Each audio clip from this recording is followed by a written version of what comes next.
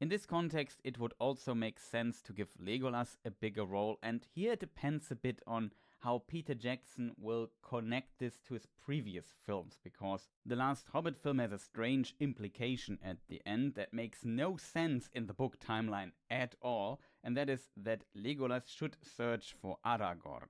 And here you could maybe argue that Legolas does this and helps Aragorn on his hunt for Gollum. But that is pure speculation by my side. It's even thinkable to see something like the rebuilt Dale and Lake Town, maybe a descendant of Bard the Bowman and so on. This is also possible in parts, at least depending on how early they start to depict Gollum's story.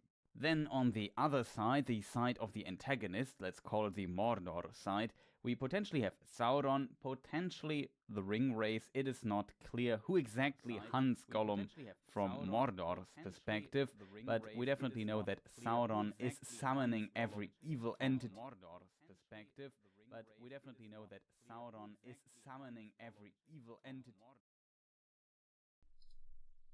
Hello? Can you hear me? I hope it works now. Sorry for the delay. I wanted to actually talk a little bit before it starts and hope that stuff is working. But yeah, I pressed on go live and YouTube decided, no, you can't go live now. I don't know why. I set everything up correctly. It should work. But yeah, sometimes, I just want to mention the YouTube streaming software is sometimes absolute trash. Just want to point that out. It's, not that great. So we have 1 minute, 48 seconds left according to this countdown here. That, and then I have to find out how I stream all the fun stuff to you people. Sorry for being late, as always, but I was actually ready and clicked on stream and it kind of didn't work. It was very unfortunate. So yeah, welcome everyone. Nice that you showed up here. And surprise, yesterday Amazon or Prime announced that there will be a teaser for the next season. There's even a countdown. Maybe let me see what I have to do to show this to you. Like this. Countdown. Where is my window capture? That should work, I think. Is this right? I think it is. So yeah, that's the timer. 50 something seconds till something happens. Then I have to find this and then we watch it together and then we will of course analyze it. But yeah, welcome Killswitch and B. Waits and Thomas B. Anderson and all the other people here. Already disclaimer before we start as always, not that I try to pronounce names correctly, that we do as well, but also like I try to stay open-minded for the new season as much as possible, but I have to admit at the end, I didn't really like the first season that much, and my hopes are not that high. So, forgive me if I'm maybe a bit pessimistic here and there. But, yeah. I can't wait to be disappointed. Well, it could also go get better. So, we have 4 seconds, and then, I don't know. Okay. That doesn't look right.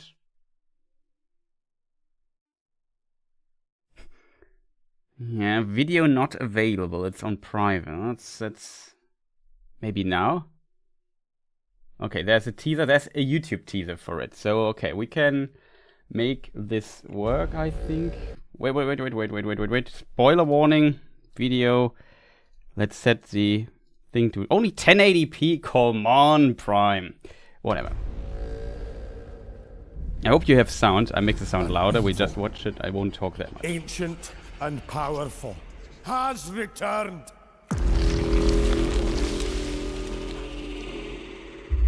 Prepare yourselves. Also get ready to get claimed.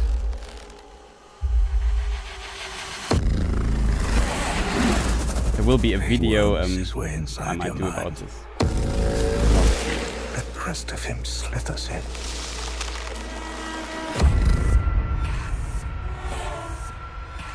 I think he has been here. I think he's been here among us all along. Okay, this I assume is Anatar.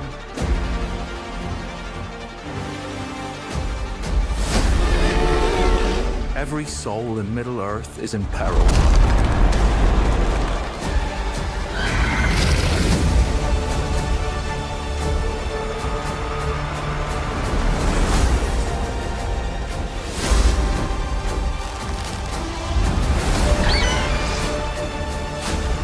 Okay. That I did not see coming. He's Sauron.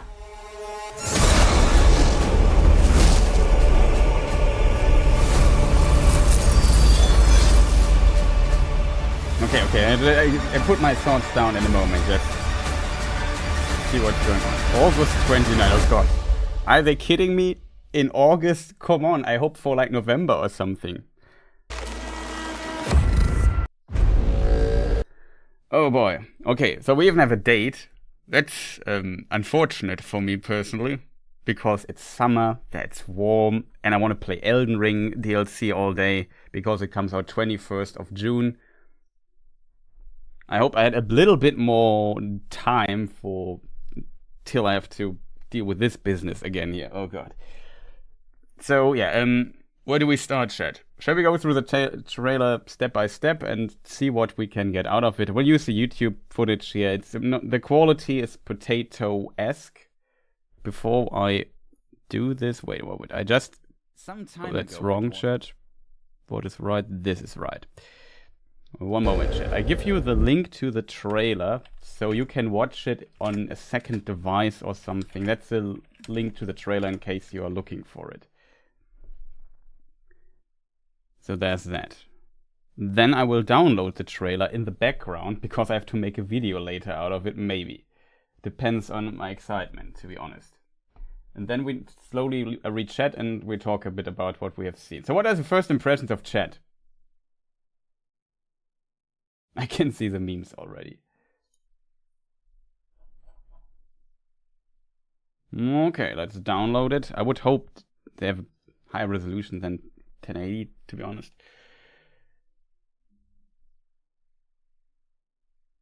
Yeah, Nap has a very interesting point. I have a quite similar thought to this.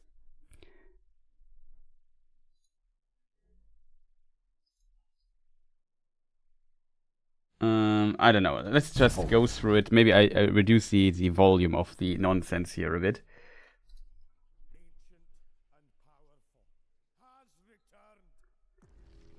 So this thing here, what could this be?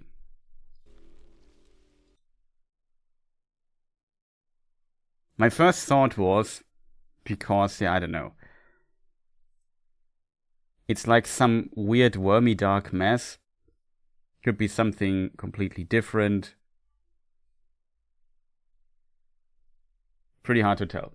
I'm confused by the eyes, but the sea monster look cool. Yeah, that's true. Trailer looks like a continuation of season 1.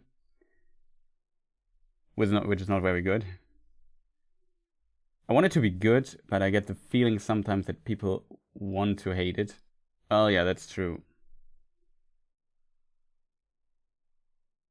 I thought the Watcher in the water, but there's no water. Yeah.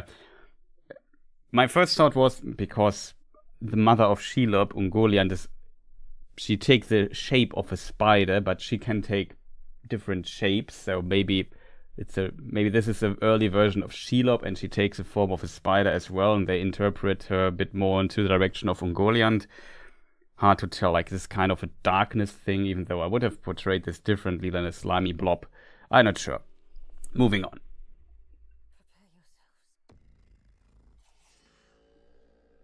Here we have some new elf. I think there was some Fellowship of Fen announcement. I assume she might be the elf that we might see a bit more. We have Elrond, Galadriel, and so on. She has blood on her hands. Feels almost a bit like, I don't know, biblical.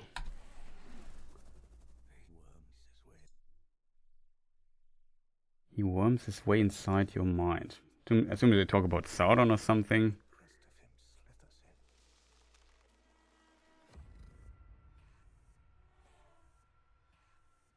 I have to say I don't like the music of the trailer at all.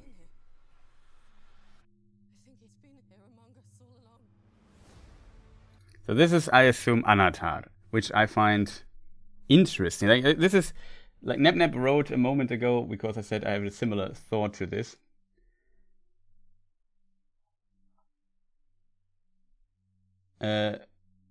Mycopian tells me that this will be somehow good, and we can forget the first season happened. So, yeah, let's start here with this idea. So it seems like we have this other scene where he's surrounded and people do things. Oh, he also said already on August. I would assume the scene there is in Eregion. Let me just skip a bit ahead. Where do we have it? Here. So he's surrounded by elves, it seems. And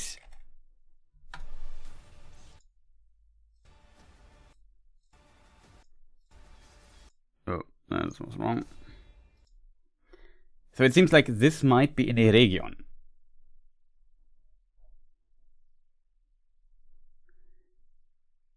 So for people, get my thoughts together. For people wondering, the last spoiler for the ending of season 1. In the end of season 1 in episode 8, Halbrand was brought to what's the place called? Eregion, to Ostinethil, I would assume it is. They don't have the rights to call it Ostinethil, though. That's the capital of Eregion. Eregion is the, let's call it, area of the elves and elven realm under Celebrimbor. And yeah, maybe he isn't Sauron, who knows. But Halbrand was brought there. And then it turns out that Halbrand is Sauron, and he talked to Celebrimbor and thought, hey, you have to use alloys and whatnot to forge these rings. And then, for whatever reason, because it's completely different how Tolkien wrote it, they forged these 3 rings of power. And I was greatly disappointed in this, because usually, you know, when you start smithing something, I would say you start, first you practice a bit and make a plan. And then maybe you make a test run. And then you create something and become really good at it. And then you make your magnum opus. And maybe after the magnum opus it goes downhill again, but usually you don't start with your magnum opus, go downhill and get a little bit better. It makes no sense.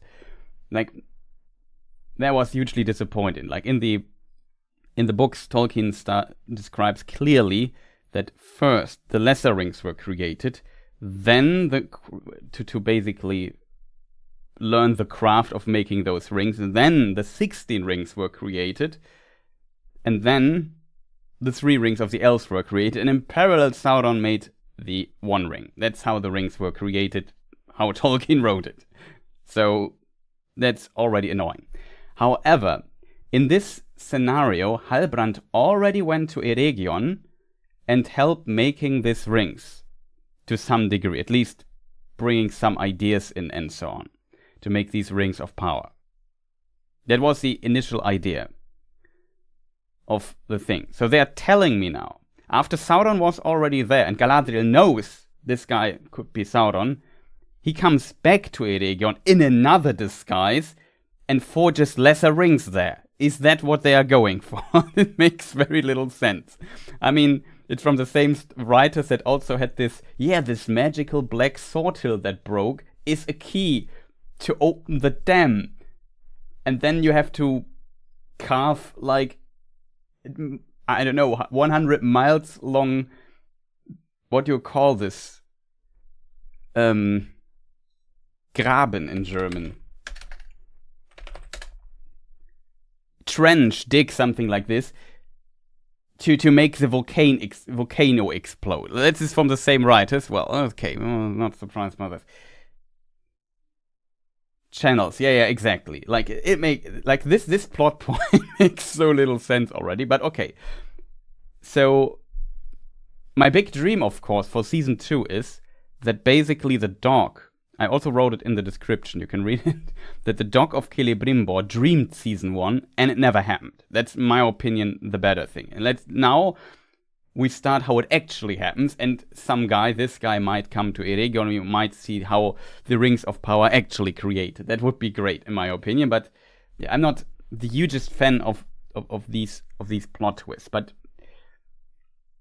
I'm not sure, chat. Is there any objection in chat appeal, objection, I think is the right word, to could this not be the Sauron comes as Anatar plot that we see here? Is there anybody in chat who says, well, I have this theory, and don't worry, it's not, I take every theory at least if it seems serious, kind of serious, and I'm just interested if maybe I don't see something or so. I mean, we haven't watched it. Maybe I should also, we start from the beginning, let's let the trailer footage run in the background, and we talk a little bit over it. Just curious what chat thinks. Sorry for ignoring chat so much, because I just had to get my thoughts here together. I just want more lore. Still love your accent, thank you. Also want it to be more lore accurate if I'm honest. Venom MCU crossover Deadpool. Don't get this reference.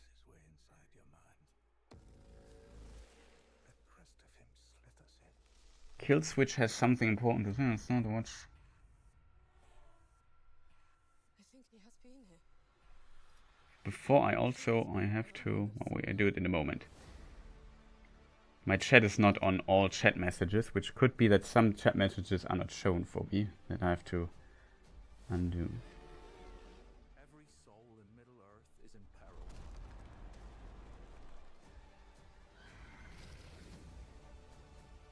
I would prefer lore accuracy. I watch your channel because you go in depth in all your explanations. Yeah, I try to stay as close to the books as always. Could it be Anatar and a glimpse to the past? He already has been there before the three were made. Yeah, that is a possibility, but that would be very strange because Halbrand teaches Celebrimbor stuff to make things, you know what I mean? So I would be very surprised. You could be right, actually, that it was something happened in season 1 off screen and we don't know about it. Let me just restart the thing. Yeah, we'll often have to do this. Venom in Middle-earth. Like, I'm not into the MCU, so there's a actor who plays Venom in the MCU that we see on screen. Can you tell me more about it? Because I'm nowhere in the Marvel DC universe, I'm not in that at all. I think the last Marvel film I have seen was the second Thor film. So that's where I am.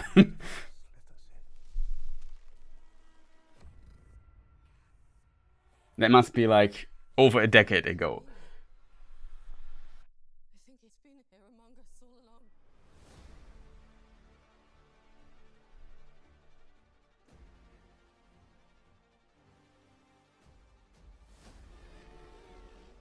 Well, to make us curious, of course. Let's try to... I doubt they would retcon it, though.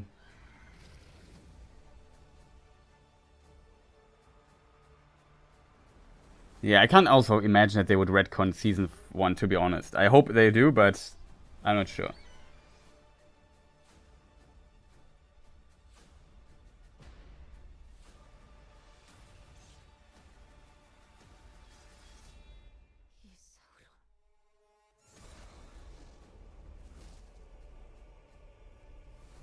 If they haven't retconned season 1, this will be awful. I mean, we could just ignore. The problem is a bit for me. Like, if like now it's the interesting stuff would actually happen in the show. This, by the way, one of the ending scenes of of the last episode of season 1, in case you wonder. I wouldn't say I don't agree that the casting was awful. I think the casting, like, if one thing they did well, somewhat okay in this show was the actors, in my opinion, did pretty much through the bank a pretty good job. Especially the controversial one. I like Cordova a lot as Arondir, and I also really like Disa. I think she also did a great job. I disagree. You feel free to disagree. Let's agree to disagree. Like, the performance of the actors was not the problem of the show. It was completely on the writing. No, that's a difference. Accurate to the lore. I'm not sure if they will still continue with this, but in season 1 at least, Disa was not different in the dwarf culture, and Arondir, as a, let's call him, black elf, was not a black elf in the show. He was a normal elf, just played by a black actor. That's a difference. Like, they didn't say, oh yeah, he's different than the other elves, he's a black elf, or he's special, or whatever. They didn't do that.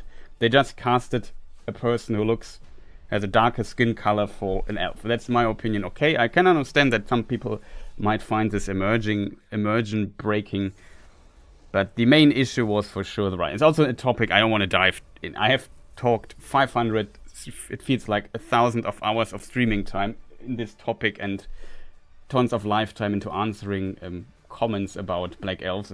I'm kind of sick of it, I have to admit as well. So it's definitely a topic I don't want to really dive into. It also has nothing to do with the trailer. It's like, if you don't like it, you have to go to the Amazon guys and complain to them. I can't change that. It's not on me as well. I don't mind. I think the casting, like, just from a pure performance standpoint, I can't say, like, Cordova, in my opinion, was really strong in season 1. Was definitely not on the actor. Yeah, where are the hobbits? That's a good question. The hobbits seem to be forgotten or something. I think he has been here. I think he's been here among us all along.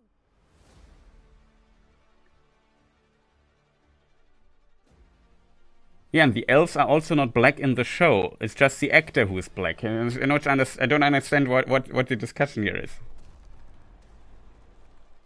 Well, Galadriel is blonde, and okay, she's small, but there was never a casting for any Lord of the Rings adaptation on TV that was actually somewhat accurate. Let's dive into the topic very shortly, because I don't want to discuss this for an hour. Where's Aulis catapult?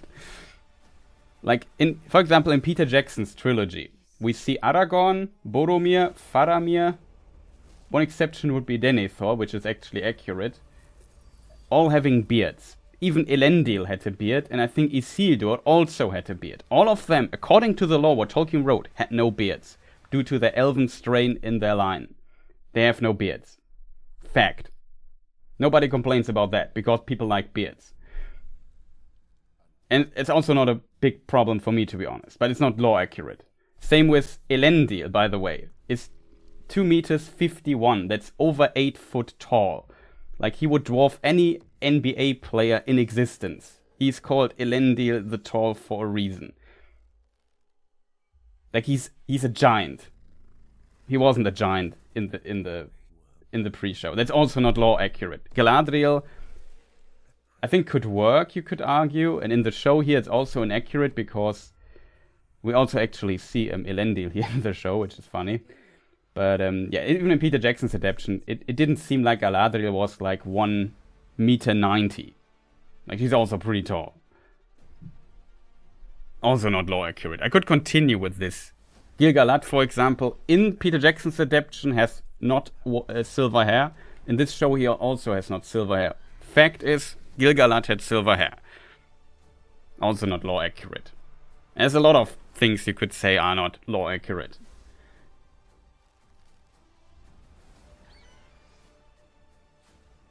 So you have to look at this eagle scene in a moment. Yeah, my problem is I'm as a European, I'm used to the metric scale, and I have very big trouble transferring it to the measure of to the S units, to the imperial units. I think it's 8'6" or something. Or 8'3". But he would be in the top 10 list of tallest people alive. At least according to Wikipedia.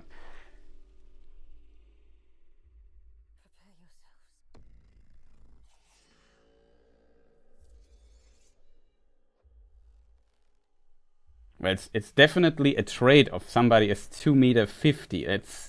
He's a giant. Like, do you I'm not sure how tall you are in real life, but definitely, have you an idea how tall somebody is who's 2'50"? If you look at him, it must be ridiculous. You look like a dwarf to him. if you're not 2 meters or something. That's an actual pretty noticeable physical trait. But it seems like people don't care. People often pick this specific skin color trait. I can somewhat understand it. And I know that it's a controversial topic, but I don't want to discuss the politics. Like I said, if you have a problem with this, my suggestion is you go to Amazon, write them a letter or whatever, a mail, or on social media, contact them and say you dislike that. That's the only thing you can do. I can't change it. It's not on me. Sorry. Wrong channel here, if we want to discuss this. But let's talk about... I knew this discussion would come, so... We have it out of the window, so now I can always refer to this. I don't care about how the actors look. It's that I don't care. I know that some people don't like it. That's unfortunate, for sure, but I can't change it. It's now how it is. Ancient and powerful, has returned. Prepare yourselves.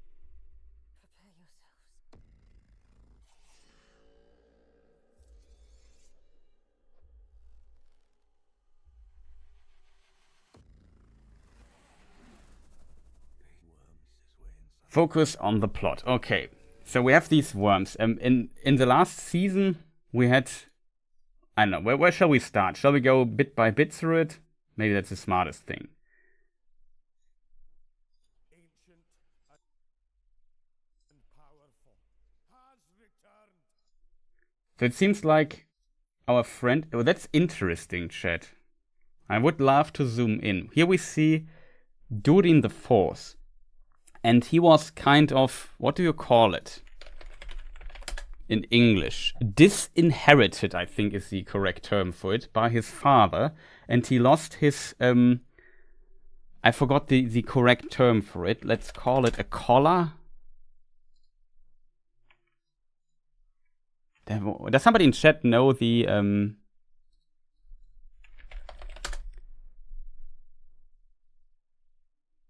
the correct term of this thing here in his armor part? And previously we looked at it, and on it was written in Dwarven runes, interestingly in English, Durin Deathless. So now the runes are gone, but he has a color again. Maybe he's put back into his position as heir. I'm not 100% sure. Maybe he does some rebellion against his father. I'm not sure. But that's definitely noticeable. Here we see, I think this is Halbrand, right? No. And he talks about that an ancient power has returned. What is interesting here in this context?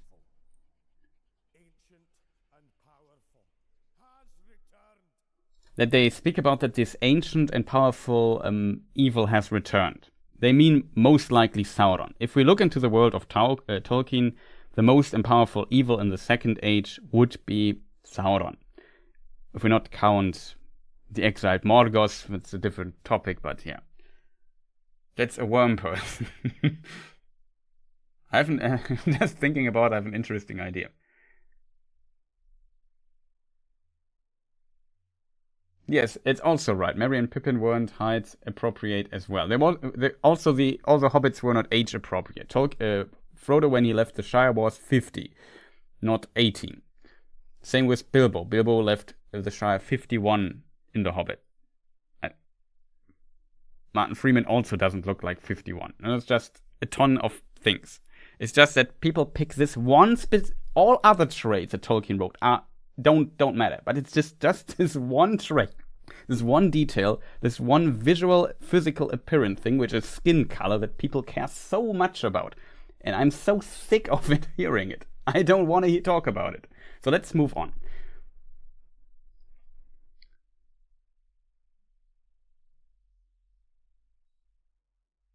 Yeah, that is true. In case of Peter Jackson films, it has at least... It feels coherent internally, and it tries to be respectful with Tolkien's writing, even though it has many changes, and that's why people might, me included, accept it more. I'm also not a fan. Like, I don't want to defend this show too much, because I didn't like the first season not that much as well. But one thing I will give the show is at least the performance of the actors was pretty good in the show. We could argue here and there Galadriel had a particularly tough job because her character was just so badly written, but that's not on her in my opinion, it's more on the writing. It's the show, season 1 has a huge writing problem, a huge pacing problem. There are some parts of it that are actually pretty good. Like, I like the whole Elrond Durin part, but yeah. Some other parts were not that great. That's kind of the problem with the show. Here we have the worm person. Could this be a reference, chat? Let's look into the deeper obscure Tolkien lore.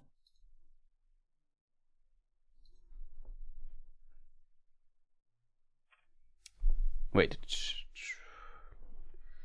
Forgot the name of them. Wait a moment. I need to get my poems. Where is the poem? There it is. Because Tolkien wrote a poem about a specific figure, and he also planned to include it in the Hobbit. No, that's the German translation. I need the English one. Where's English? Here starts the English version somewhere.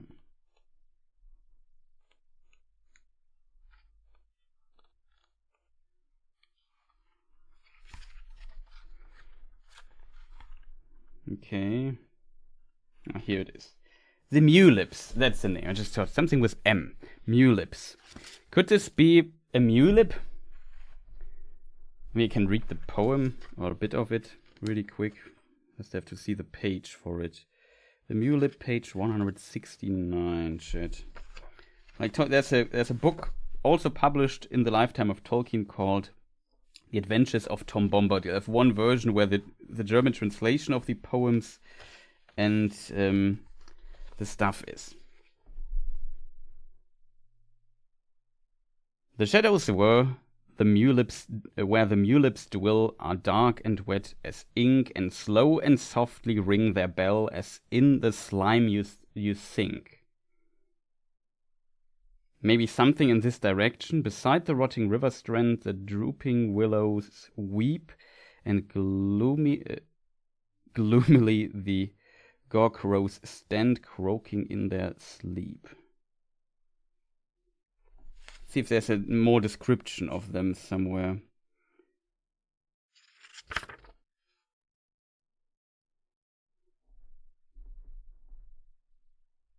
Moonless and sunless the mulips hide. The cellars where the mulips sit are deep and dank and cold, with single sickly candle lit, and there they count their gold.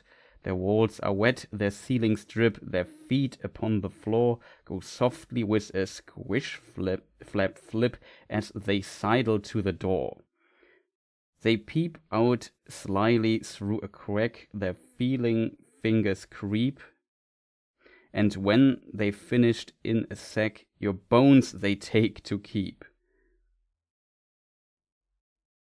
Beyond the Murloc Mountains, a long and lonely road, through the spider shadows and the marsh of toad, and through the wood of hanging trees and the gallows weed, you go find the mulips and the mulips' feet. The mulips' feet. It was not well written by my side, sorry for that. But you can get some vibes seeing this here, chat, for sure. I don't have an illustration of the mulips. I can maybe link you, maybe, yeah, Tolkien Gateway maybe has something for you. So, of course, I'm too stupid to spell it right. Mulips. So there's an illustration of them. I don't have rights for it, I think. No, it's by Angus MacBride, the illustration there. Okay, there's another illustration of the mulip. Both are not bad. I'll link the other one in chat as well. Also, I have to put the chat to live chat. It's better.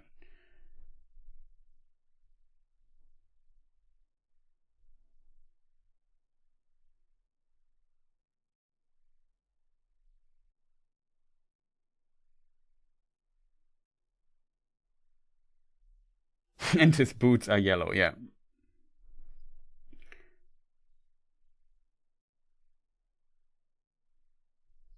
The worm thing makes the Huons mad. I like that idea. Nameless things would also be an interesting theory by Woody Black. The problem is we don't have any description of the nameless things. Maybe if we jump a bit back, can we see a bit more of the environment? Does this look subterranean? Because if it does, it would be more...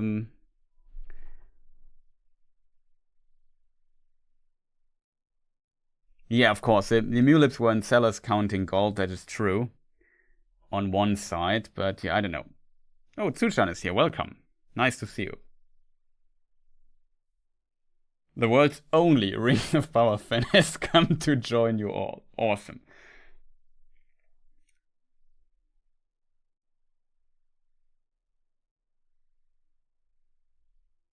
Yeah, it could be a cavern. So I don't know. Maybe it's a homage to that. It doesn't have to be a mulip, but maybe that's where the inspiration for this creature comes from. So my theory so far, either this is like some early form of Shelob, or it is some early form of...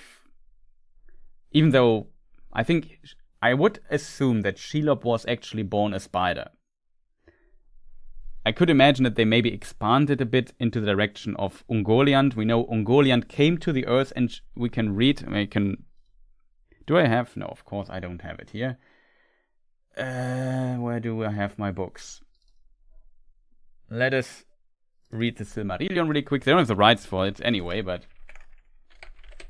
Ungoliant. Of course it doesn't.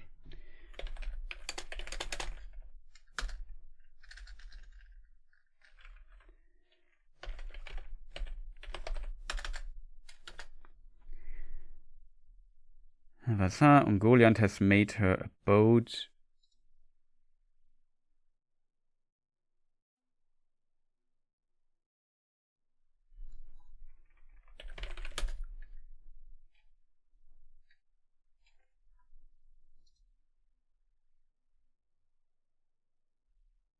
That is The Darkening of Valinor, chapter 8 it is. One thing I have to look up because I'm not sure how it's pronounced. Oh, wrong dictionary. Ravine. Ravine, okay, that's how it's pronounced. It's not ravine, okay. In a ravine she lived and took shape as a spider of monstrous form, weaving her black webs in a cleft of the mountains. So maybe that's where the inspiration for this could come, and it takes some form here in this formless thing. I'm not sure. Oh, that's an interesting thought by Killswitch. Every Balrog visits before he destroys a realm. Isn't there a description of a Balrog in Lord of the Rings when he falls down? Does somebody in chat know what I mean? Like, there is a short description when the Balrog and Gandalf fall down and they fall into a sea. We also see this in the Peter Jackson film. And there's a short description how he looks when he comes out. And I remember something with, I don't know, slimy and whatnot.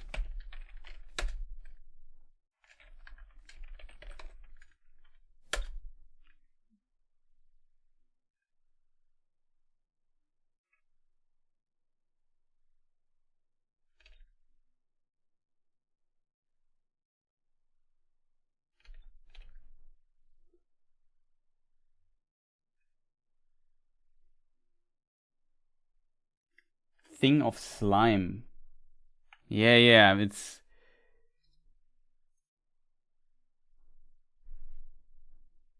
There's a lot of slime references in the...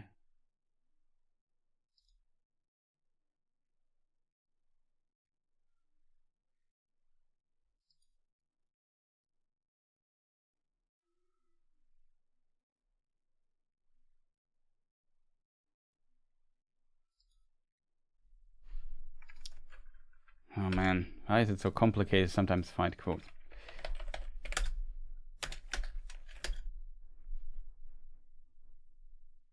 Yeah. Nice. Himi whereof has it. That must be the quote. Okay, it's from the chapter.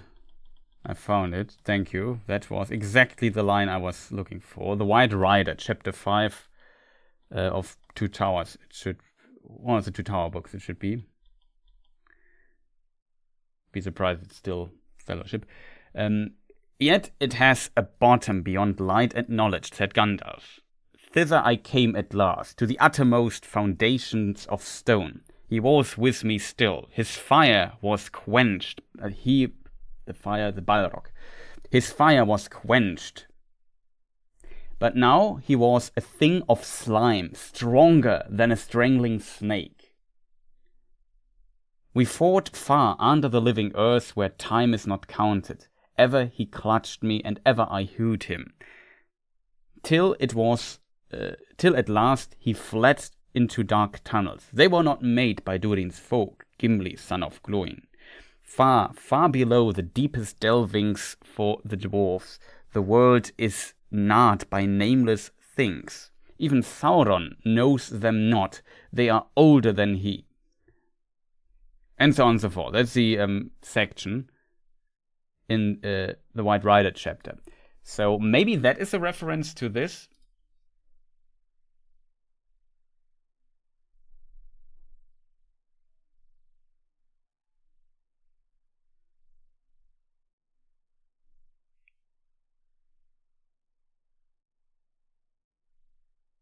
Yeah, also hope that you people have a great day. Greetings. Did you see the troll when the orcs were in the dark forest? Not yet. We're not there yet. We're just discussing the slime entity. I hope, yeah, it should work on screen. In theory, Balrogs would be able to take a different form, though there is no precedence for this, but they are also like Gandalf and Sauron of the Maiar, so Ainur, and these spirit beings take a physical form when they came to Arda, when Arda was created, or the world was created. And in theory, they can change their form. It's not clear if Sauron was particularly good at switching his forms, but he did it several times. Olorin and the Istari potentially also did this to some degree, because originally, when they lived in Valinor, maybe I should use here my awesome production stuff that I hopefully still have. Let's take the second age map. When they were still in Valinor, they've most likely also looked different. And then in the third age, when they came to Middle Earth, Gandalf in particular to the havens of, or to Mithlond, to the havens of Lindon, where he met Círdan. He had the form that we know is described in the book. Like, he looked very old and had a grey beard, a blue hat, grey robes. He had a scarf, black boots, I think.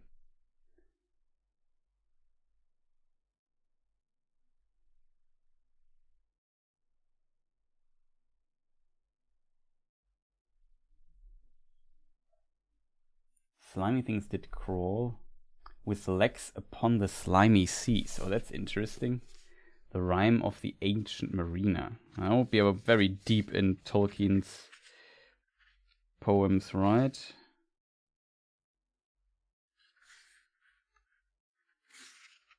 Not even sure where it's published.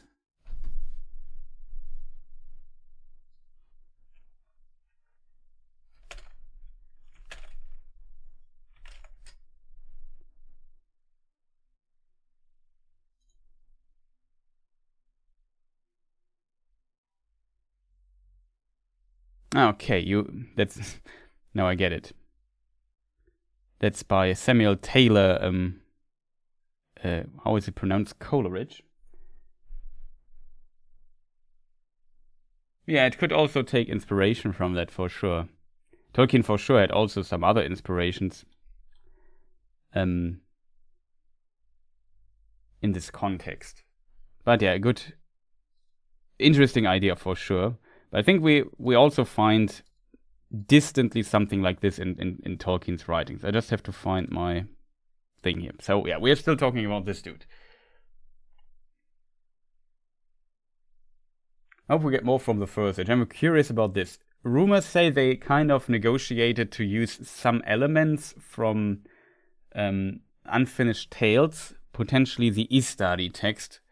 So they might have access to the Blue Wizards. And in one of the texts in Unfinished Tales, the Blue Wizards come to Middle-earth already in the Second Age.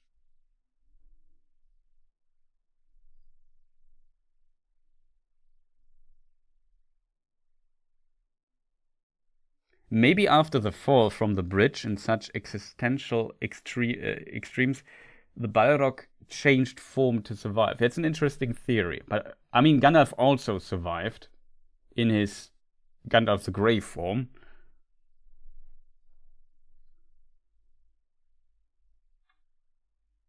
So yeah, very, very interesting. Wait a moment.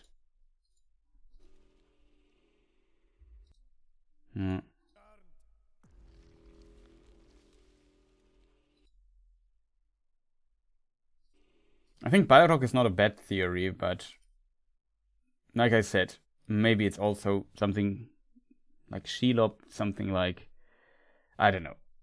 There are definitely different theories. We will learn about it. It's hard to speculate. Mulips might be an inspiration for it as well. Who knows? Though they are also a bit described differently. We also learned that the elves and Elrond and Galadriel are somewhere. This here might be Miriel. Not sure what this here has to be. Maybe this. These let's call them butterflies, not butterflies, but you know what I mean. These particles form. I would almost expect that these particles would form a character. He also has this snaily things going on. We had in season 1, we had these slimy things. Like there's a scene where Gil-galad has this leaf in his hand, and you also see like dark veins forming there. And this is kind of the depiction of the decay that Tolkien also describes in his books, though not to this extent, to be fair. But I felt like the concept of decay in Tolkien's world is very difficult to explain. Even if I would now need to explain it, it would take me, I don't know, several minutes to do so. And what it means for the elves and why the elves have to leave, that's a long story. But it's a concept that exists. It's not like, yeah, things start fouling in the world very soonish. I also found this a little bit over-dramatized in the first season, to be honest. But it's a topic for sure. Like the elves can't live in the world because, well, in Middle-earth especially, because big parts of the world, and especially Middle-earth, is tainted by the first Dark Lord who put his evil power into it. And as a result, which is different, for example, in Aman, which is a world where nothing really changes, Middle-earth is a place of constant change. Also, the oceans are pretty free from this Morgos element, as Tolkien calls it in one of his texts. For example, published in the Ring of Morgos Ring. It's the name. It's the 11th. It's a 10th. No, it's a 10th History of Middle-earth book. War of the Jewels is 11 and 12 is Peoples of Middle-earth. Whatever. But Mithril heals it. Yeah, well, that's made up completely, unfortunately. Though the idea, and that is, maybe we can dive into this question of the decay for a brief moment, because then we have a good opportunity to read a letter of Tolkien that explains the decay.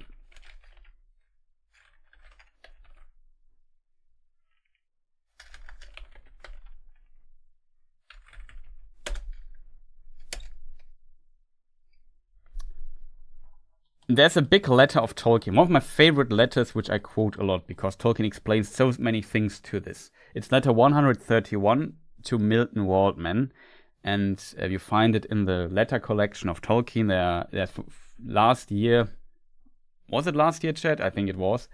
A new version of this letter collection came out that added a bunch of letters that weren't in the book before. There's still more letters, though. There's also a list of unpublished other letters that are not here, except for, I think, 1 or 2 that are now also in this collection.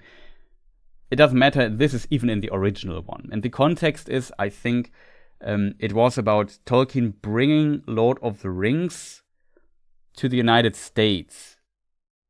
Because, Tolkien was confident that Milton Waldman of Collins is a book publisher in the US, I think.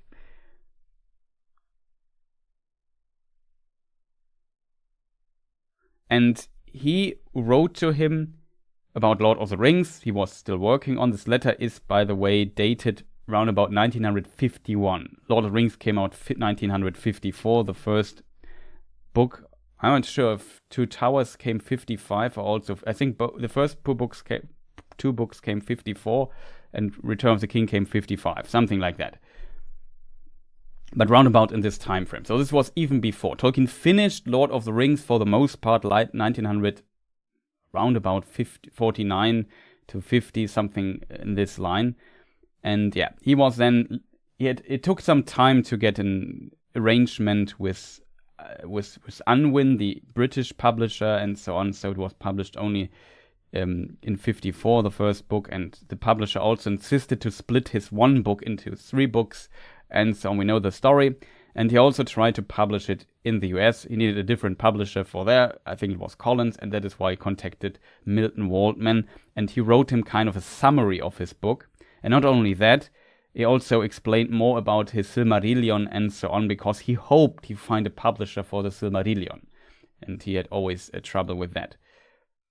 So, here Tolkien explains what the Rings of Power do, actually. That's very important.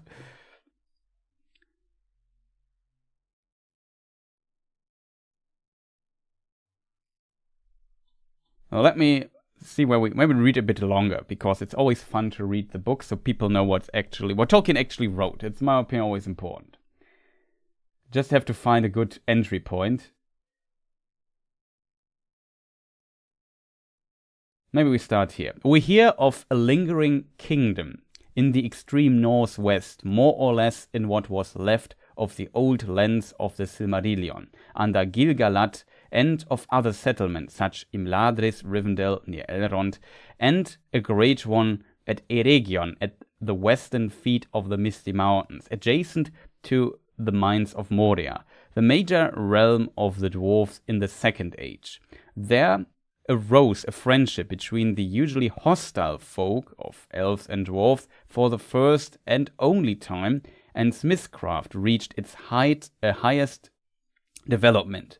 But many of the elves listened to Sauron. He was still fair in that early time, and his motives and those of the elves seemed to go partly together. The healing of the desolate lands. Sauron found their weak point in suggesting that, helping one another, they could make Western Middle-earth as beautiful as Valinor. Valinor is, as said, this place here, the West Continent. Maybe I should also... we'll leave the image... I just move the arrow so we have some imagery here, not that boring to look at. Where was I? Middle-earth as beautiful as Valinor. It was really a veiled attack on the gods. That's very important what Tolkien says here. It was really a veiled attack on the gods, on the Valar, that are the highest entities in Tolkien's world on Middle-earth, just below the actual god of the world, which is Eru. There's only one god, to be precise. But sometimes Tolkien calls those entities also gods, but usually he also compares them to angels, but that's what he means here. It was really a veiled attack on the gods, an incitement to try and make a separate, independent paradise. Gil-galad repulsed all such overtures, and also did Elrond. But at Eregion, great work began, and the elves came their nearest to falling to magic and machinery. Machinery here in this context, very important. Tolkien had the more philosophical concept he called the machine. And this is, it's more complicated, but in short, it's a shortcut. What Tolkien means with this is there are some, in the world, there are always some shortcuts to power. Like you use a machine and you get powerful. The One Ring, for example, is a shortcut to power. It's part of what he means with the machine. It doesn't necessarily mean that Tolkien dislikes all machinery in existence. But it's a different topic. It's just for context. And the elves came the nearest to falling to magic. Tolkien also put this in quotes. And machinery. With the aid of Sauron's law, they made rings of power. Now we come to the interesting part. Power is an ominous and sinister word in all these tales, except as applied to the gods. The chief power of all the rings alike, I just repeat this, the chief power of all the rings alike was the prevention or slowing of decay. Here we have the word, also in italic letters. For example, or change viewed as a regrettable thing. So this is a very important little note that Tolkien puts here in brackets. Change viewed as a regrettable thing. So it's about change. The world changes, but from the perspective, especially of the elves, as a regrettable thing, it changes to the maybe negative. Maybe it adds the component of death. Like there's the beautiful written text when the elves, like when Beor dies in the First Age, who was always helping. He was a man, a powerful hero, an ancestor of Aragorn for sure, and he died at one point, and the elves didn't know the concept of death yet. You can find this in the Silmarillion. It's a very cool written text. And yeah, something like this, I think, also goes with what it means. Change viewed as a regrettable thing. Let me just read the sentence again, because if I comment so much in between, we get out of the flow. The chief power of all the rings alike was the prevention or slowing of decay. For example, change viewed as a regrettable thing.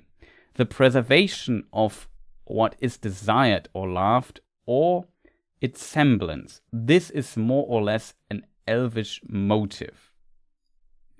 So it's about the slowing of decay and the preservation of what is desired or loved. So the lands, the trees, the world, the realm, and so on and so forth. But also they enhance the natural powers of a possessor, thus approaching magic, a motif easily corruptible into evil and lust for domination.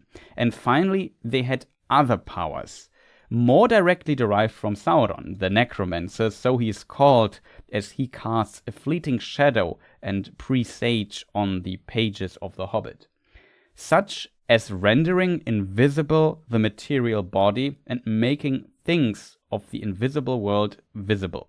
So there's a visible aspect of the world and an invisible one, often called the unseen.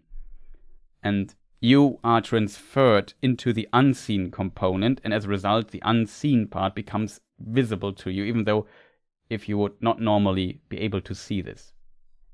The elves of Eregion made 3 supremely beautiful and powerful rings, almost solely of their own imagination, and directed the preservation of beauty. They did not confer invisibility, but secretly in the subterranean fire in his own black land, Sauron made one ring, the ruling ring, that contained the powers of all the others and controlled them, so that its wearer could see the swords of all those that used the lesser rings, could govern all that they did, and in the end could utterly enslave them. And that's basically the whole concept of the Rings of Power. Very important in my opinion. Also, I haven't looked at chat for some time, I'm sorry for that.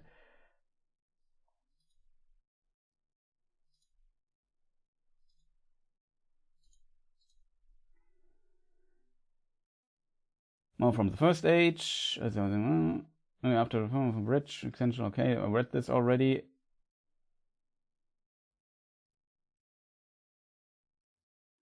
Okay, Beligor makes a good, interesting point. Actually, I think that is how the lore goes. The Balrogs, like the eagles, are stuck to their form. It's definitely possible. In the Silmarillion, we have, and Silmarillion is always such a complicated topic. In the Silmarillion, the eagles are also Maya still, but Tolkien later distanced himself from this idea again. The spirits in the shape of hawks and eagles flew ever to and from his hordes, Manwë in this case.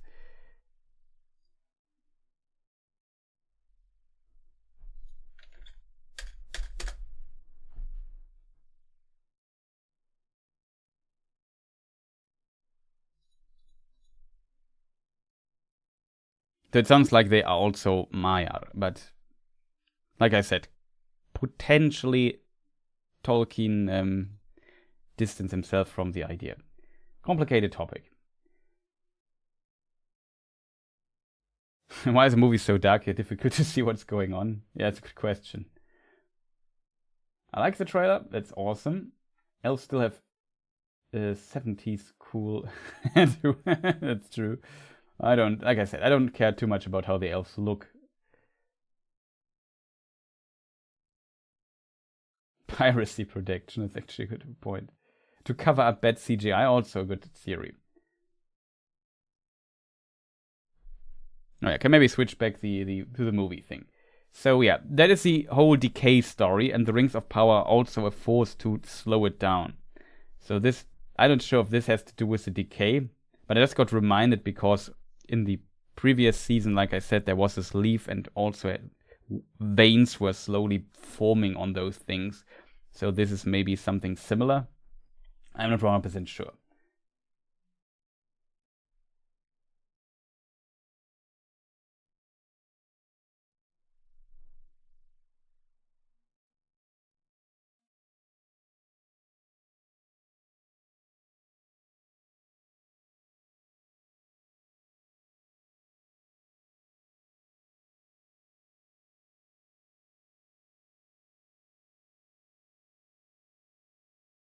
No, Tolkien didn't. I think he didn't believe from his personal beliefs in the Greek, for example, in the Greek or Roman gods and so on.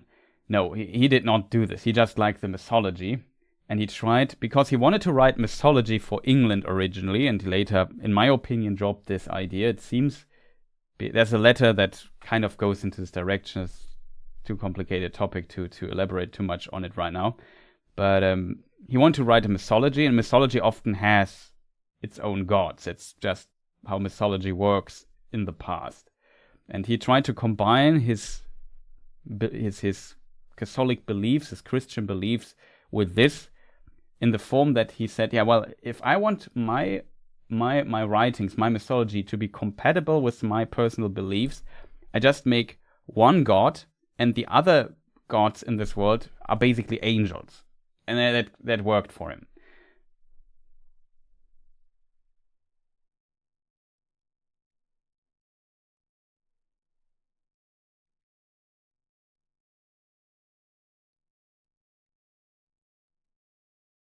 Oh, you just should have read your complete comment, but just as, let's say, archangels. Yeah, exactly like that. There may be angels and archangels. They are like different angel ranks, like they are the seraphim, the cherubim, and so on. However, they're pronounced in English. Seraphim, cherubim, we pronounce it in German. And then there are Gewalten, powers, I think. It's also like a rank. I'm not too deep into the angelic ranking lore thing. Priscilla is here. Welcome. Nice to see you.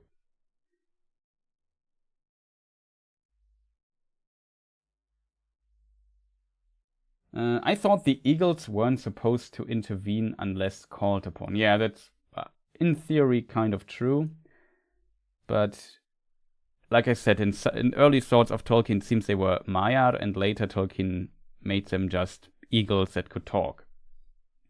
Mythological figures that were not Maya and were still messengers of Manwë, but maybe could also somewhat act on their own because they had their own king in The Hobbit. For example, there's... Actually, I'm not sure if it's in The Hobbit. It could also be in the early version of The Hobbit where...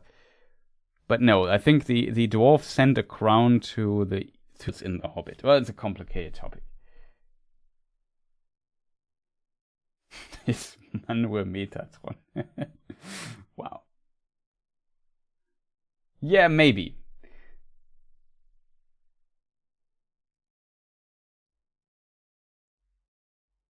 But the odd thing is that the sentence almost acknowledging them to have reality, for example, if unreal like a teddy bear, they wouldn't betitle their god by saying he's the god over unreal things.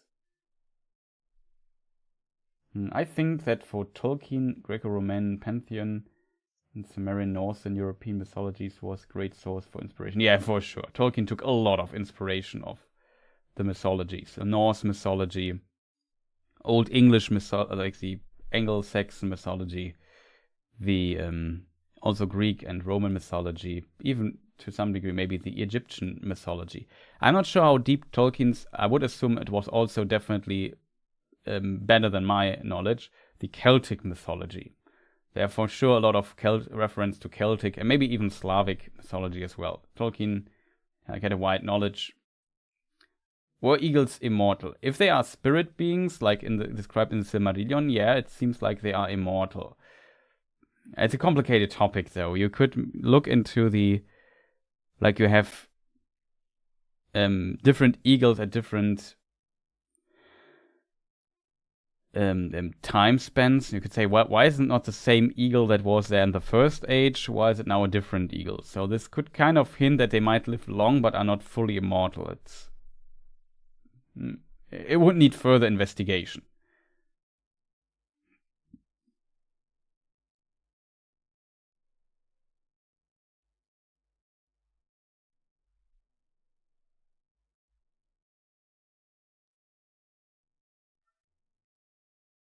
The demotion of eagles, yeah.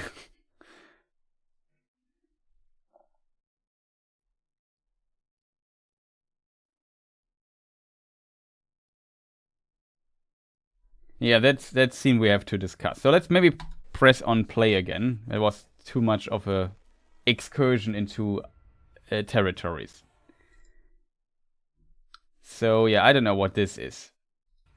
Something is going on here in his forge. I think he has been here. And if we look very carefully, I think we see a shape in the fire. Yeah, there is a shape in the fire. I assume that might be Anatar.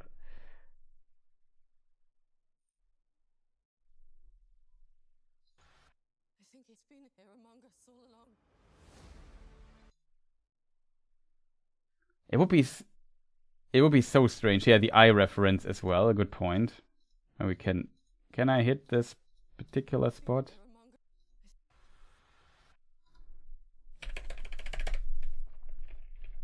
That is, yeah. This you could also see this as the Great Eye. It's good observation, chat.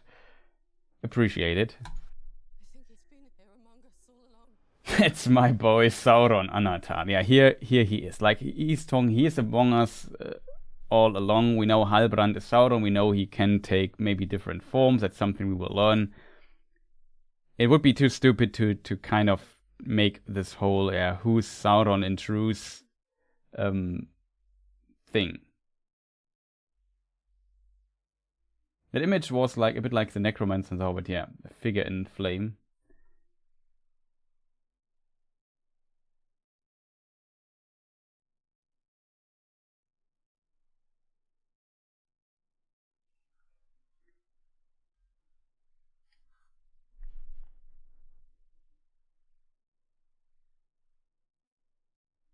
Of course he died his hand. Another Sauron, yeah. And like we talked at the beginning already, I find it very strange that Sauron comes back to the show, comes back to Eregion, it seems, and takes just another disguise again. Like, how many times does he fool the elves? It makes, in my opinion, very little sense. That's why I don't like the first season, because it goes completely against what Tolkien wrote. And they go with what Tolkien wrote then anyway. And now it feels like, what do you call it? In German we say doppelt gemoppelt. Tautology. Like, it's just history repeating itself a little bit too often. Like, fool me once, don't fool me twice. Something like, twice. Something like that. And this only works. Like, Sauron was literally there. Like, it's just... This plot point, from the perspective of season 1, it's very unbelievable. I'm very curious how they try to explain this, but it's never, in my opinion, it's never a good sign if this needs explanation. You know what I mean? This should not need explanation. It should be, yeah, Sauron is coming there and he's doing his Sauron stuff and deceives the elves. That's what should happen. It should not be, well, Sauron was technically already there, helped you to develop this technique, you forged the 3 rings of power, and then he goes to Mordor, then he takes another disguise and comes back and fools you again and forges lesser rings. Like, it makes no sense, in my opinion. Doppelt gemoppelt. I like that you spell it right.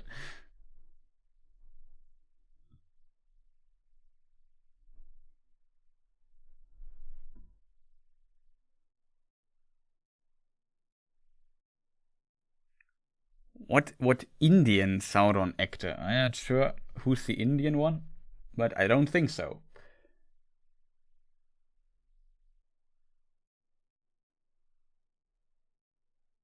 So I asked earlier, okay, sorry, Male, Tinuviel. So I asked earlier when he lost his ability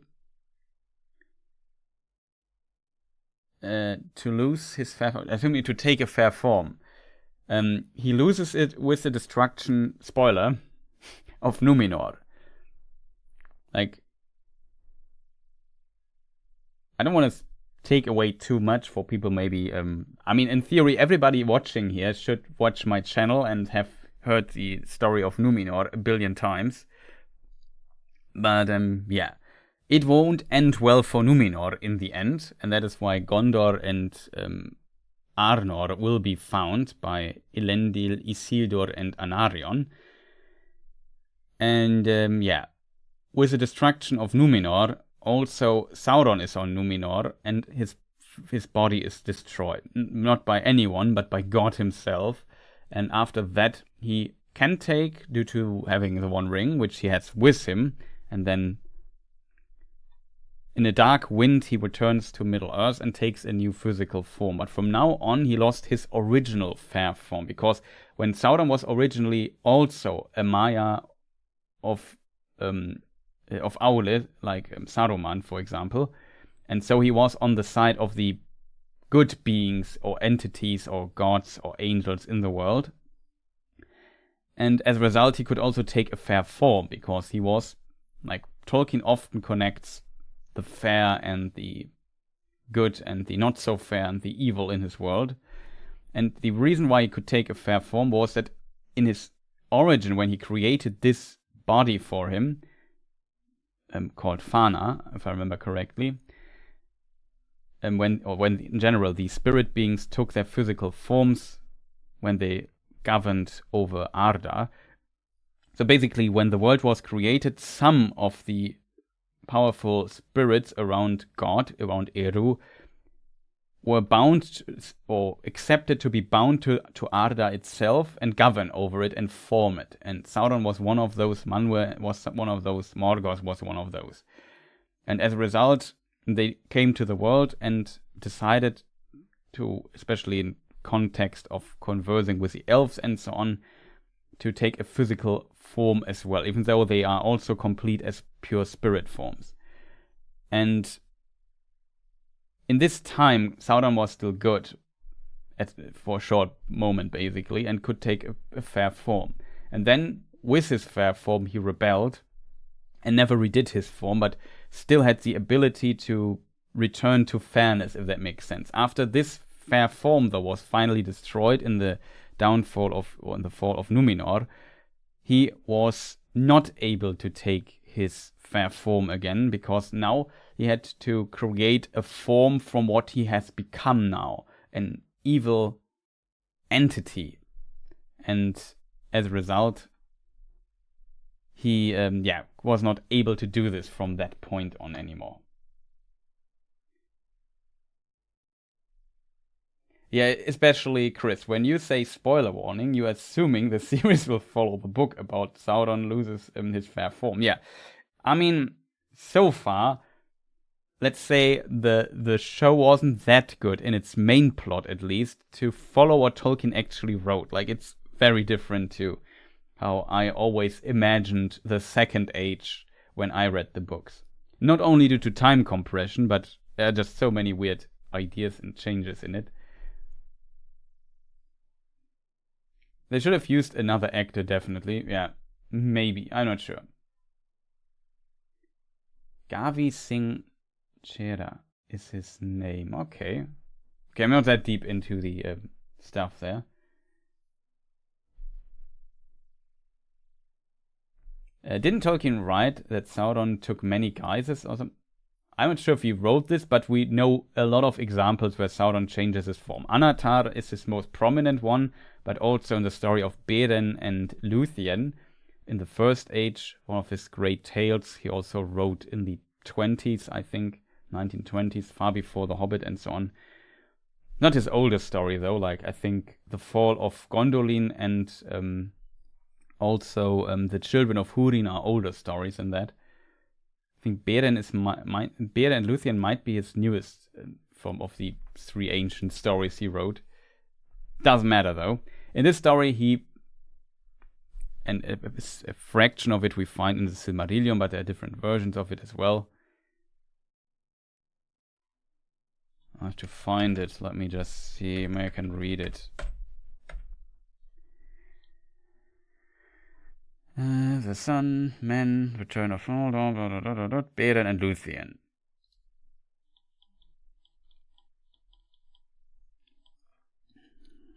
Okay.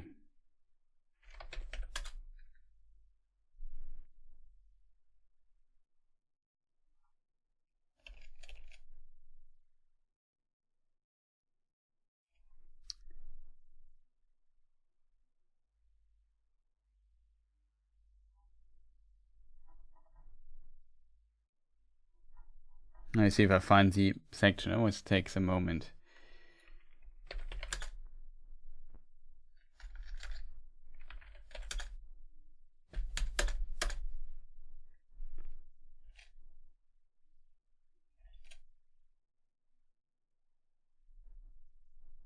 Then Sauron shifted shape from wolf to serpent and from monster to his own accustomed form, but he could not elude the grip of Huan without forsaking his body utterly.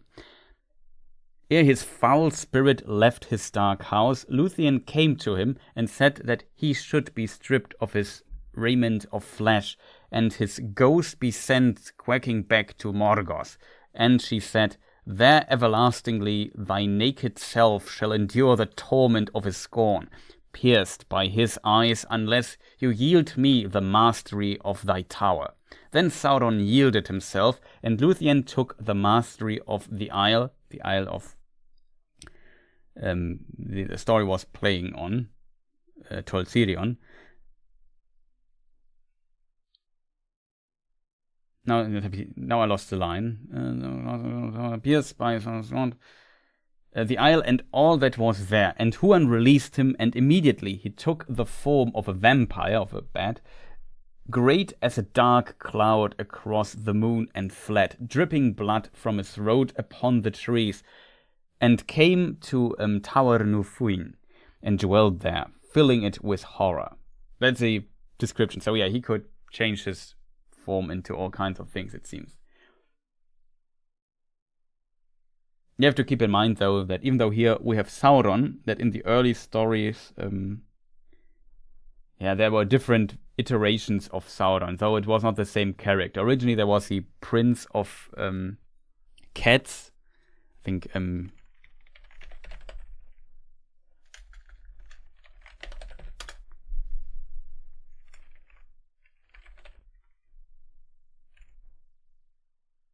Tevildo, that was the name, I just couldn't remember how it was spelled. Tevildo, Prince of Cats, is not Sauron though. It's a completely different character, but maybe some ideas of Tevildo also later. Tevildo also went into Sauron. And later we have Thu, the Necromancer. And yeah. Okay, now I'm kind of surprised that I don't find Thu here. Ah, that's why I didn't find him. And then there was still in Book of Lost Tales, and yeah, this character, Thu, would later evolve into Sauron. Exactly, Priscilla. Oh, Ardus Aurelian is also here. Welcome. Nice to see you all here.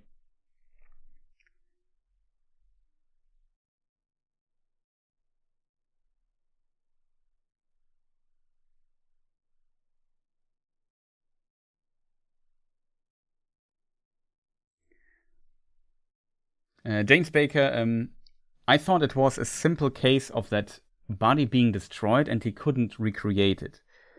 In theory, you could argue, like, it's a bit of interpretation here, because Tolkien does not never explain it in too much detail. Some detail for sure, but my interpretation is a bit that to create a physical form for you as a spirit entity, as a Maya or as a Valar or whatever spirit, whatever Ainu you are, you need to put in some power. And if your body is destroyed, you lose this power basically and have to get it back. But Sauron, due to the One Ring, has a lot of his power always in his ring, and it's separate from his body. As long as the ring isn't there, he can recover somewhat faster, but he still has the power to create a new body, but he can't create something fair anymore because his spirit is not fair anymore. He can only kind of create a somewhat fair thing if there would be something fair left in him, but with what he did, that was not the case. It could also maybe interpret it as some kind of limitation that Eru himself put on him, but I'm not sure about that. I think it's just that usually even though there are some shape-shifting options possible, usually it has to kind of fit the spirit what they are doing. As a complicated topic in the Silmarillion at the beginning, there's an interesting thing Tolkien wrote about the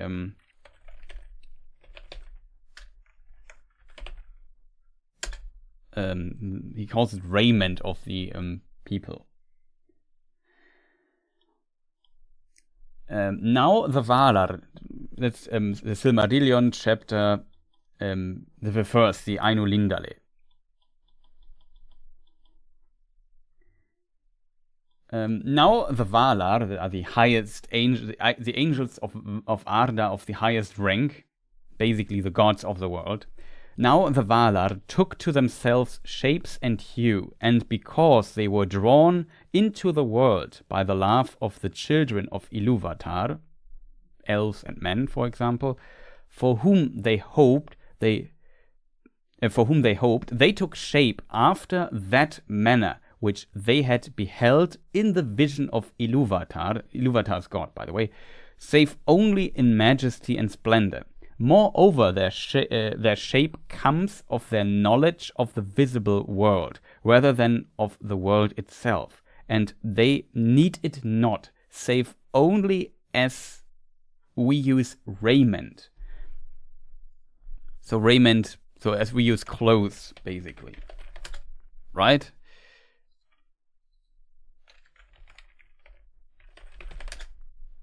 Yeah, this should potentially be somewhat similar. And yet, we may be naked and suffer no loss of our being. Therefore, the Valar may walk, if they will, unclad, and then even the Eldar cannot clearly perceive them, though they be present. But when they desire to clothe themselves, the Valar take upon them forms, some as of male and some as of female, for that difference of temper they had even from their beginning, and it is embodied force in the choice of each, not made by the choice. Even as with us, male and female may be shown by the raiment, but is not made thereby. Very complicated sentence, but it kind of, the essence is a bit, they have a temper of their spirit, and that decides their kind of gender they represent. And you could interpret this further into that their physical form somewhat has to represent their spirit, if that makes sense. Just it. You can make different arguments for and against this.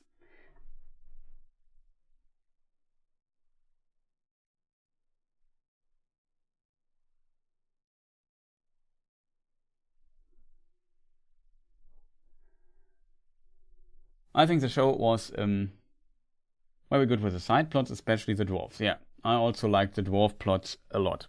Could for sure criticize something there as well, but there it worked overall better. I think the main plot didn't work at all.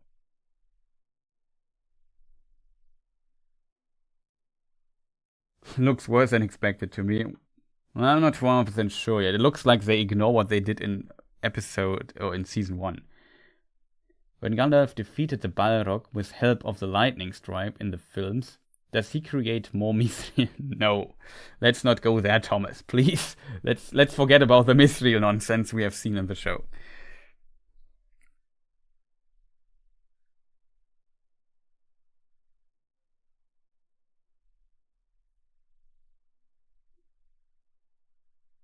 Looks can be deceiving. Sauron the Deceiver. Guten Nachmittag, Mark. Nice to see you here. Good afternoon. I have to catch up with chat really, really quick. I'm not a cat person. I like that one. If I got a cat, I would call it Tevildo. That's nice. I hope it's a nice cat though.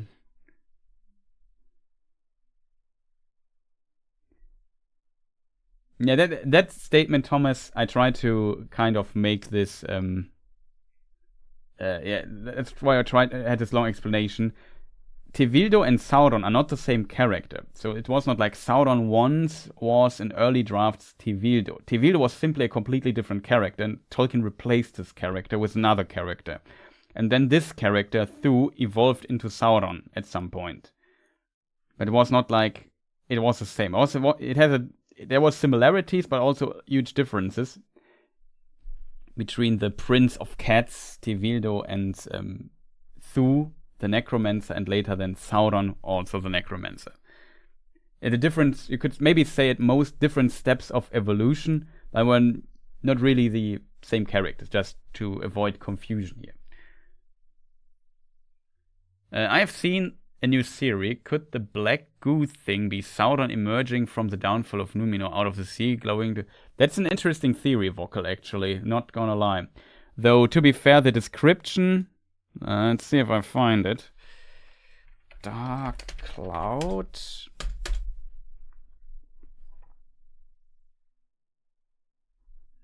To hide. Lightning shoots from under the dark cloud. That's wrong.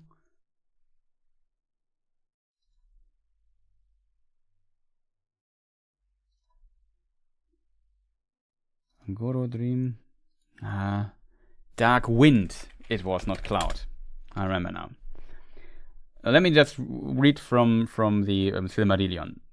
The world was broken, and the land was swallowed up, and the seas rose over it, and Sauron himself went into the abyss. So when Numenor was destroyed. But his spirit arose and fled back on a dark wind to Middle-earth, seeking a home. There he found that the power of Gil-galad had grown great in the years of his absence, and it was spread now over wide regions of north and west, and had passed beyond the misty mountains and the great river, even to the borders of Greenwood the Great, and was drawing nigh to the strong places where once he had dwelt secure.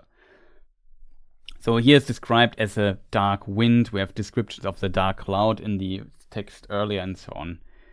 So it's not described as a gooey being. It's possible, though, that this is like a transformation in between form or something. Who knows? It's a good theory, though, Vocal, I have to admit.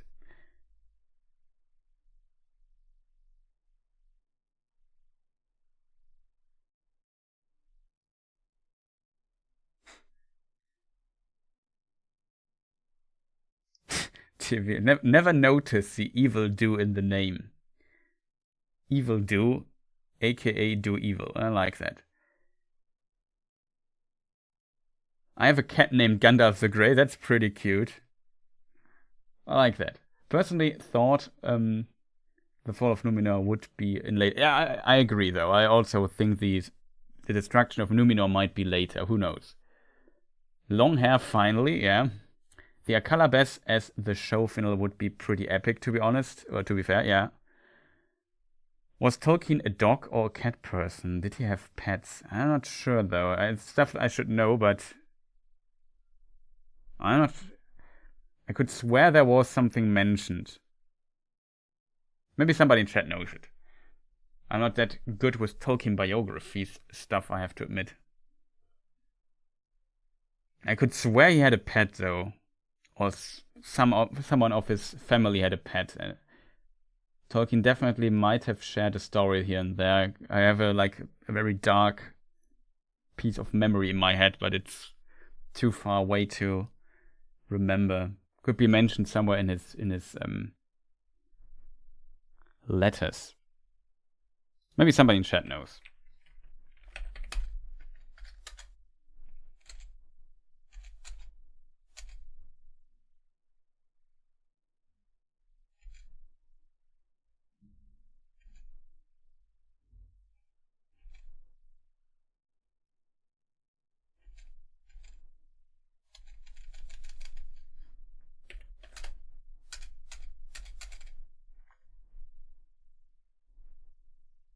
Okay, I need to catch up with chat. It's just too much. Might Farazon slay the eagles as a rejection of Valinor? I don't know. Well, he doesn't do in the books, though. But who knows?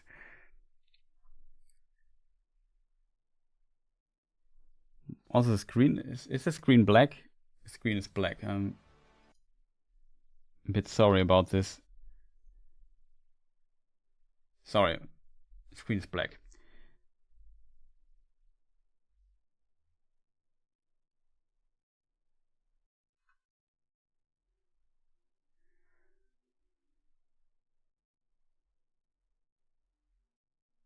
Now, he didn't like cats. Not sure if his thoughts on dogs were...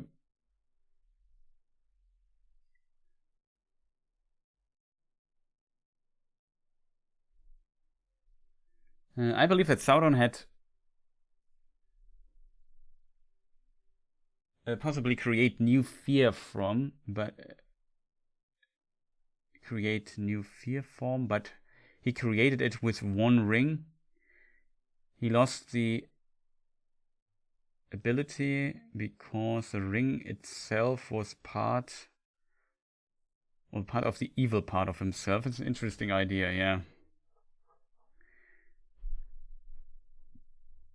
You could argue that maybe with his destruction, only his evil power is left, which is in the one ring. So that's why, yeah, it's an interesting idea, Murray.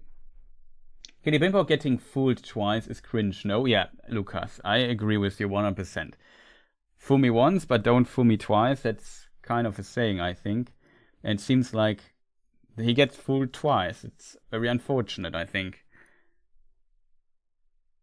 Especially after he was already there. Like, the only thing that can kind of save this is if Galadriel does not tell Celebrimbor that he was Sauron.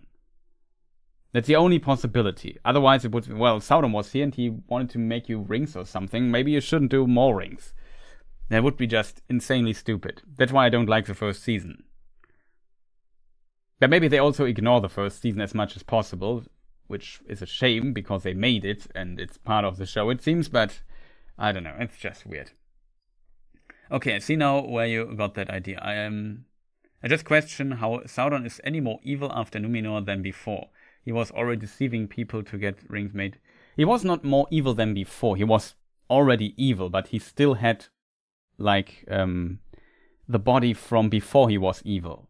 And that is why he could use the body from before was evil. But as soon as he needed to create a new body, he could only create an evil body, if that makes sense. That wasn't fair anymore.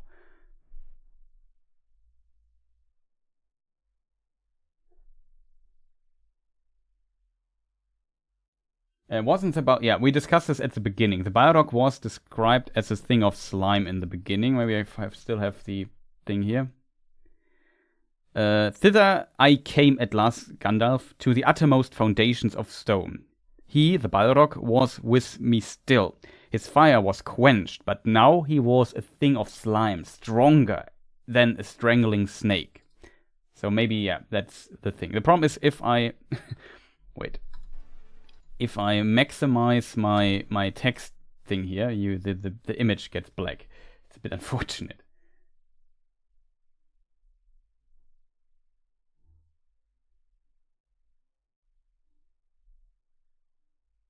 That's also my theory for this entity here. Either one of my theories. Either it's Ungoliant, it's a Balrog, it's a Mulip, or something else.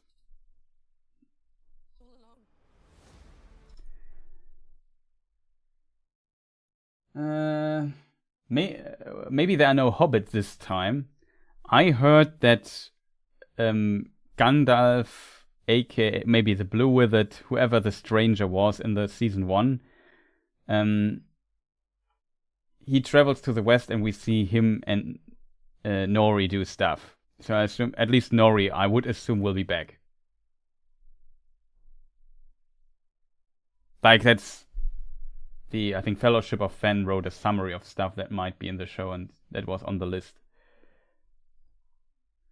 The most important question is never answered. If Aule has a catapult to yet Maya from Valinor to Middle Earth, was it also used as a siege weapon in the War of Wrath? I don't know. There's an interesting text, though, about, let's call it teleportation. Just have to find it. It might take a moment. Which book was it? It was in Nature of Middle-earth, so fairly new publication, to be fair. Which book was it, though? It could be The Visible Forms of Vala and Maiar.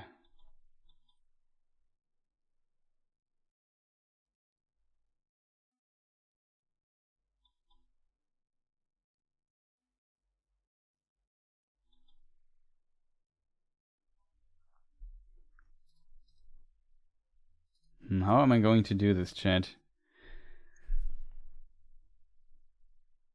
I don't remember how it's phrased. It's always the same problem with my mind. Sometimes you need, like, I need to one sentence or half sentence how it's phrased, and I find it easily. Problem is always when I can't fully remember how it was phrased. If I'm smart, I made a note though here somewhere in my. I have a file for this.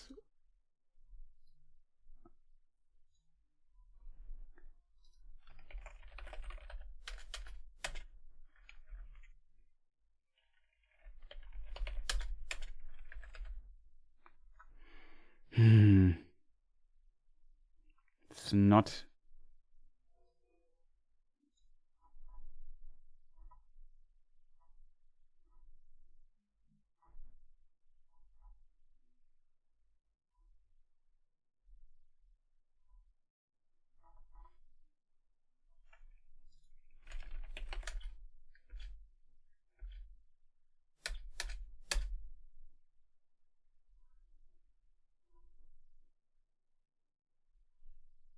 It's not in here, chat. I have to find it somehow.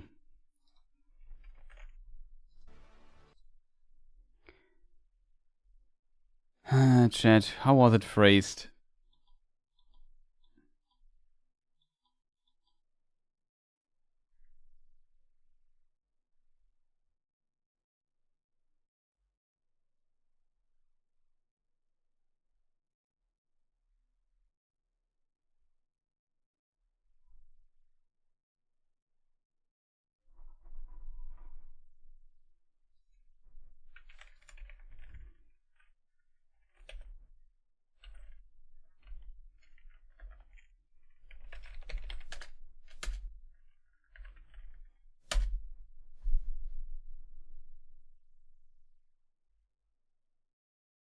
I found it, I think. I found it, chat.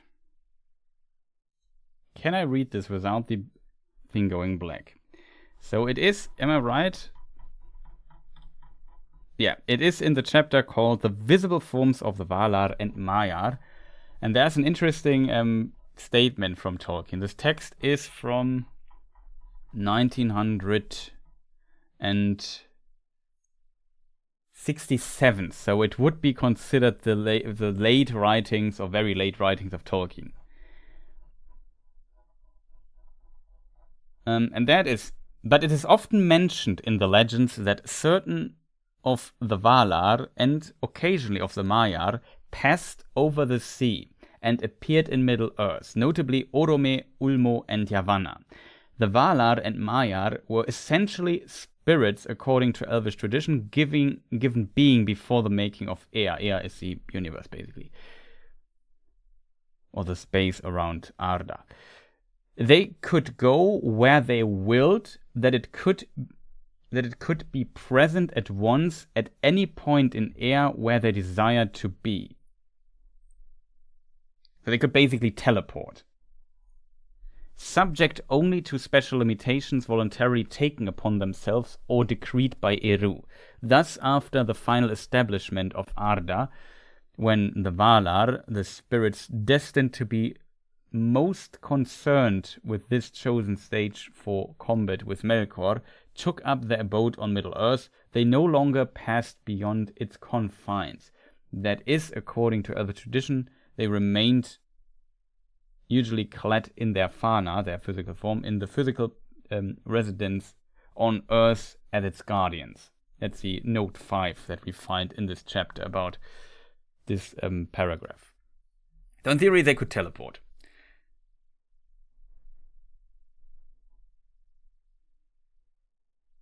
So they don't need a catapult to sling people over. They also don't need meteors or whatever.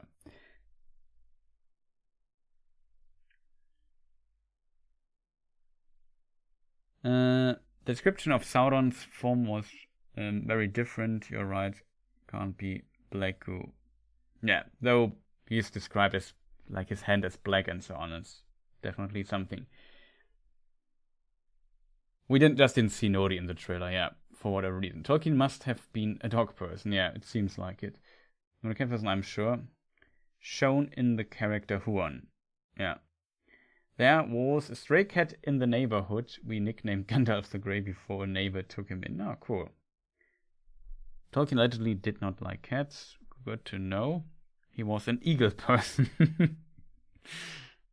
I've seen it suggested that the female arms we see belong to an Easter, not a mystic. Okay. The male elves were kind of dumb, except for Elrond. Galadriel was right all along, so it's entirely possible they are fooled once more.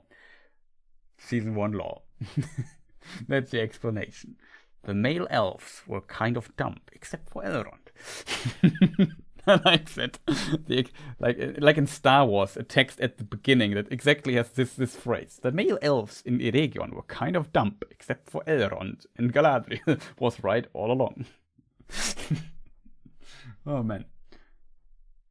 I wanted it to clarify that the stranger is not Gandalf, but one of the Blue Wizards. Yeah, I'm not sure yet what they go with. It could be both. Who knows?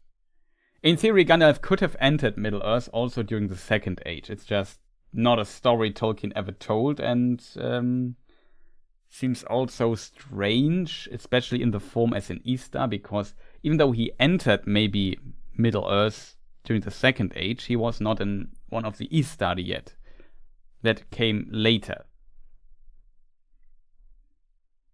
Around about 1,000 years into the Third Age. So Gandalf is not a story of the Second Age. Gandalf is a story of the Third Age. If you want to tell a story about Gandalf, you have to make a show about the Third Age, not the second one. At least in my opinion. Gil-galad felt though, to be fair, the first, there's one version in Unfinished Tales. Maybe I can read it, chat. You know what? Why not read it? Unfinished Tales. No, it's not in Unfinished Tales. It's in Peoples of Middle-earth, what I meant. That's a problem then, chat. Chat, that's a problem. Only the 1954 version is, I think, in Unfinished Tales. And they only have Unfinished Tales rights. But the Blue Wizards, where they come in the Second Age, is actually a version from his very late writings, from potentially 69, 70s.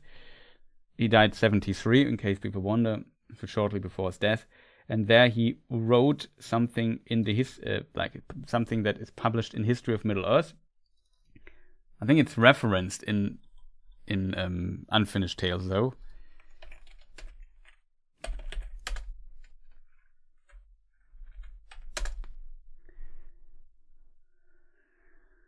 And there, I know the screen is black again. I will fix it in a moment. Yeah, but the other two Istari were sent for a different purpose. Morinechtar and Romestamo, Darkness Slayer and East Helper. Their task was to circumvent Sauron, to bring help to the few tribes of men that had rebelled from Melkor worship, to stir up rebellion, and after his first fall, that is the fall at the, I assume due to the last alliance, after his first fall, to search out his hiding. Or it could be the first fall could also be Numenor, but I would... Yeah, it could also be Numenor, and would make sense more in context of the Second Age.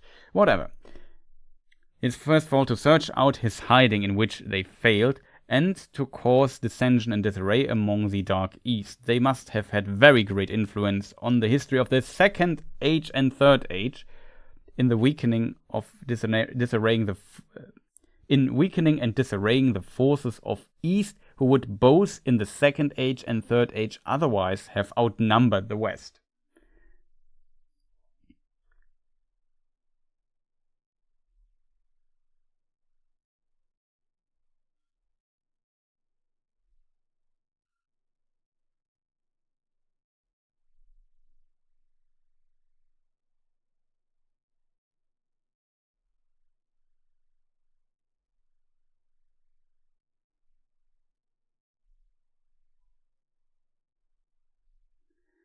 Yeah, also the time thing. The other two came much earlier, at the same time probably as Glorfindel, when matters became very dangerous in the Second Age. And then there's a text called Glorfindel that's explained when Glorfindel came. I think it's above and not below. I'll have to search it. But yeah, it's around the year 1600 they came, when the One Ring was forged. Maybe 1200.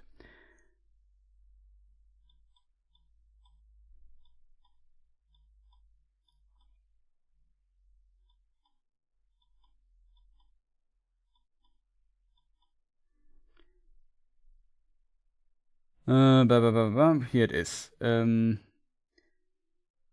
We may then best suppose that Glorfindel returned during the Second Age, before the shadow fell on Numenor, and while the Numenorians were welcomed by the Eldar as powerful allies. His return must have been for the purpose of strengthening Gil-galad and Elrond, when the growing evil of the intentions of Sauron were at last perceived by them. It might therefore have been as early as Second Age 1200, when Sauron came in person to Lindon and attempted to deceive Gil-galad, but was rejected and dismissed. But it may have been perhaps more probably as late as around 1600, the year of Dread, when Barad-dûr was completed and the One Ring forged, and Celebrimbor at last became aware of the trap into which he had fallen.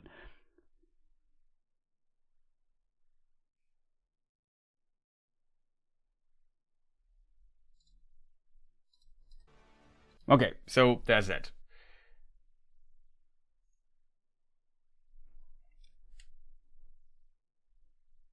If it's one of the blues, you think they land together. I would also think they would land together, because it was described they were friends. So one of the blue wizards only came with them because he said, "Oh, I have a pal here. My friend. I want to take him with me," and then they were allowed to go together, kind of.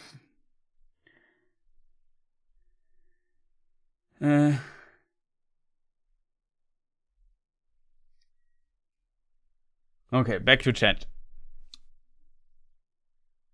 Saruman could have still traveled into the east after arriving in Middle-earth. That is correct. Like, if it's Gandalf, it would be strange if he travels to the east, because we can also quote Gandalf on this. Let me just read what Gandalf says. So, Faramir says to Frodo, "The Grey Pilgrim," said Frodo, "had he a name?" "Mithrandir, we called him in elf fashion," said Faramir, "and he was content. Many are my..." Now he quotes Gandalf. "Many are my names in many countries," he said. "Mithrandir among the elves, Tharkun to the dwarves, Olorin I was in my youth in the west that is forgotten, in the south Incanus, and in the north Gandalf. To the east I go not." That's from Lord of the Rings, by the way, so pretty good source. But yeah, we're skipping ahead. So here we see another place, chat. Just curious, chat. Where could this be? Do you think this is Pelargir? But Pelargir is not at the ocean. Let's look at the map, chat. It's time again for map. We take the Third Age map, because there Pelargir should be noted. And Pelargir, I hope I hit... Oh god, I messed up. This is Third Age map. It has Gondor on it. My problem is currently that I don't see it myself. I almost hit it, chat. Awesome. Like I said, I couldn't see it on the small screen. Third Age. Can't position my cursor that much. I'm not sure if this... Like, there is a rumor that we will see Pelargir.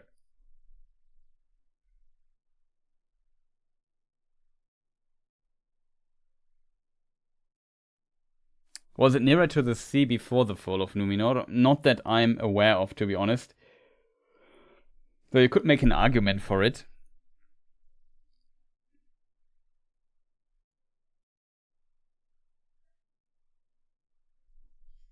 Yeah, of course I want to do the map. It's not my...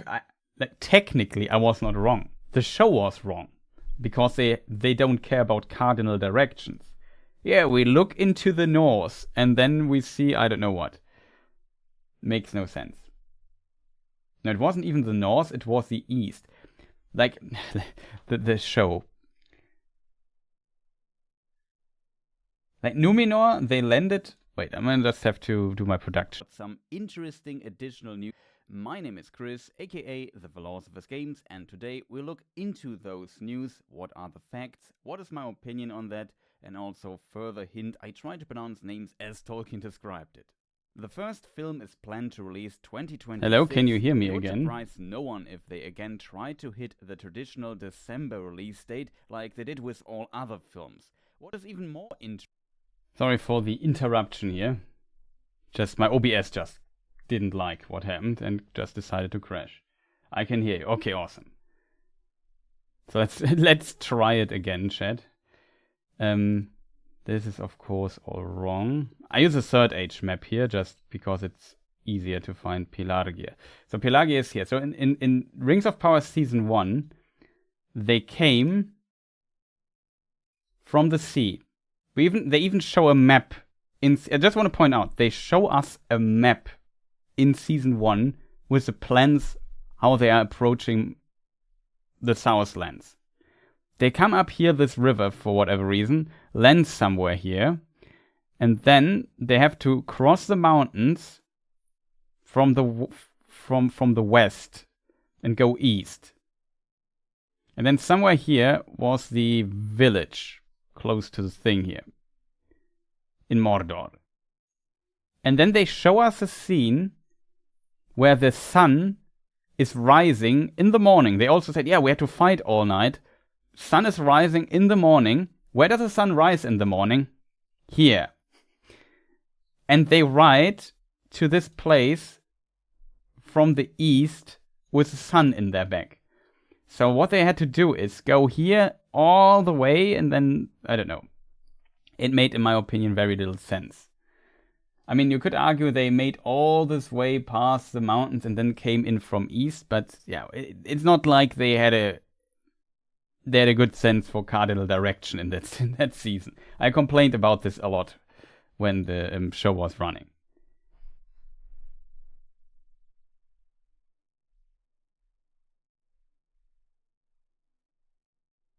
These are supposed to be a mountain pass south of the Sea of Nurnen. You mean this here? Yeah, that is also on the Tolkien map. This is the Sea of Nurnen.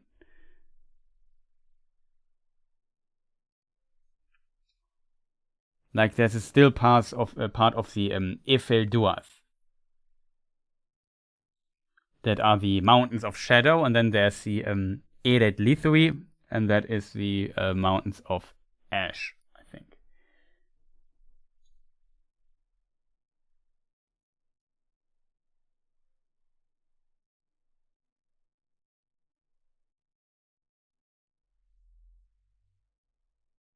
Oh yeah, it could also be Numenor. I forgot about that. You have a very good point, though. Let me bring my production back to where it was. I hope the maps are so big.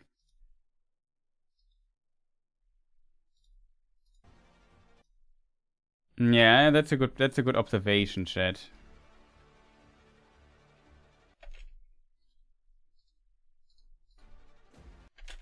This here could be the mountain on Numenor in the middle.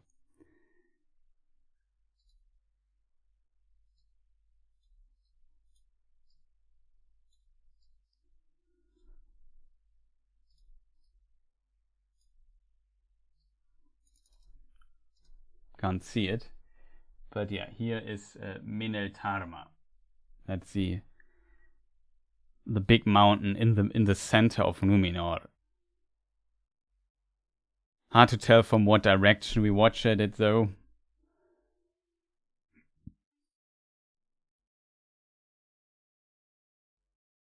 Would be Eldalonde or something like this. Romena makes no sense because the other part we have seen the show was Romena.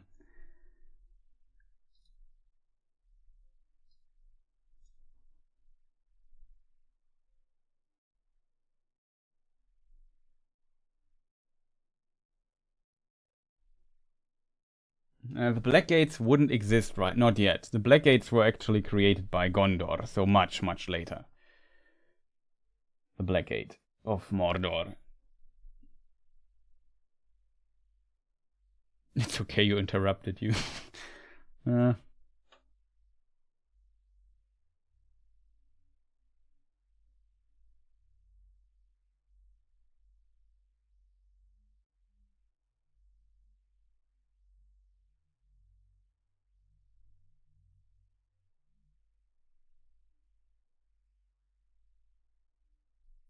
Yeah, Gandalf's plan for the Fellowship is definitely another topic. I'm betting on Numenor. Excuse me while I fold laundry. Much success with that. Yeah, I don't know. It could definitely be some place in Numenor. You might be right. Though to be fair, I get some... I'm not sure what we even see here on this map notes. I think not much here, right?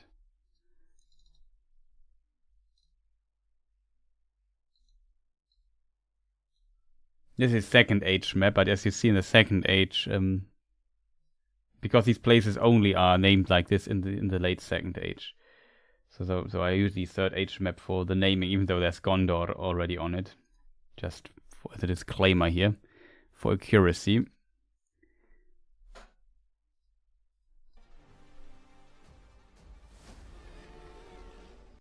Here we have this entity here. Wasn't there an entity like... I'm not sure how it looked actually, but wasn't there some sea monster in the other? The sea monster in the season 1 at the beginning in the water that attacked Halbrand and Galadriel?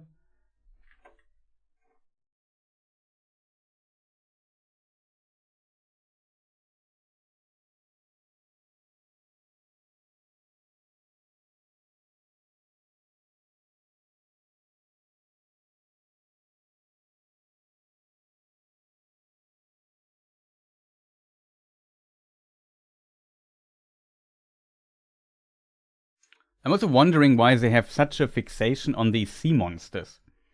Because Morgoth's forces are not that strong in the water.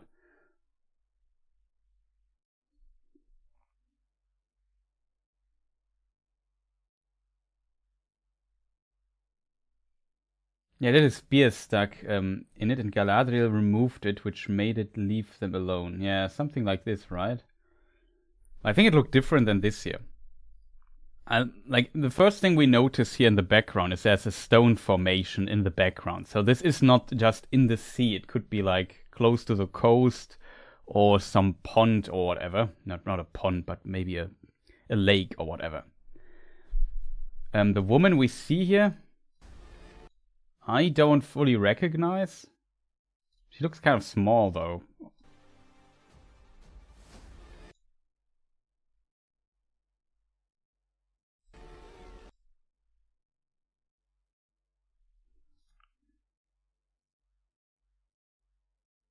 Does somebody recognize this character? Who could this be?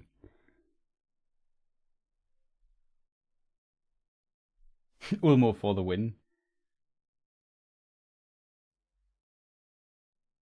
Are sea monsters canonical to Tolkien lore or made up for the show?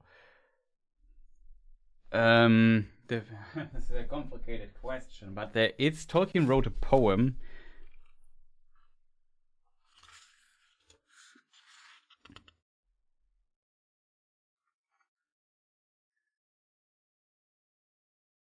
The Fastitokalon, or whatever it's pronounced.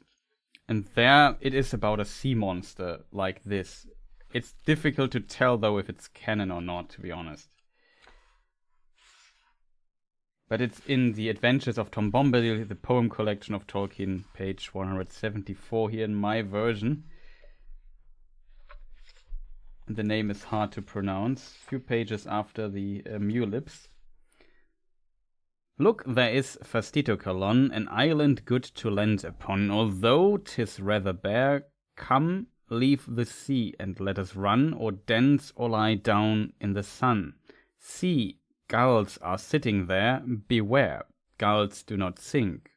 And so on and so forth. Just don't want to... I think it's not... There are many sea monsters in the sea, but none so perilous as he. Old horny Fastitokalon, whose mighty kindred all have gone, the last of the old turtle fish. So, if to save your life you wish, then I advise, pay heed to sailors' ancient lore, set foot on no uncharted shore, or better still, your days at peace on Middle-earth in Mir's fulfill. So, it's hard to tell if it's canon though, to be fair.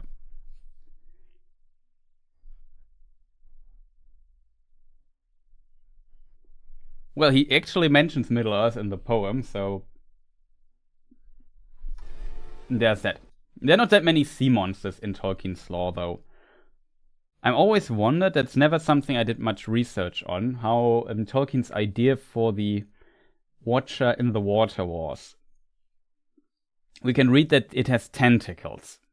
How it looks, we don't know, and they were like luminescent, like glowing tentacles he had that came out of the water and grabbed the ring bearer and so on. It was very powerful and strong, and maybe, I don't know, this is related to the Watcher in the Sea. I don't know. That was my first impression though of this being. I think this is a Watcher or so, because as said, the water were mostly Morgoth free of the Morgoth element of his power. As a result, there wasn't much of naval forces for Morgoth / Sauron, if that makes sense. They were more on land. So of course this could be some ancient creature that was once created and is not associated with Sauron or whoever. But yeah, we don't know exactly. I find it interesting though, considering that there's so little mention of sea monsters in Tolkien's writings, and you really have to look into some of his poems to get even close to that. They often mention those.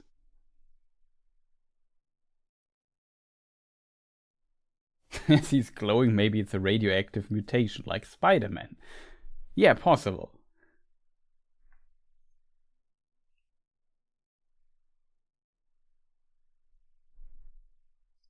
A Maya facing a sea monster. That's an interesting theory.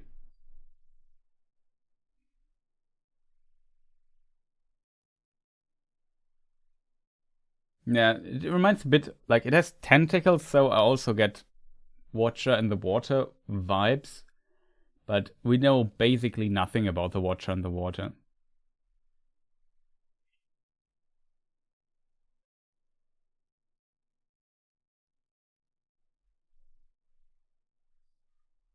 I mean, it could be something like the nameless things was related to this. There's a connection for sure. But Sauron doesn't know about the nameless things, and it seems like the Watcher in the water was somewhat on Sauron's side because he tried to grab Frodo with the ring. Maybe was just drawn to the power of the ring.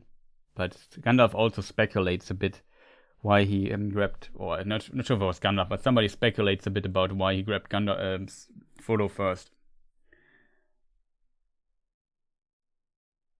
There was a reference to a giant turtle. Yeah, exactly. So the other poem has no tentacles and was more like a giant turtle or something like that.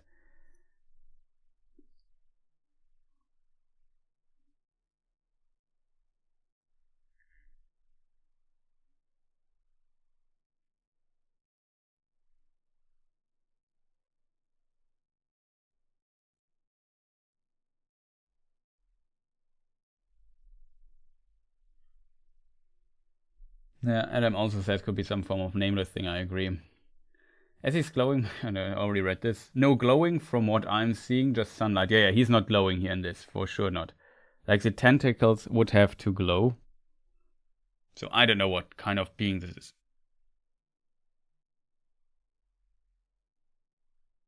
It's true. It has a name, Watcher in the Water, so it's not a nameless thing, but it could be connected to those and just transcended upon being nameless.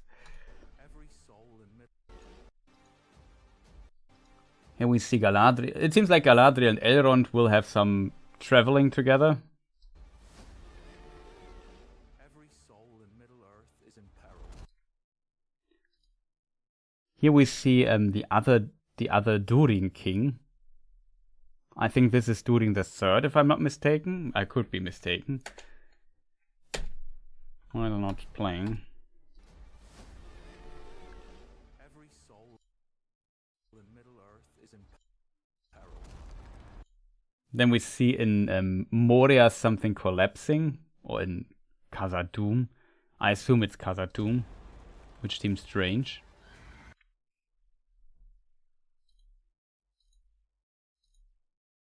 Do we have like some vision or something? I'm not sure why it's so red.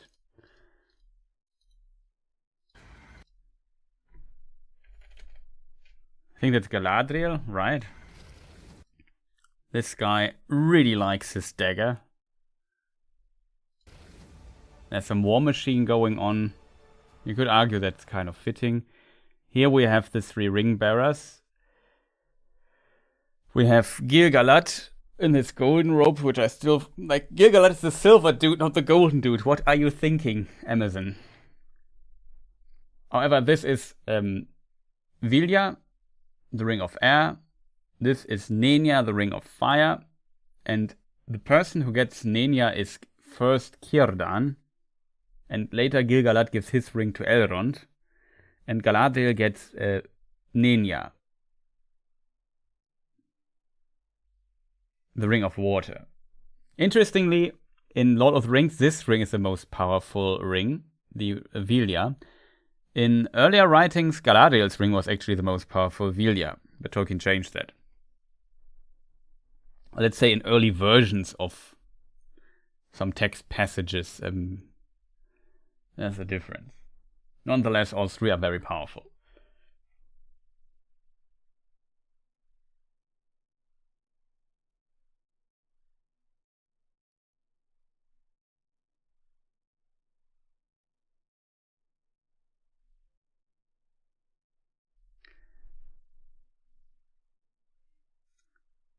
I guess there was a mention of something called a rain drake in the lore. Some large sea serpent. Yeah, possible. I don't really remember. I only remember the coal drake. And that means that's a drake that doesn't spit fire.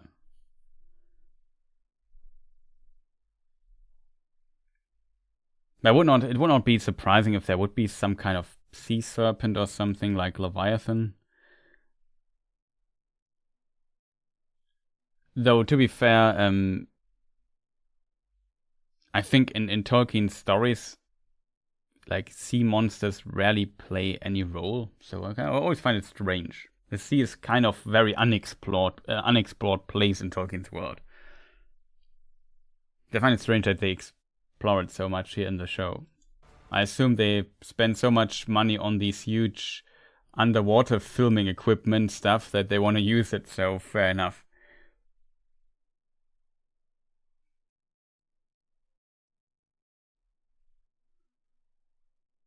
Yeah, I would agree. Like, in the original thing, it looks a bit better.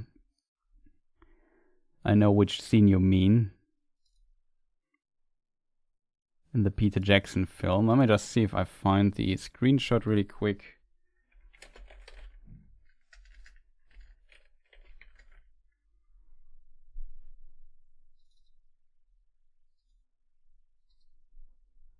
I kind of like the Peter Jackson aesthetic also much better in comparison. Not gonna lie.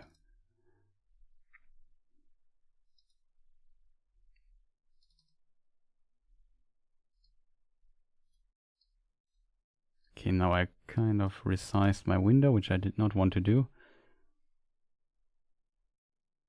We don't have the full scene though, to be fair. Let's see how it might look in the final thing, or just from the filming here, I don't know.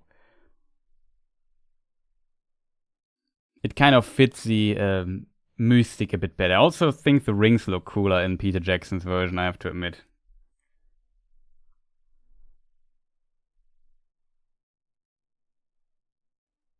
Though, to be fair, the one criticism I have to do with Peter Jackson is that Galadriel's ring doesn't look really like it has a gem. And we know that all the rings of power had their proper gem, except for the lesser rings and the One Ring. According to Gandalf. So yeah, I don't know. Oh. My mistake.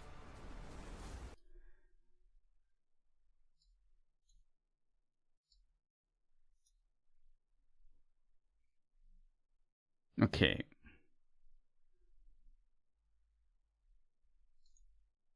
Now I'm confused, chat.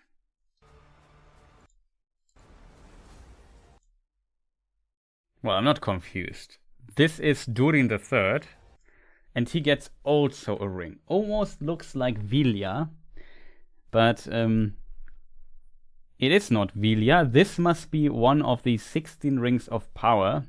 Interesting reference, but they have mostly only access to the Lord of the Rings book. And Gimli, in the Appendix A, tells the following. I just have to find it. It will be so hard to find this quote. I often struggle finding it, chat.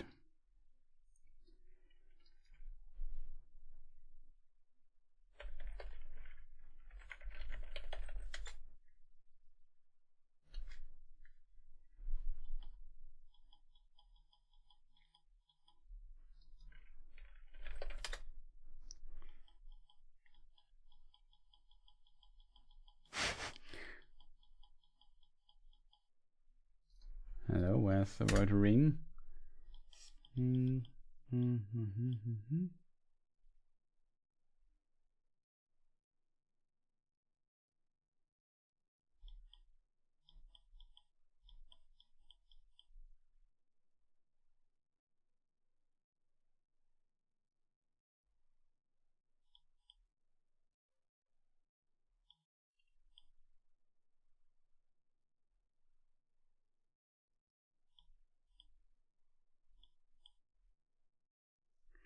Oh man, why is it always so tough to find this line in the Lord of the Rings? I know it's there. I know it's in Appendix A.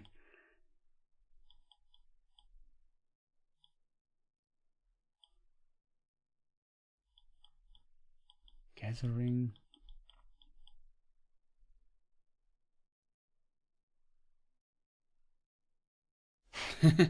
I slept.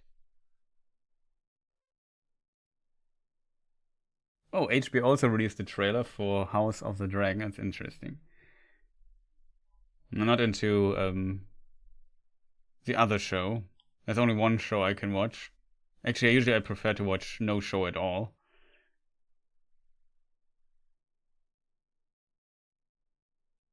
Of the ring he said to Thrain, this... Oh yeah, forefathers... I can't find it.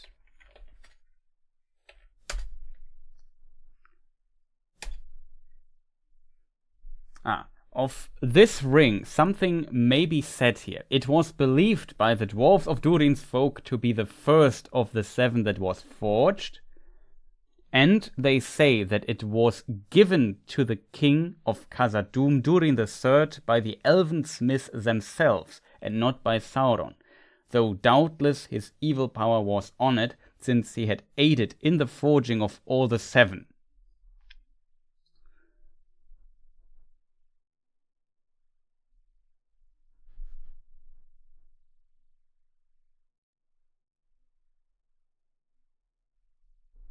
Okay, leaves turning to autumn. Yeah, you are right. The leaves actually turning to autumn all of a sudden. It might be also like a decay thing happening.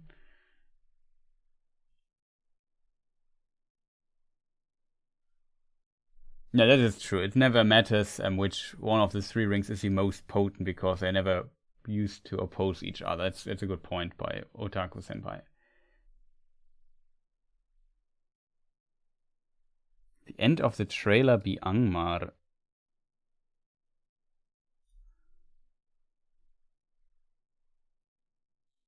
Yeah, I know what you mean.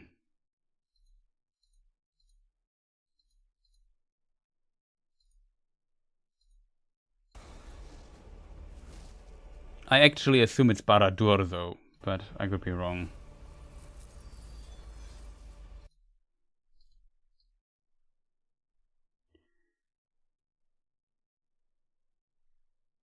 This year, remember when Elrond and Durin IV did the mithril digging and then they closed the hole? There was a similar scene to this, so this might be connected to that. Maybe he's rethinking his mithril policy. Here we see Elendil doing some pulling. This is definitely Numenor, I would say. This looks familiar. Rings of Power again, like I said. Here we have this autumn turning event.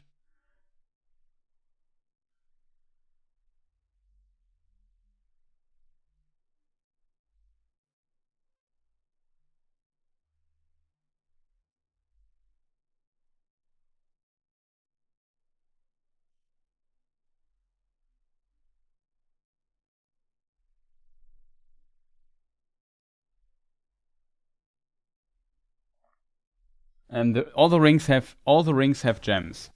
I can even read you the quote. I say I can read you the quote. Now I will search for 5 minutes for it. Though I know how the phrase goes. Proper gem is a phrase in the book. And yeah, Gandalf explains in the Council of Elrond, that's also in this chapter, the 9, the 7, and the 3, he said, Gandalf. Maybe it was also Elrond who said it, but I think it's Gandalf. He said, had each their proper gem, not so the one. It was round and unadorned, as it were one of the lesser rings, but its maker set marks upon it that the skilled, maybe, could still see and read. So all the rings, all the 19 rings of power, which is also very important, and that's my biggest fear here when we talk about this scene here. The question is always, when did the dwarves get the rings? Originally, all 19 rings were elven rings. There were no 7 and 9 rings for men or something like that. Originally, all these 19 rings were made for the elves. They made them, or the elves made it for themselves. Except maybe this one we see here, because as I just read, the dwarves suggest that this ring was given to Durin III by the elves, so by Celebrimbor, as token of their friendship and so on. So this makes lore-wise absolute sense what we see here, and I would assume, because it has a gem, it is a ring of power. That's my assumption here. And this ring is also the ring that, Thorin Oakenshield does not get, but we see it on his grandfather's hand, Thror, in the Hobbit films. And in the extended version, we also see Oakenshield's father, Throin, or Thrain, or however you pronounce him. But the Old Norse pronunciation would be Throin, the second. And yeah, they cut off his finger potentially with a ring. So that is how he loses. And Sauron gets this ring later back. It's one of the 3 dwarven rings that survives at the end. And it was in the possession of the Longbeards of the House of Durin for a very long time then.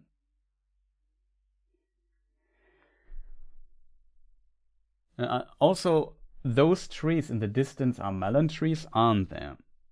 Yeah, they are. They have white oak that could be melon trees. It's a malorn tree. It's not. We had this debate if they are those trees or not, because these trees are actually not growing everywhere.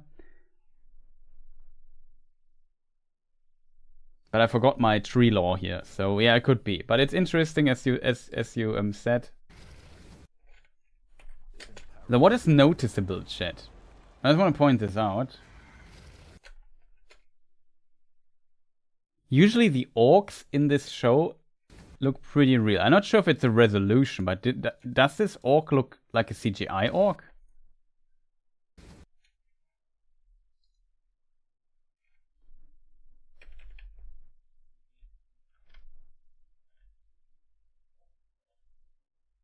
I could be wrong though, chat.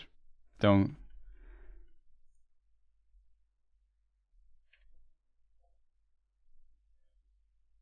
But what's so cool about one of the cool things about the show was for sure that they didn't use that much CGI.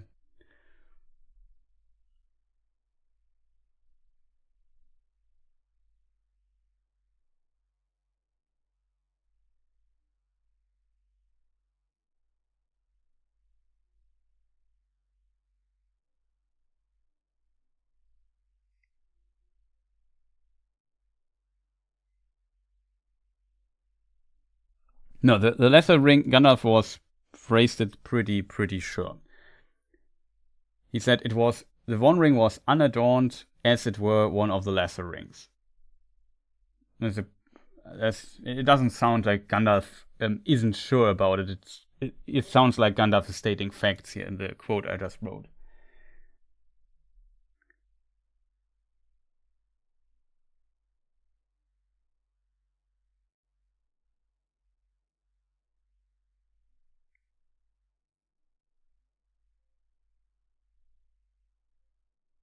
We look into Isildur in a moment.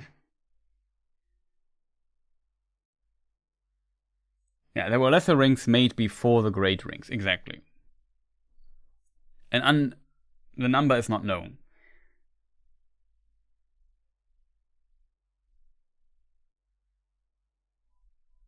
But there might be those trees. Could be the mix of makeup and post-processing. Yeah, it could also a mix of both. But he looks not as handcrafted as the other orcs we have seen before, which is a bit unfortunate, I think.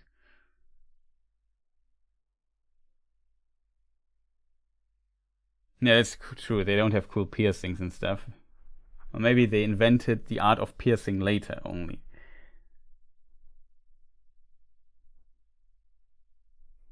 The skin of the orc is lacking in texture and detail. It could also be the bad resolution.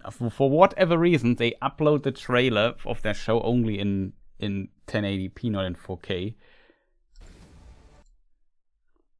That's very unfortunate. Yeah, let's move on, chat. So we have the trees again, the rings, the trees, the withering. Durin III gets his ring of power, so it seems like rings of power sticks with the version told in Lord of the Rings. No, the Witch King is also welcome. Just notice that you wrote it.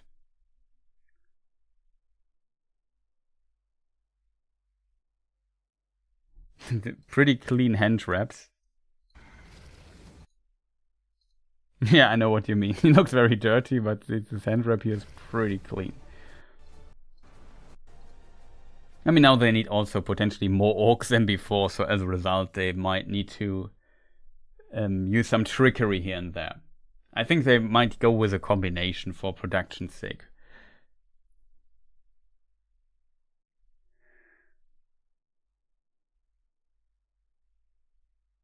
Yeah, exactly. They were originally made for the elves. So the story goes like this. Spoiler for Rings of Power.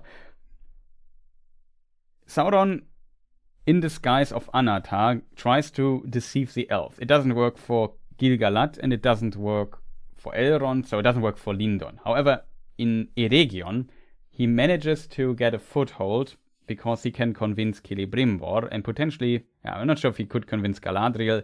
In some version, Galadriel is actually also a founder of Eregion. That's different in the show, and there are 10 different versions of Galadriel there. Not 10, but let's say 3 or 4. It's complicated to place Galadriel in the Second Age, let's put it that way. And same with Celeborn, who's also around and is missing in the show so far completely for completely unknown reasons. I don't know. However, they found Eregion. Sauron gets there. He convinces Celebrimbor, who is potentially the grandson of Feanor, the greatest elven crafts elf who have ever lived. And Celebrimbor tries to also not compete. He distanced himself from Feanor long ago, but he for sure also has a thing for crafting things. So he has interest in the knowledge that Anatar can offer and accepts his help. And you also have to consider that Sauron himself disguises himself as Anatar, Lord of Gifts, and he pretends to be an ambassador of the West, like the Istari actually are. So when Gandalf comes and Saruman and Radagast, Third Age 1000 come to Middle-earth, they basically also are in disguise and secret and so on, but on paper they are ambassadors of the West. So he already a long time before the Istari actually sent out, Sauron kind of predicts this move and makes use of it to deceive the elves. And it works with Eregion, and then he tells them how to forge rings of power, the technique to do so.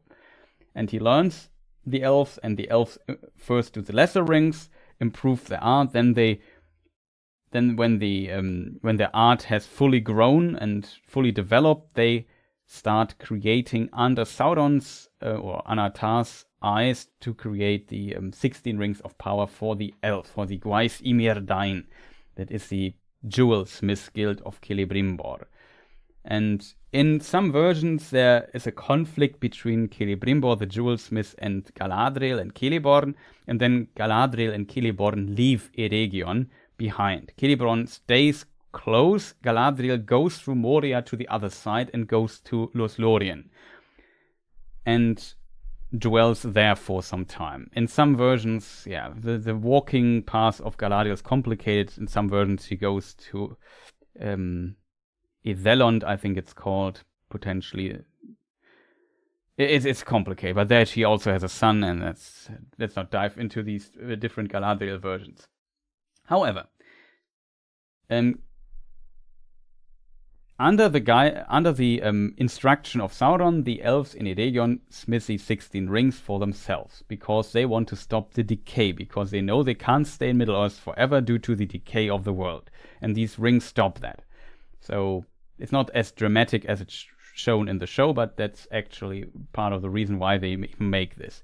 This is the chief ability of these rings, of these 16 rings. And they also grant immortality, and they also allow you to make yourself invisible, or transfer yourself into the unseen and see the unseen part of the world. That's also very important detail that was added, according to Tolkien, by Sauron to the technique of this. And then Sauron at some point, also it's very important, Sauron touches these 16 rings of power with his own hands, and you could say corrupts them even further due to this. At least due to this, they have a very evil tendency. Then Sauron leaves for some time to forge the One Ring in Mordor alone, on his own in secret. Nobody knows that he's doing that. And in the meantime, Celebrimbor is like, he feels like, yeah, it's boring, what shall I do? And then he forges he changes the design of Sauron a little bit, removes the idea of these rings allowing you to be moved to the unseen, and focuses only on the possibility of basically slowing down the decay and of preservation and healing and knowledge and all these good things, and forges his magnum opus, the 3 rings of power, in secret, without Sauron touching those rings. And that is a huge difference. The 16 rings of power all have a negative or evil tendency, while that is different for the 3 rings of power. Still, even the 3 rings of power that he forges last, these 3 so-called elven rings, the 3 elven rings, also still use the basic technique that Sauron crafted.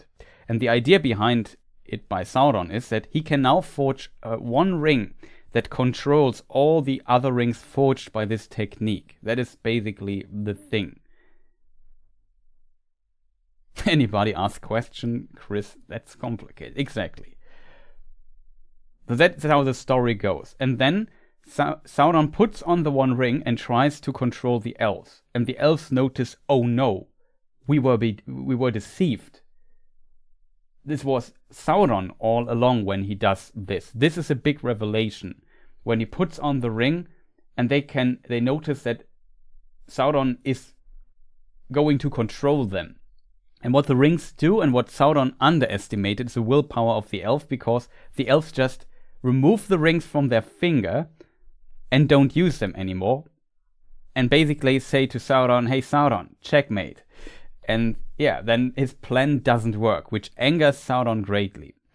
And he overestimated himself, his willpower, potentially his power to dominate the elves, but he we now dub him Sauron the Deceiver, exactly. And, well, he deceived people before, to be fair, but it's a different story, I guess.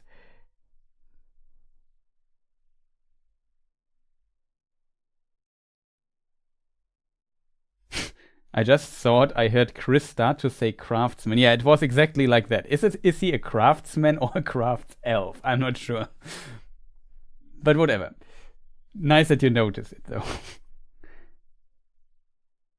So yeah, so all the rings are in Eregion. Sauron is angry with his One Ring, and what Sauron now does is he puts together one of the biggest armies ever created in the existence of Middle-earth and attacks Eregion to get these rings. Especially Sauron now also knows, due to the One Ring, that there are 3 more rings than he originally started creating. So there are 19 instead of 16 rings of power.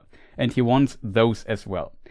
Celebrimbor, the smart though, says, oh no, Sauron might come. I need to get rid of these 3 rings because they are the most powerful and precious ones I made. So he sends his rings away from Eregion, one to Galadriel.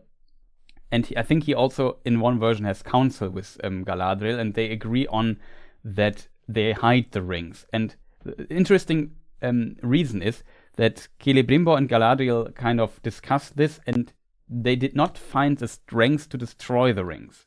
So destroying the rings was not an option for them. They could not do this. Oh, that's good, Wintex. We have to look into this then. We haven't even completed the first trailer, so it might take some time here. Oh boy. So that is how so then he let his ring with Galadriel, the Nenya, the Ring of Water, and then he sent the 2 other rings to Gil-galad. And Gil-galad gave 1 ring, and either he kept both, or he gave 1 ring to Círdan, well, he had one ring he gave to Círdan at some point, and his ring he at one point Gil-galad gave to Elrond, potentially later in the time or whatever. It's not 100% clear when this happens. But this is how these 3 rings got rescued, and the other rings got not rescued. If that makes sense, chat. And that is the story how Tolkien wrote it. And then Sauron attacked Eregion, sacked and destroyed Eregion. He was able to get the 16 rings of power by destroying Eregion and killing Celebrimbor. But Celebrimbor would not reveal to Sauron, even under torture, what where he hid the 3 rings of power. That kind of redeems Celebrimbor in his foolishness that he fell for Sauron once, not twice, as in the show. And did not reveal where he hid those rings, even though Sauron could have guessed where they are. And then Sauron started to attack the other realms to get the rings from there. He started with Lindon. And Gil-galad earlier wrote a letter to Numenor and asked for an alliance. And Numenor was delayed because they had to build ships and a big fleet, and then they came to Middle-earth, and together with it was not looking good for Lindon because he was already at their door.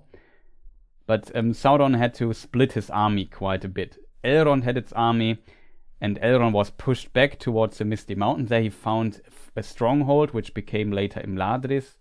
And then the doors, then in one version, the elf from the other side, from Lothlórien, came through Moria and attacked the rear of Sauron as well. That was the reason why why Elrond could kind of escape with Celeborn in one version, and so on. It's complicated. And he had to confine Mordor, the doors of Moria, the doors of Moria had to be shut, the famous doors that we know from Lord of the Rings. He had to confine the forces in Imladris, and the rest, all the land in between, was kind of destroyed and sacked, and he attacked Lindon. He was already at the Lune, the river west of Lindon that also leads to Lindon, and there he was already. And then the Numenorians came, and Sauron was utterly defeated, had to escape, and so on and so forth. That's how it's described in the books.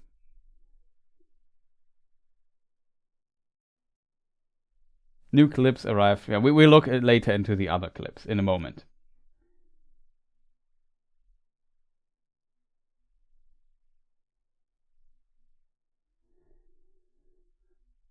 Yeah, so whatever. However, that Durin the Third gets a ring from potentially Celebrimbor or whoever is actually, you could argue, is in alignment with what Tolkien's written in the books. Here we have Arondir, and also our young friend. What was the name of the young friend we have? That is Isildur, actually. Isn't this Isildur?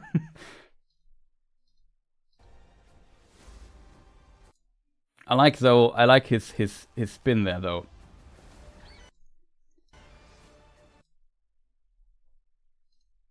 It seems like first I thought that the eagle here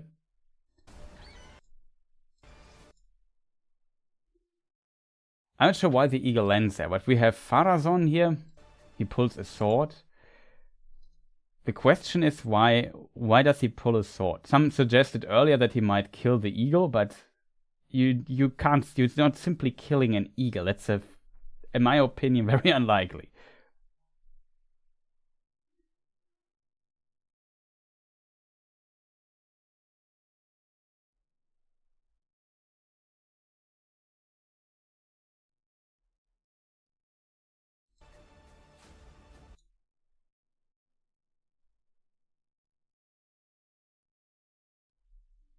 Oh yeah, that's also an important detail that Murray added.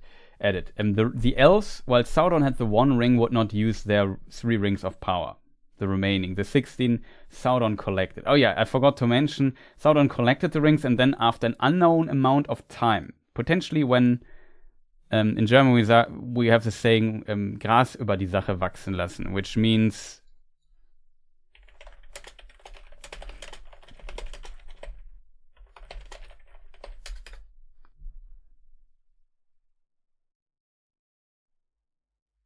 To lift down?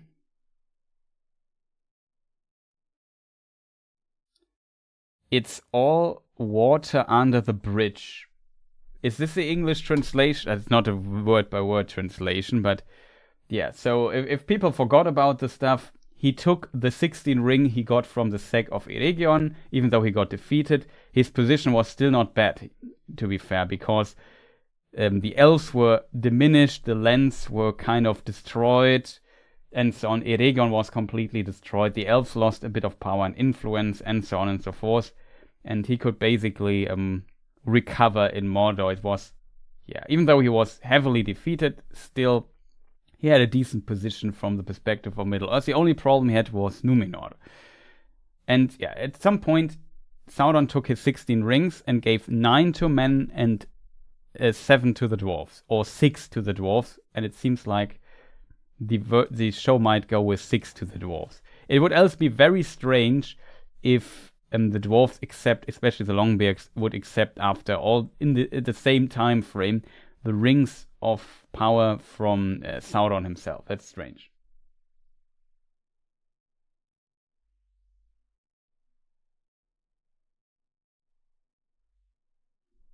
Oh, cool! You found.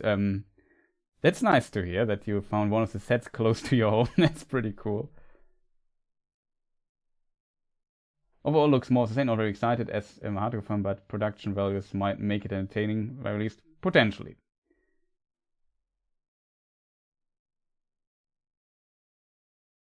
Yeah, also originally thought he wrote the eagle as well. But it doesn't look like there's somebody sitting on the back here.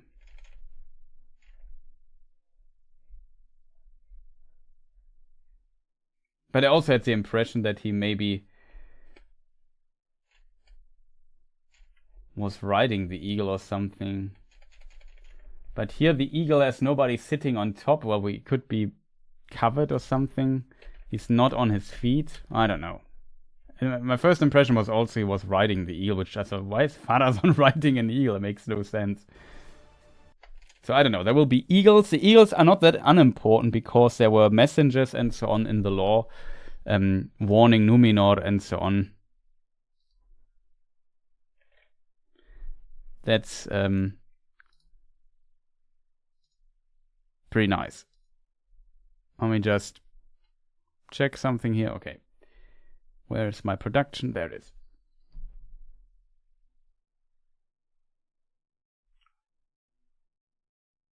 Yeah, I also think the eagle lands behind him. I agree on this. So we have Isildur, eagles, Numenor, whatever that means. What was the name of the boy? I forgot again. I haven't watched the show in 2 years, so I forgot the names. I can't. Let's see if chat knows the name still. Like, I know Arondir, his mother. What was the mother name of him? Theo, I think is the name, right? What was the name of the mother, though?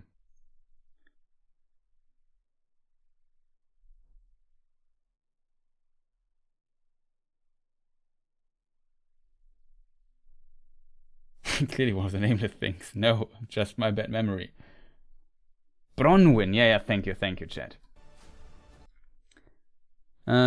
This is Isildur, so he's still, spoiler, he's still alive. These are catapults. I would assume this is maybe, chat, what, this place here is Eregion? Am I wrong?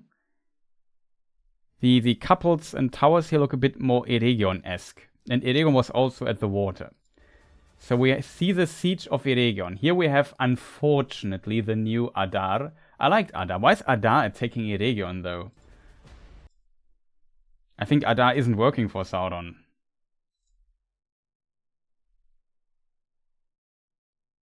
Yeah, Eregion is the only logical choice, I agree. That is actually cool, because here we are in the east. It's sandy, new design, new location, pretty cool.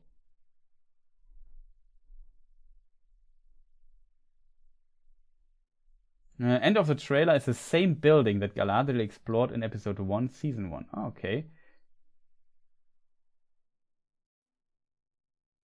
Yeah, exactly. Ost-Inithil/Eregion is a place that we should see attacked. Can't believe they revealed Isildur surviving. I mean, if we have seen Lord of the Rings, we know Isildur's kind of still there. I still found the plot twist. Hey, is Isildur dead? Yes or no? Already strange, because yeah, of course, you need him. Who else is going to cut off the fingers of Sauron? Or the one finger, to be precise. In the show, in Peter Jackson film, is multiple fingers, but in the book, it's only one. Will you rewatch season 1 before season 2 comes out? I forgot a lot, so I feel like I might have to. Don't really want to, though. I feel the exact same. Like, I might have to, but I don't want to. Like, season 1 was overall, even though there's some stuff in it I really liked, like Durin, Disa, Elrond, the whole dwarven stuff and so on, that was pretty good. All the other stuff is just so, like, especially, no. I potentially won't rewatch it. But you can do on your own, but I don't know, chat. I will just read a summary or something and get the names back in my head. Maybe I watch my old videos or something. Yeah, that is the stranger here in this scene. So he makes it to, I assume, it's always tough to tell. Like, this looks more, you could argue, more southern, but he goes to the east, I would assume. But there's also Harad, though I would expect him to go east. East, I don't imagine as like this, to be fair, simply because if we look on our favorite map,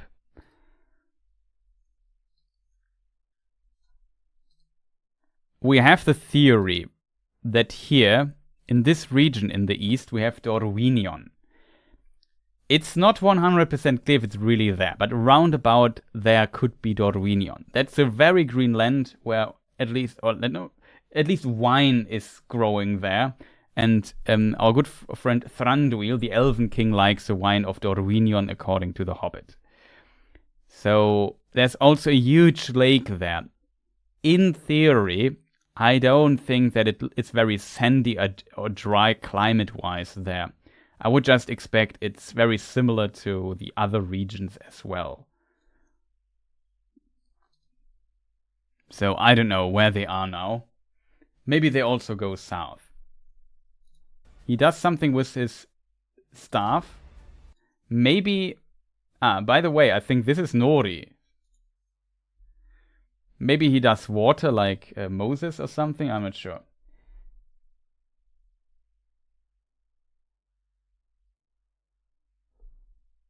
Don't we watch the Rings of Power Season 1? The pain they gave you was so clear. Was it? I really tried to give it a chance. The only problem was the consistent. Chris has Season 1 PTSD. Yeah, for sure I have. I have especially comments for Season 1 PTSD. That was a nightmare to deal with. I hope people are a little bit more chill this time.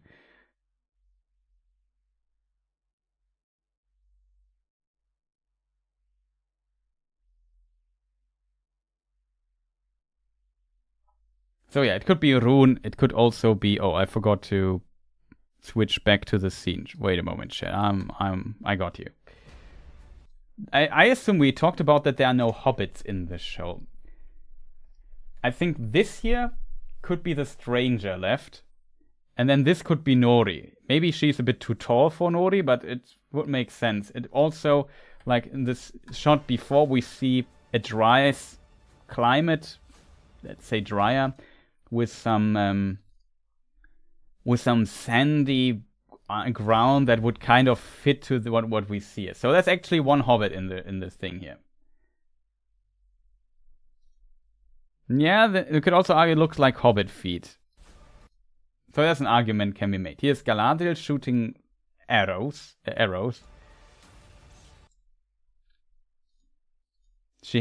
Maybe she has, that's my theory for this. She has the bow or the arrows that she has from Rambo, And yeah, she can now shoot exploding arrows. Wouldn't wonder about that. Oh, Nori's actress appears in the behind-the-scenes stuff of season 2. Okay, we'll look into this in a moment. We're almost done with the trailer. Avari elves in the woodland next to Dorvinion. Yeah, that is a possibility that the Avari are somewhere there.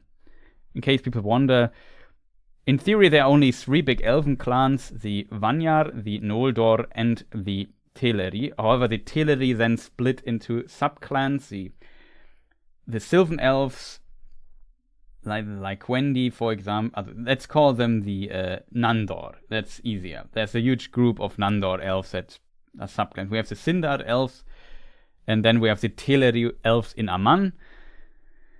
As main groups, the Nandor have like also multiple subgroups. It's complicated, as always, chat. You know, law's always not easy.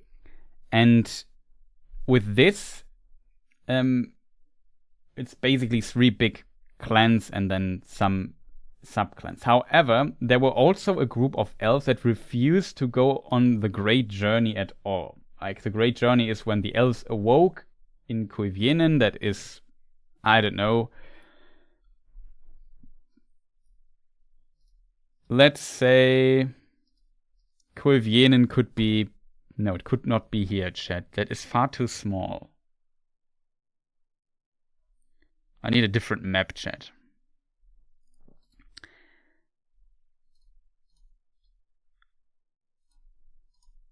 Cuivienen would be here. That's very, very, very east. It's not clear if in my mind, the Orokarni, these mountain ranges, are east of it. And interesting, we learned from a newer text that the Sea of Rhun existed at the same time as this big sea there, the Sea of Helkar. And there's a bay called Cuivienen, there the elves awoke. And then they were invited to come to Amman by the Vala. They sent 3 ambassadors. They checked out, said to check out if Amman is really good.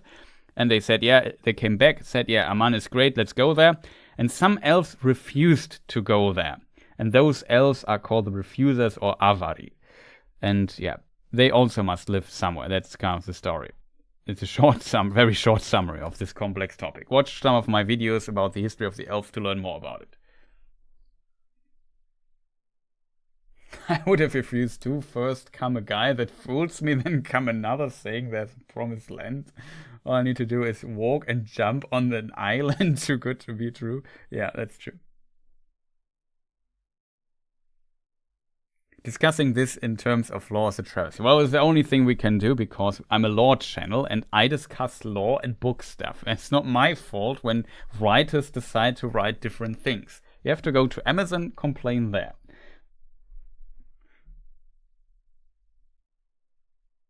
For gaming purposes, a dwarf settlement in the hills near Dorvinion.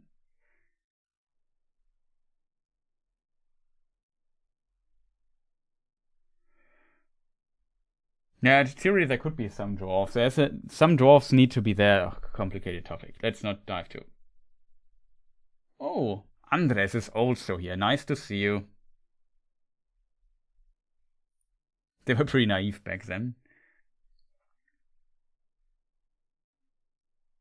However, let's talk back to Rambo arrows. So they do these... Is it in Rambo 3? With the explosive arrows? I've forgotten which Rambo film it was. Doesn't matter. Here we have a glimpse of the elven armor. It looks a bit strange, to be honest. In this shot, I'm not the hugest fan of the elven helmet. I mean, they need a helmet. Like, let's look how Peter Jackson did it. It's not... I know you have to do things different. It's maybe getting used to, but I always laughed the scene. Let me see if I find it. I always laughed the scene here in the prologue of Fellowship of the Ring with the elves. That's where I say, yeah, that's how it should look. The horn thing on the helmet, I think, is somewhat similar to what we actually see in the trailer, to be fair, though.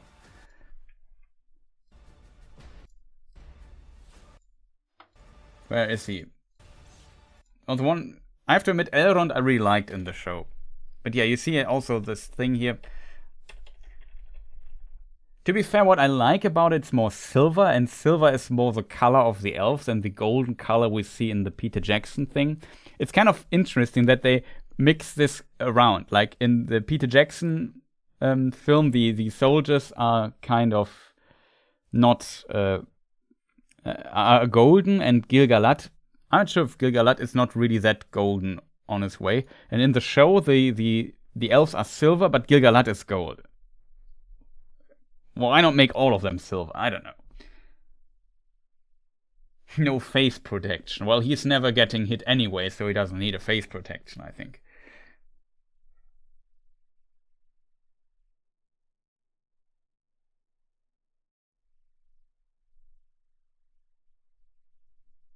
Also, the only people that need face protection are we because of us face palming so much.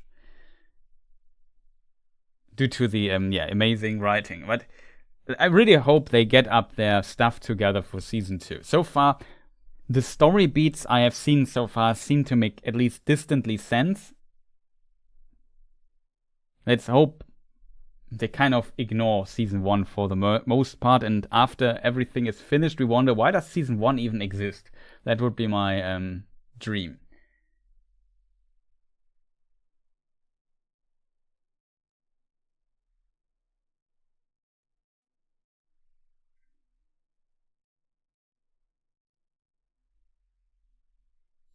I'm not an expert on historical helmets, to be honest.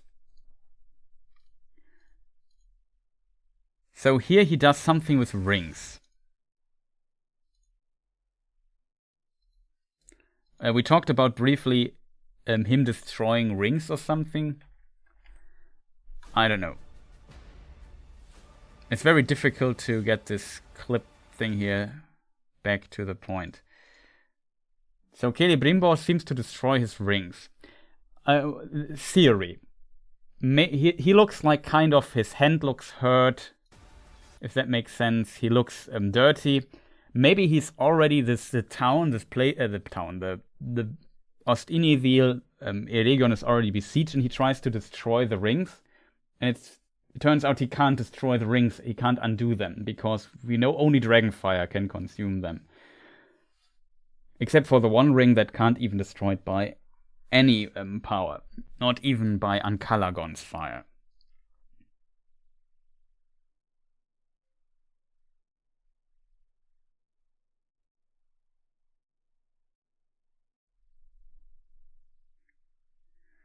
We should be able to see their face though, since they're main characters. Yeah, that's I think the most important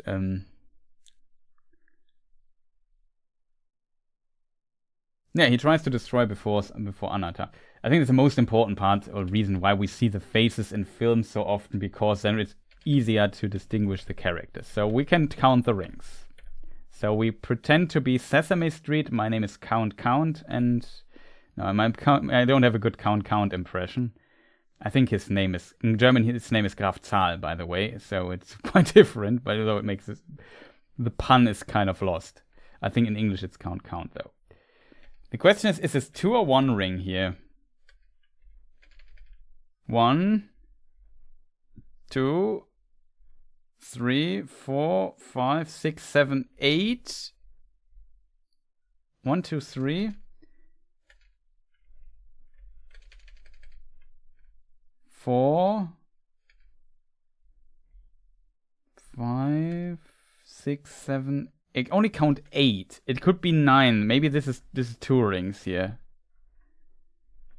We're at least very close to 9 rings. I think it's 9. I just have to think about the Dragon Ball Z meme with the over 9,000. It can't be right. I think it's right.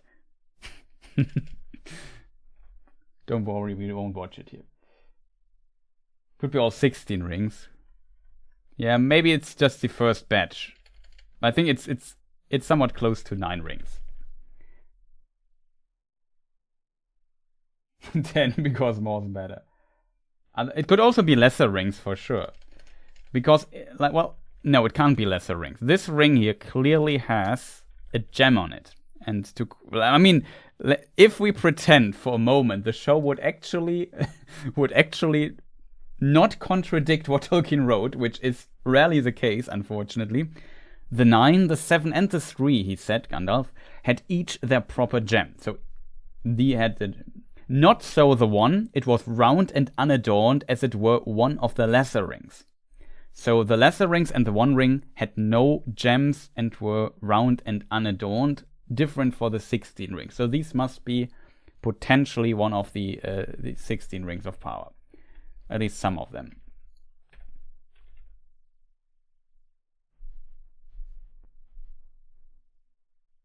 Yeah. Witch King already put it on. Thanks, Chris, for your devotion to our entertainment. No problem. Of course, they could have changed that. Yeah, that's... Do they all have gems? Only the 19 of the 20 rings of great rings of power have gems. Only the 1 ring does not have, and the lesser rings of power don't have gems. I can also post the quote here in chat if you prefer. I'm not sure if that... Can I send this? No, I can't. It's too long. Now that's the quote. It's from the Council of Elrond, in case you wonder where to find it in your Lord of the Rings book. If I would put in some effort, I could even tell you the page if you have the 50th anniversary edition of the book. But then I just would have to wait. You have to search it for a moment. Then should work. Lords of the Rings. I have one copy here where the page number is correct, not the version I'm currently viewing. So it's page 252 in my 50th anniversary edition. It's not like Rings of Power changed things, or it's true. Yeah, I would agree though with Priscilla. It's also my theory. He tries to undo his mistake, and I can also read you the quote from... Maybe I can read you the quote. Let's say maybe, because I need to find it.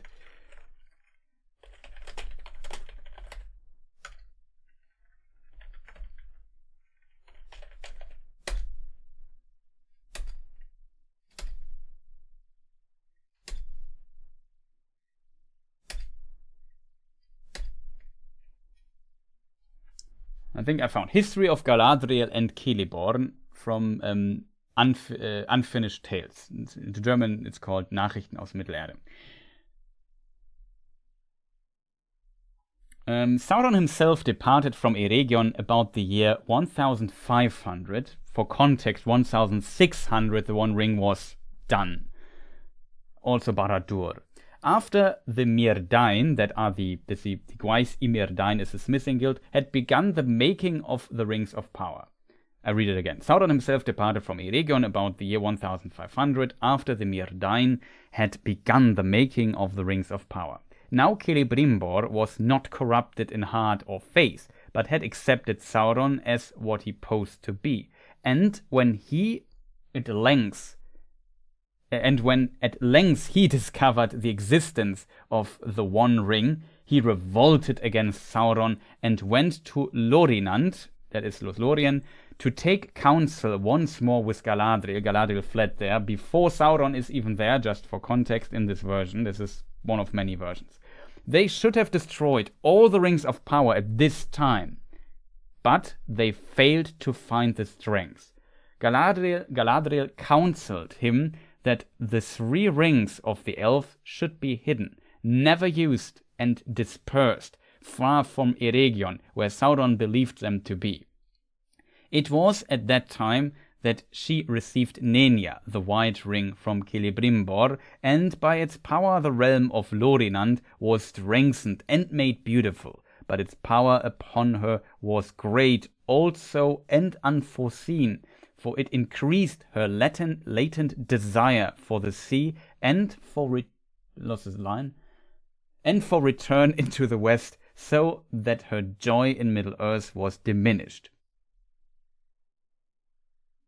Celebrimbor followed her counsel that the Ring of Air and the Ring of Fire should be sent out of Eregion, and he entrusted them to Gil-galad in Lindon. It is said here that at this time Gil-galad gave Narya the Red Ring to Círdan, Lord of the Havens, but later in the narrative there is a marginal note that he kept it himself until he set out for the War of the Last Alliance. This is one version Tolkien wrote, and it's, in my opinion, the most coherent version, though there are also some other problems, because in this version Galadriel might have a son. I'm not sure if it's this version. It's complicated. Oh, got to go Witch King, then have a good one.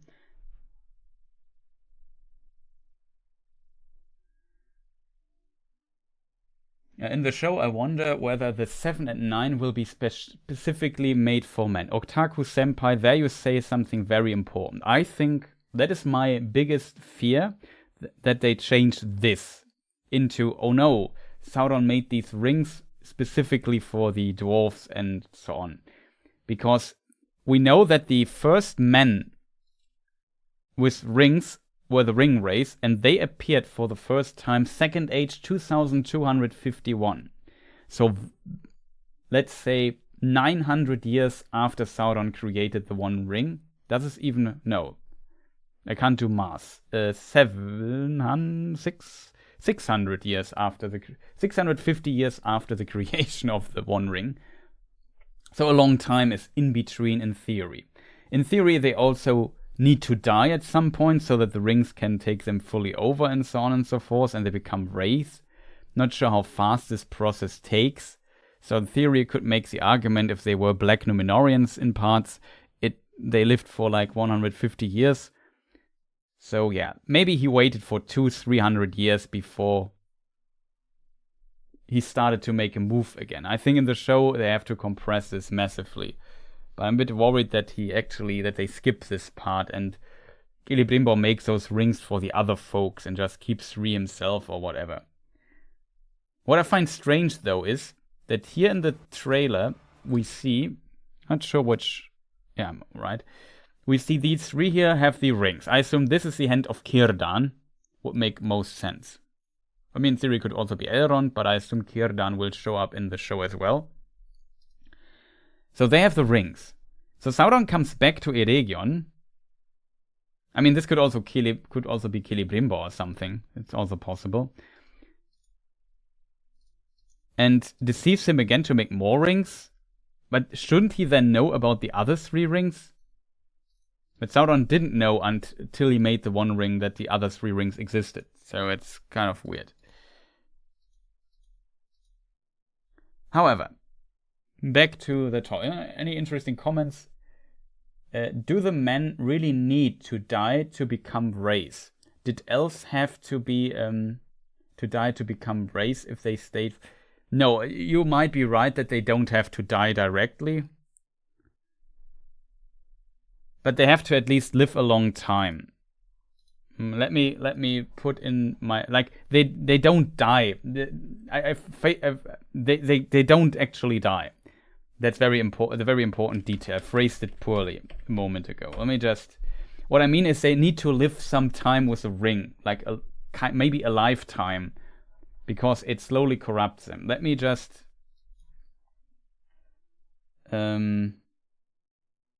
How did he phrase it? Life became...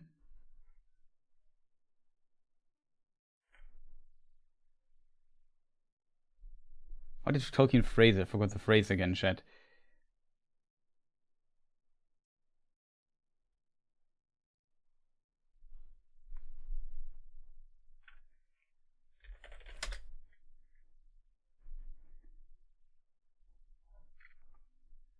No, I found it. Men proved easier to ensnare. Those who used the 9 rings became mighty in their day, kings, sorcerers, and warriors of old. They obtained glory and great wealth, yet it turned to their undoing. They had, as it seemed, unending life. So this is the reason why I think they need to live a lifetime. to see that they have unending life, they kind of need to get a point where you see, oh, this guy's getting slowly old or should have gotten old. You know what I mean?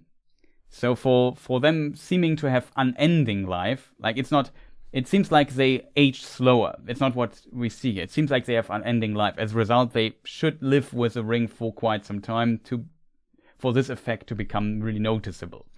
However, they had, as it seemed, unending life, yet life became unendurable. That was the word I was actually searching for, to them. They could walk if they would, unseen by all eyes in this world beneath the sun, and they could see things in worlds invisible to mortal men. But too often they beheld only the phantoms and delusions of Sauron, and one by one, sooner or later, according to their native strengths and the good or evil in their wills in the beginning, they fell under the thraldom of the ring that they bore and under the domination of the one, which was Sauron's. And they became forever invisible, save to him that wore the ruling ring, and they entered into the realm of shadows. The Nazgul were they, the ring race. The enemy's most terrible servant, darkness went with them, and they cried with the voices of death. Pretty epic.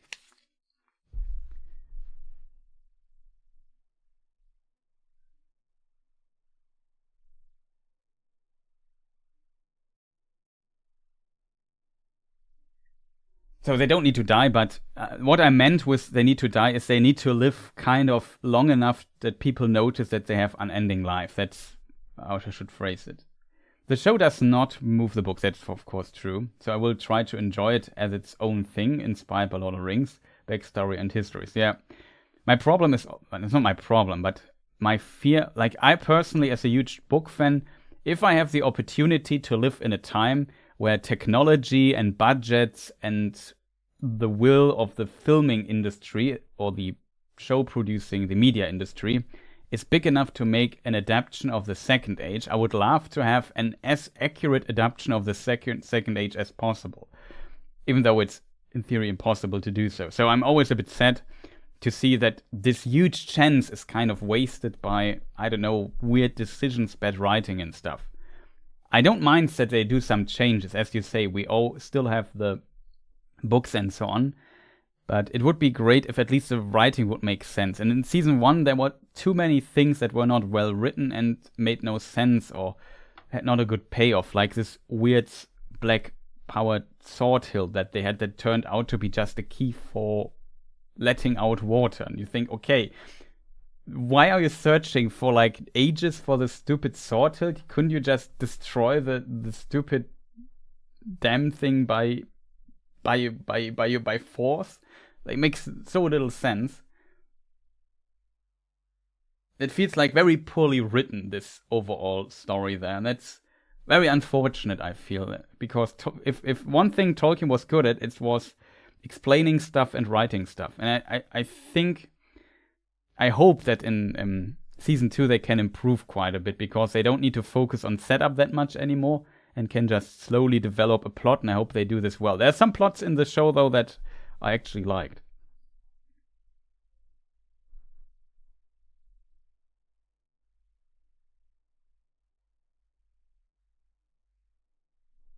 Yeah, season 1 definitely had too many issues, I think. Growing men should slowly fade until the next they exist primarily as a spirit. Exactly, that's how we just read it. Nazgul creation story will have to spend up for the series, yeah. Will be sped up for the series, exactly, yeah. Actually, it's much like what seems to happen to elves when they remain Middle-earth. Yeah, exactly, that's quite similar, to be honest. They probably just have them instantly turn to Nazgul to save time. Would be a bit unfortunate, I think.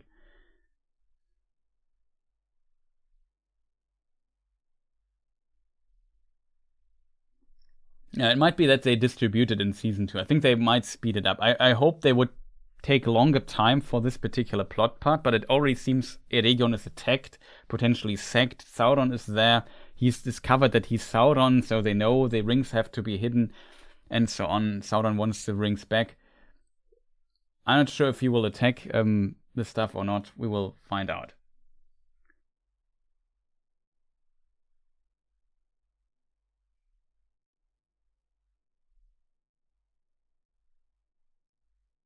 Maybe it'll do a Blackadder, a weird first series followed by a huge improvement. Yeah, maybe. Once men bearing rings become Nazgûl, Sauron seems to take possession of their rings. Yeah, that is also a detail. Sauron can take the rings back from the Nazgûl. Like there's clearly several indications in Lord of the Rings book that Sauron takes the rings back for himself when he lost the one ring. Yeah, this is my idea why I think this here is Anatar, Sauron, and so on. We have this here destroyed for whatever reason. They kind of figure out who he is, which is strange. Like he also says he is Sauron. It might be cut in from another context here. The weird thing though is that in Eregion, Celebrimbor never finds out that this is Sauron. He finds out when he puts the one ring on his finger in Mordor. And that's maybe hard to portray, I think, but I would prefer if this is at least portrayed somewhat correctly.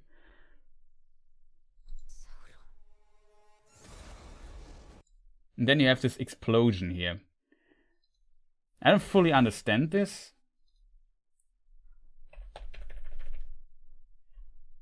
I mean, he's very powerful.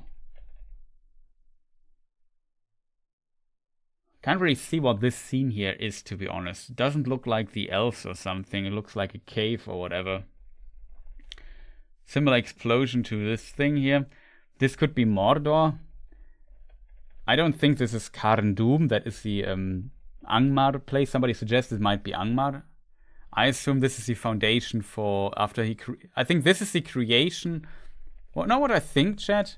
This tower is already here. We see it in the background. What I could imagine, though, is that this is Mordor, or whatever is left of it. And Sauron creates the One Ring. And this is the connection to the One Ring, the foundation of this place to the One Ring, because the foundation of Barad-dûr is connected to the One Ring. Maybe it's something like that.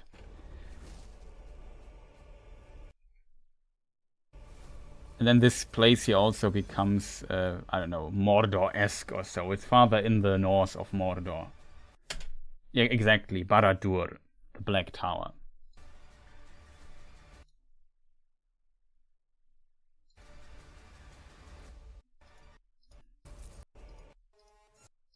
Yeah, that's an interesting comment in the chat that was earlier made. I forgot who wrote this, but somebody said this is the same place as in Rings of Power.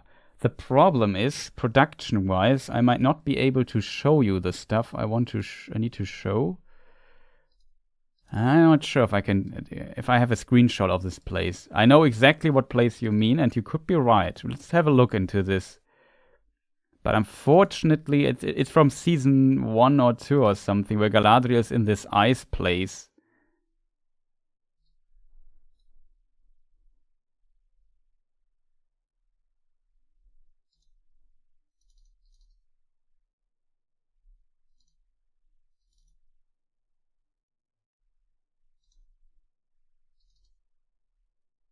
I don't have a screenshot of it, unfortunately, chat. Wait a moment, I have an idea though. Let me just go back to the start screen here really quick. I just searched for the trailer.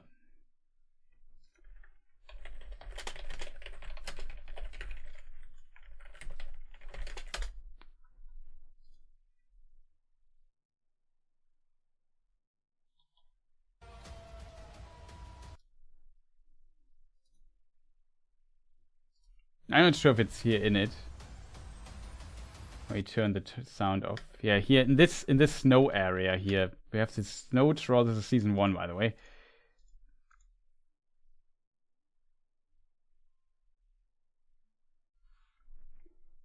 That's Finrod, most likely.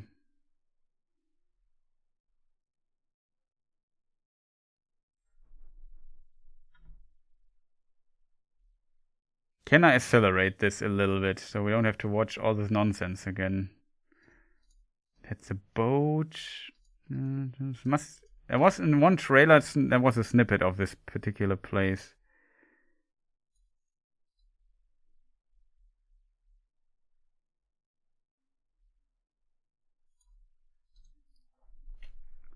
here in this ice place it was. There was like one short shot of this thing, and somebody suggested it might be the same. It was, I would here in this scene where they're hugging together. I'm not sure if we see it though in the distance.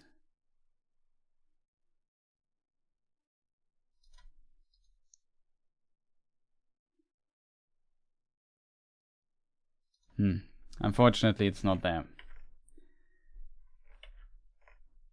But it could be this place, chat.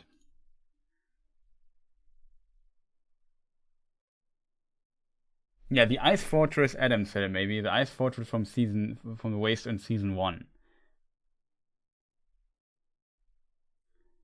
Barad-dûr is. Sauron starts building Barad-dûr according to Appendix B. We can look into this really quick. I just have to find Appendix B really quick. My mind is 1,200. No, 1,000 even. Tolkien writes in Appendix B about the Second Age. Round about 1,000, Sauron, alarmed by the growing power of the Númenóreans, chooses Mordor as a land to make into a stronghold. He begins the building of Barad-dûr. And then 1,600, roundabout, Sauron forges one ring in Orodruin. That's Mount Doom. He completes Barad-dûr. Celebrimbor perceives the design of Sauron. That's in Appendix B.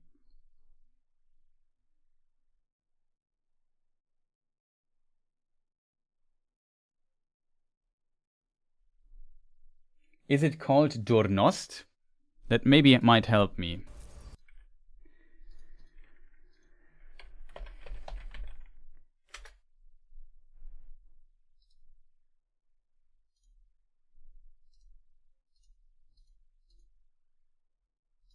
Yeah, it has very a strong resemblance to that.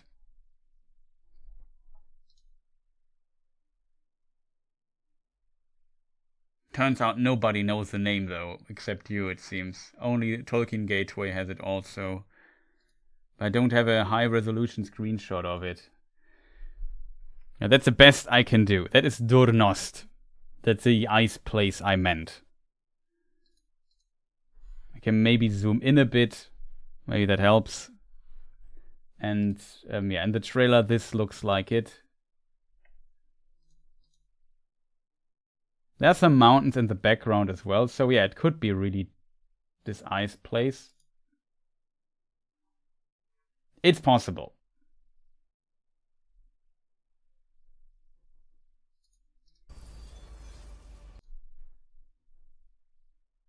I got the name from Tolkien Gateway. Awesome.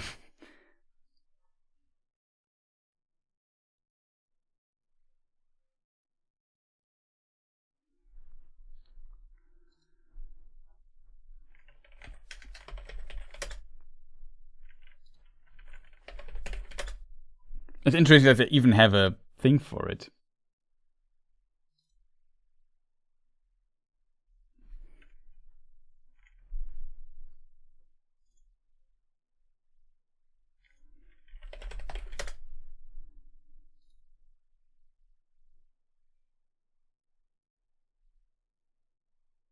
Because it's not canon. Translated, it means Dark Fortress, by the way.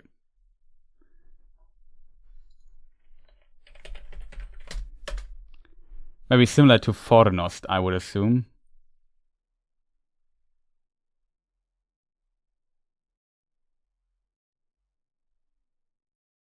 Forn means north, and Ost means fortress. Fornost means then northern fortress.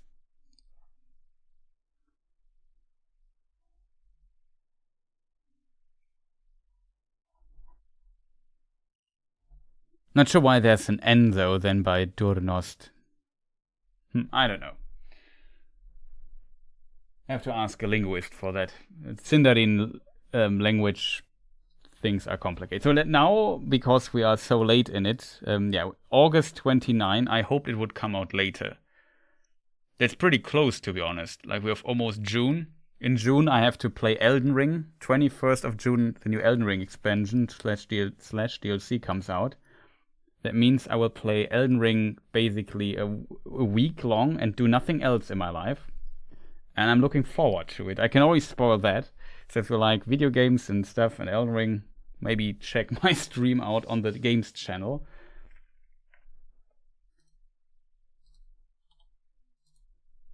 And then, yeah, after that I have the, we slowly prepare for the next thing, I guess. Let me just put in the link for the games channel.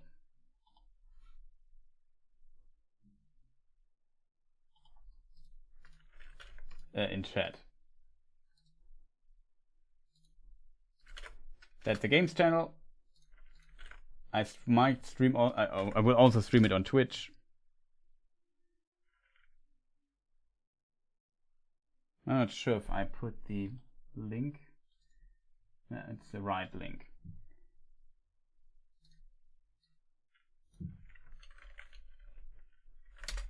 And for the German viewers, I also will stream it most likely on the German. I have also a German Twitch channel where I also will stream it. There's also a German YouTube thing called TPH Games DE, but whatever. So a lot of links I have to admit. That's, yeah, it's just... I hope it wouldn't come out at all. Yeah, I can definitely... Like, for me, it's all... I'm not that negative towards it, even though I didn't like Season 1, to be honest. Quite a lot. I always... Like somebody said it well, I have kind of PTSD from this show. It can be in the far future, and future Chris shall deal with it, not me right now.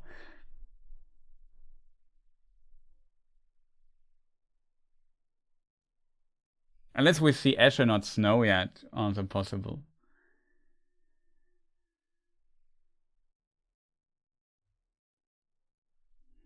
I mean, I'm not sure if Mordor has snow, potentially not, you're right, so yeah. That's a good point. Regarding this place here. We see snow here as well, right?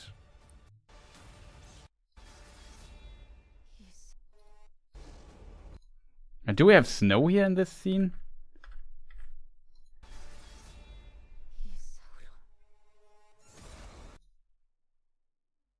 It doesn't look that snowy here. The problem is we don't have much to work here with. In the distance, I don't know.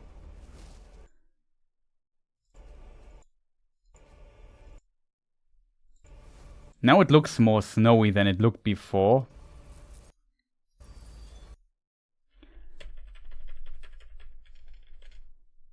I mean, it would be interesting if they really combine it and it's I don't know, something to do with the Witch King or something like that. I don't know. Angmar, though, is the story of the Third Age, not the Second Age.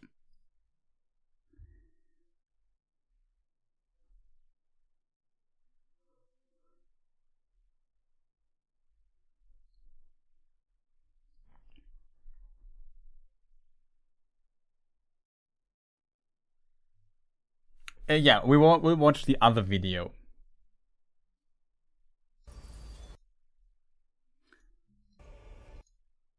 Yeah, the water turns to...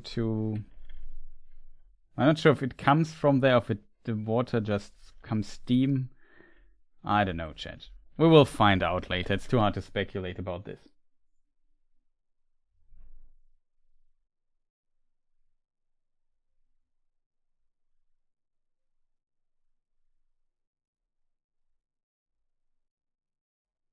I don't know. It looks like an evil place. It's not like, oh yeah, let's make holiday here. This could be like some green leftover of Mordor after the volcano breakout, even though Barad-dûr is close to Mount Doom. It's not that far away. You could argue maybe there's some green pieces left and now Sauron transforms everything into this ash. I'm not sure. You might be right, though. It's maybe this Durnost place or whatever, because earlier in the trailer we also see Galadriel somewhere. Maybe they explore it again or something, I don't know, to find out more. Like, where is this place here? Could be this thing here at the end. Maybe. Who knows?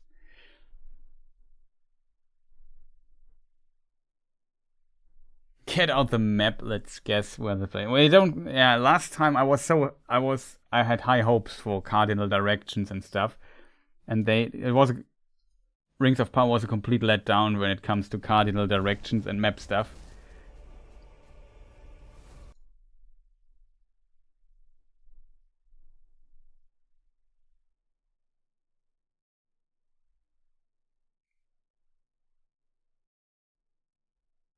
Yeah, that is an interesting explanation. Hello has a good explanation. The working theory is that the explosion is the ice place when Adar kills Sauron, so to say, as he said in Season 1, causing the explosion. That's an interesting idea.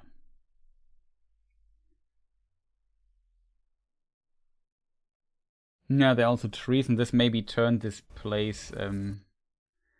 Also, if you look close to this rock here left, it definitely looks like it freezes. You also hear this classic, the stereotypical freezing sound.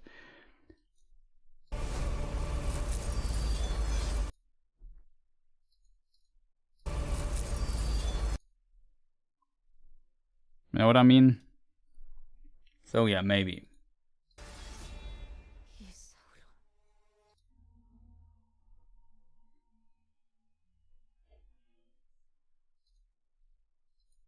It's surrounded by 3 mountains and 3 sides, yeah. That was the same case last time, and we were completely off. Even though we also tried to look at the direction of the sunlight and so on, and it didn't really work. In this scene, it's hard to see the sun, though.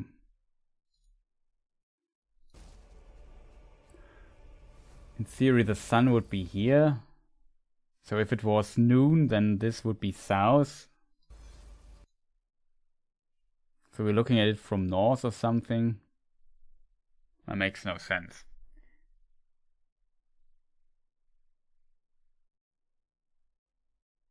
It's 2.5 hours behind. How long am I streaming? Oh, it's 3 hours again. Oh god, what is wrong with me?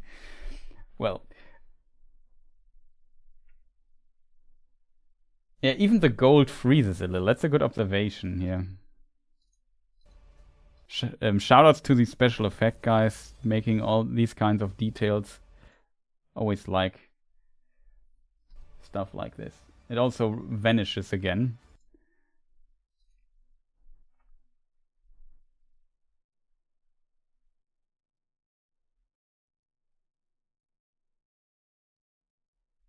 Definitely ice based on the sound, I agree.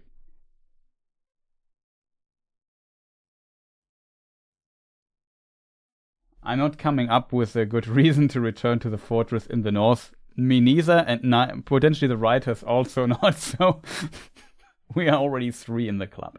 I'm not sure.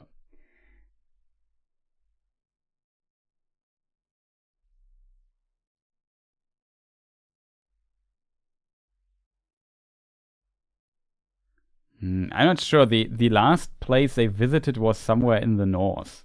The problem is always with the north. It's somewhat difficult because there's not that much.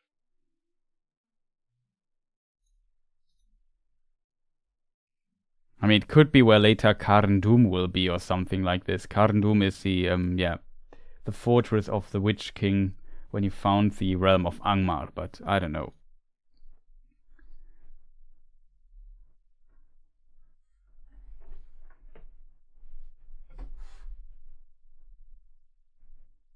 I want to hate it. Well,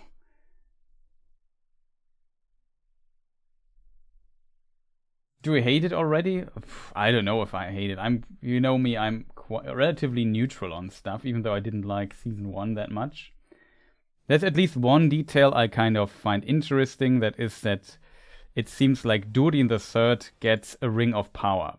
Rings of Power always have a gem, and we know that according to the dwarves, he got his ring from the elves, so from potentially Celebrimbor as a token of their friendship. So that actually makes sense. I'm just curious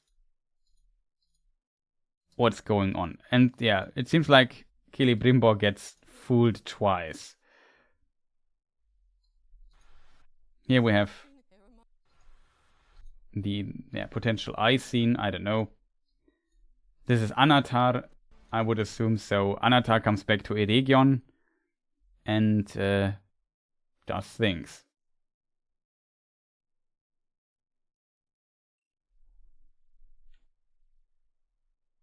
Chris is a positive guy. I like that. I want to watch it quick. So now what I have to do, chat, we go back to the map. Is it where did Amazon publish the behind the scenes stuff? There, Lord of the Rings, the story. Look inside season 2. You mean this? It's 2 minutes 50. So we're going to watch that as well. And hope we don't get claimed. We will so get claimed. I post you the link in chat so you can watch it as well. That's the thing here. I give it a like. I download it.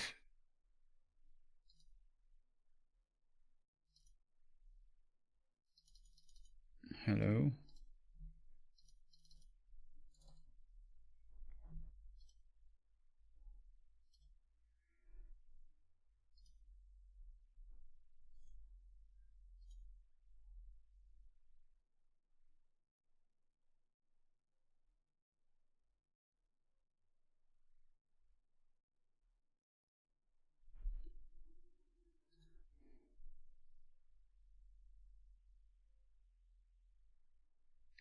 I think it's good to have as many series as we can, each other different than the other. Yeah, it definitely looks better than season 1, but season 1 made me actually ill. You can see that. If you interrupt the video enough for commentary, should we say, yeah. Well, we already said some of the behind the scenes stuff was in Tenerife, around Carachico, I think. Not sure how it's pronounced. Game of Thrones as its audience, Wheel of Time, another, and Lord of the Rings. It's all good.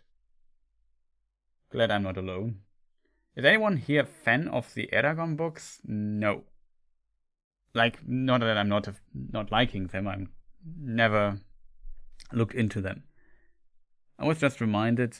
Tolkien revealed the globe map on Twitter recently. Very cool.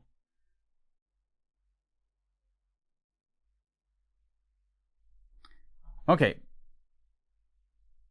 Maybe, chat, what we do as a little preparation for the next section here. I show you some ads. In the meantime, go to the bathroom real quick. Back in 5 minutes. Not 5. Let's say 2 minutes or so. Back in a moment. I'm not sure how long the ads here play on YouTube. But yeah, at least something. I'm back in a moment, chat.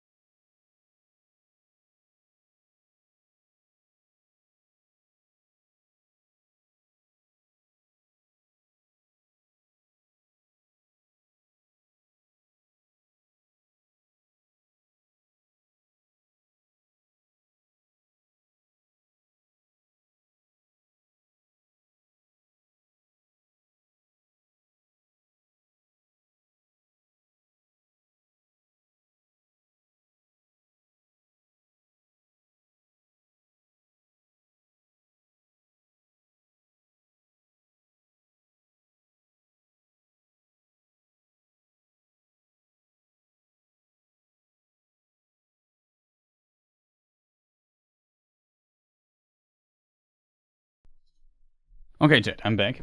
I hope the ads are also away, gone. And yeah, maybe we wait for a short moment till I'm kind of sure that everything is back. I hope also people are back.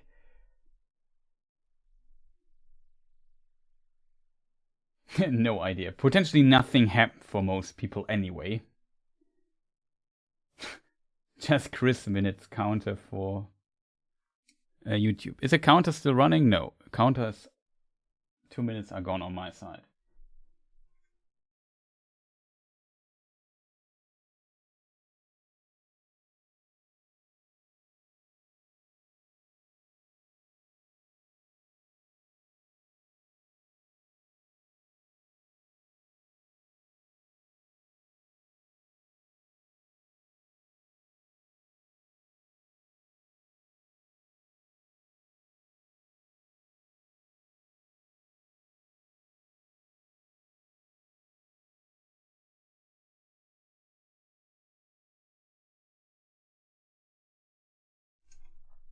Okay. I got a message here on my thing. Oh, okay. That's good. Nothing important though. Okay. I would say we looked now into the second thing here. It's called Lord of the Rings, The Rings of Power, A Look Inside Season 2. It's only in 1080p, unfortunately.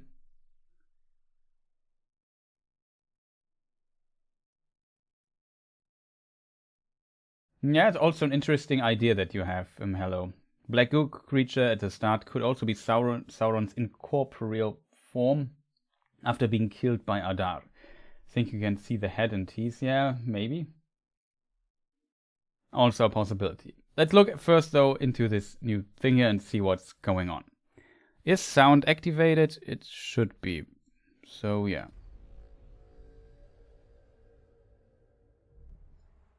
Makes the sound for you not that loud. This season, Galadriel's being driven more by a bigger purpose, and I feel she's once again becoming connected. Oh, there's also subtitles. Good. All the people in it. That's making her quest more important, since Sauron is building his strength. Here we are in Mordor. One of the exciting things about this series, we're going to get to see Sauron out in the open, making everything happen. We'll be able to watch it all unfold. With Durin, his relationship with his father has gone, and his pride has taken a massive hit. The darkness did reach him. He's received the biggest blow to his spirit thus far. It gets a little darker. The chessboard's been set, and I'm seeing the chess pieces move. The second season, it really feels like the gloves come off. Brace yourself. Set a watch at every crossing. He must not escape.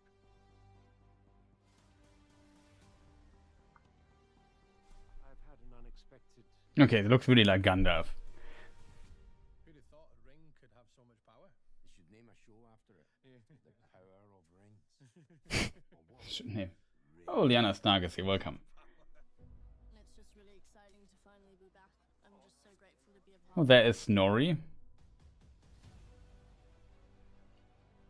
Here we are in new territory. Oh, John Howe.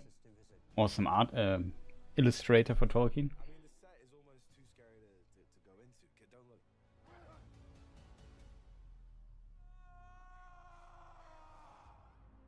The detail that the craftsmen put in there is incredible. You absolutely get lost when you're here. When you're in costume on the set, you're going to discover even more wonderful. Yeah, it made the volume very low to not get into trouble or something. This time you will see us in all our glory. There's things that we're doing that are completely new, and you do sort of get plunged straight into the story. It's been a long way.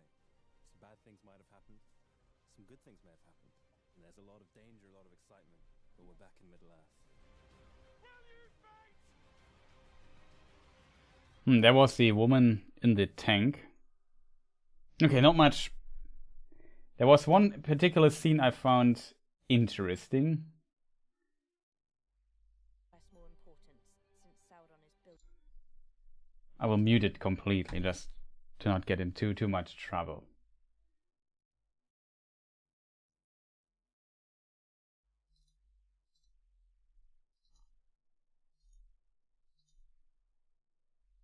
Okay, yes,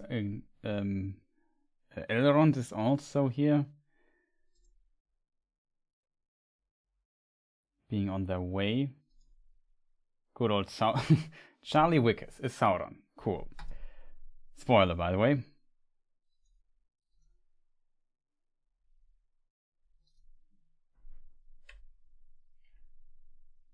Now we have some orc stuff potentially going on in Mordor. We still have this sign. We remember this from the first stuff here in the background. We have Adar, the new Adar. Unfortunately, they had to switch the actors. It's very unfortunate.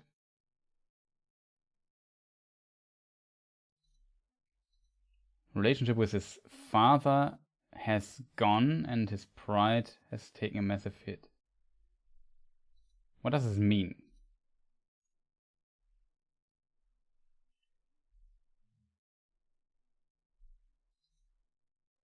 Darkness reached to him. Somebody's burned here.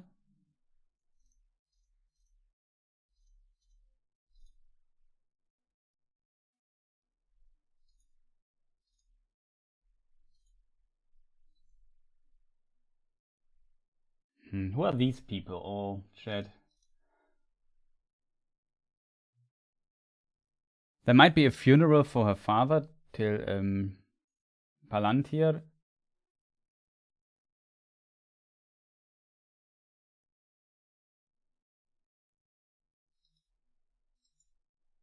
And she's also back. Earian.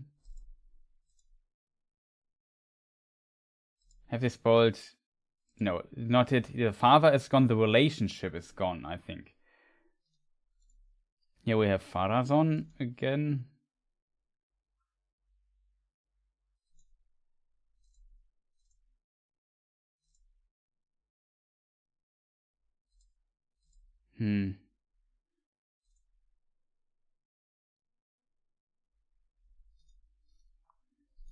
The question are these, who are these prisoners here?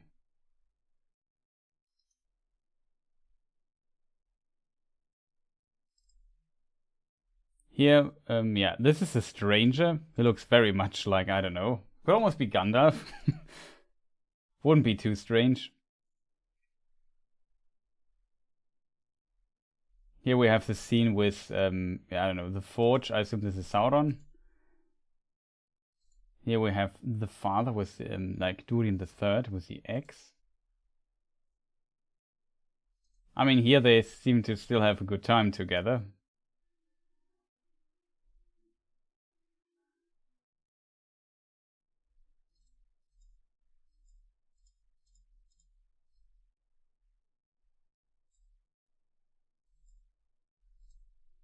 He's still marked as Prince Durin the Fourth, though, in this thing. Maybe to not spoil anything, I'm not sure.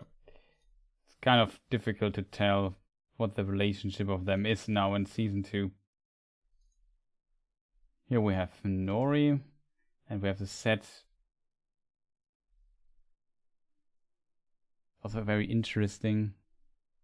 Some Dwarven stuff here in the background. Some Numenor stuff. Elendil. Could be something like, I don't know what's going on exactly, but we have the more important people, like we have Elendil, we see his daughter here in the background and so on. Maybe some kind of grieving ceremony for Isildur, so because they still think he's dead. Speaking of dead, we see spiders here in the Dingens work. See here, it looks like a spider or something. We heard about that Shelob might appear in this season. And he's kind of also as orc.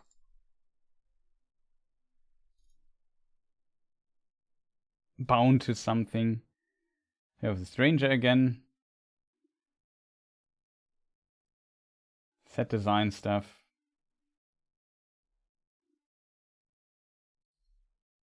Bear McCreary is back.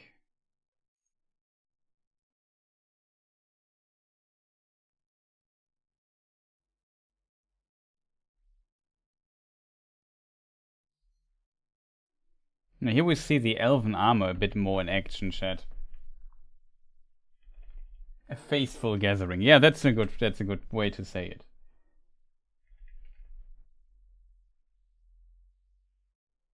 Yeah, Bear McCreary made definitely some good tracks. I have to agree on that. Okay. Armor from Elrond doesn't look too bad.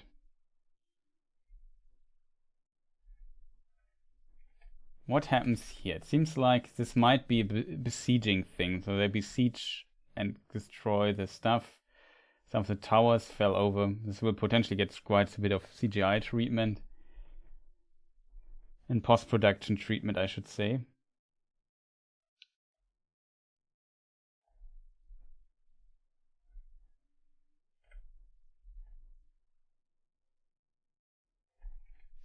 Isidore is again carried, or I don't know, maybe saved by the horse and dragged along.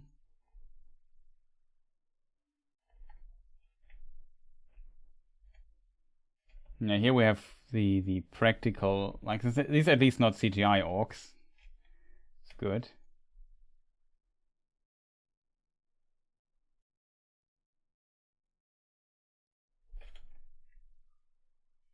Huh, who's that dude?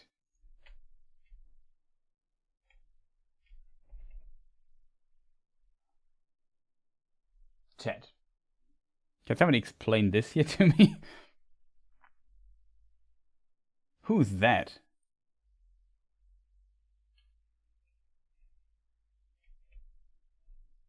Also, this is a sea monster scene.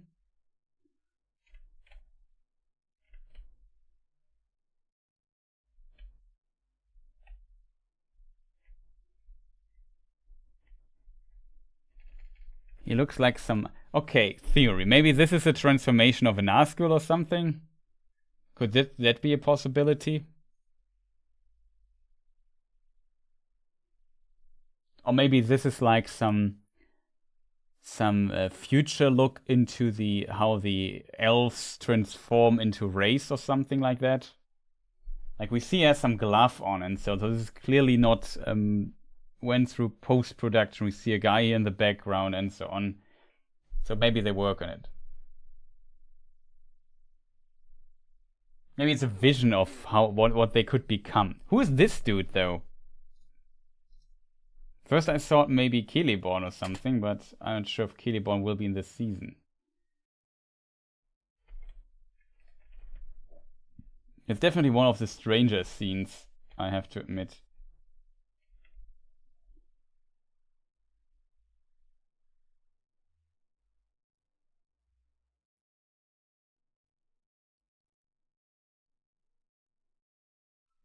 It shouldn't be the King of the Dead, but it really looks like that one to me. Yeah, it could be Celebrimbor.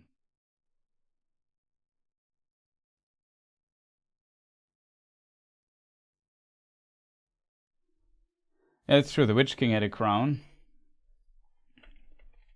Why does she have a palantir, though? Is this a palantir she's holding? She's holding a spherical stone. Usually in Lord of the Rings, if somebody has a spherical stone, it's usually a palantir. Doesn't look like the classic palantir, though.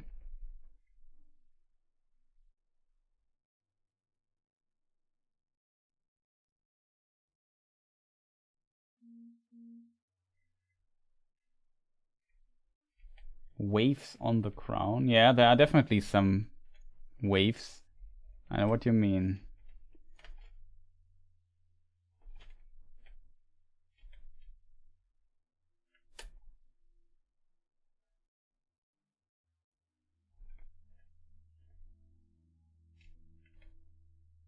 I mean, it could be multiple things. Maybe, usually they don't have crowns. So it could be a ring wraith, it could be a barrow wight, or some related thing. Maybe it's one of the mulips again. I don't know.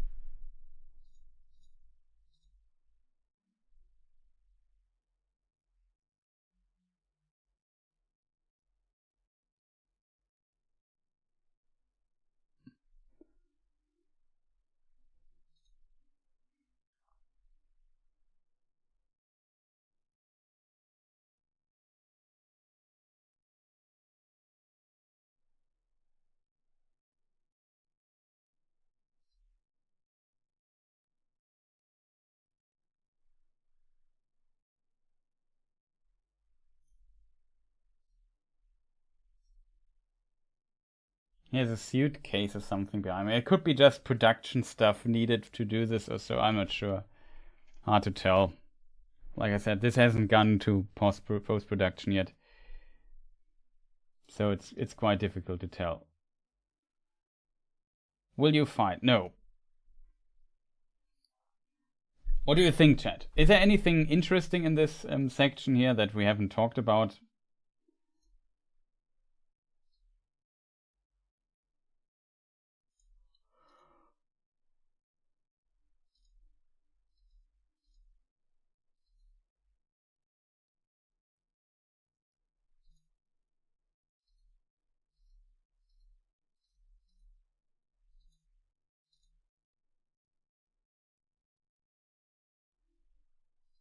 Left hand was glowing green.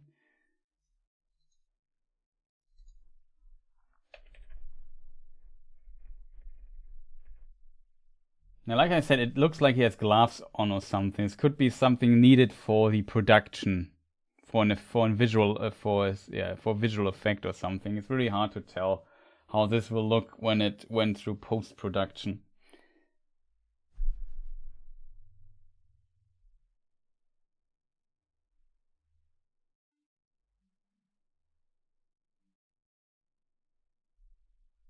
Prediction: the sea monster is the Fastito colony. Yeah, we read the poem at the beginning of the stream of this from the Adventures of Tom Bombadil. Possible. I'm not sure if they have rights for that, to be fair.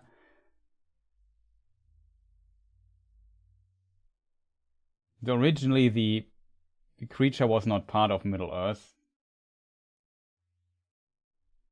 Old elf at 106, so that's interesting. Yeah, that is actually true. I first thought this might be the new Adar or something, but yeah. We see Adar here somewhere as well, right?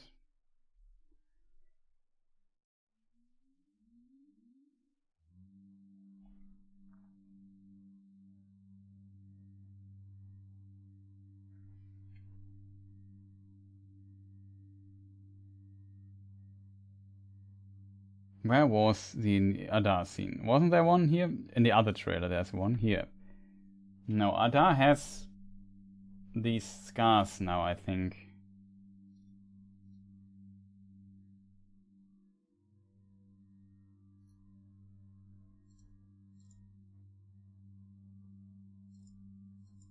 It would be unfortunate. I mean, Círdan isn't yet that old. Maybe it's Círdan, you're right.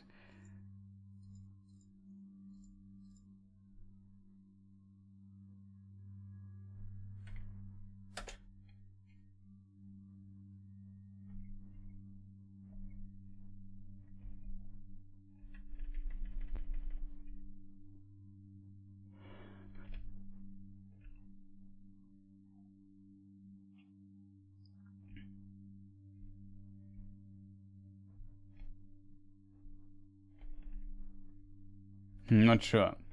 Why would Círdan be out so far?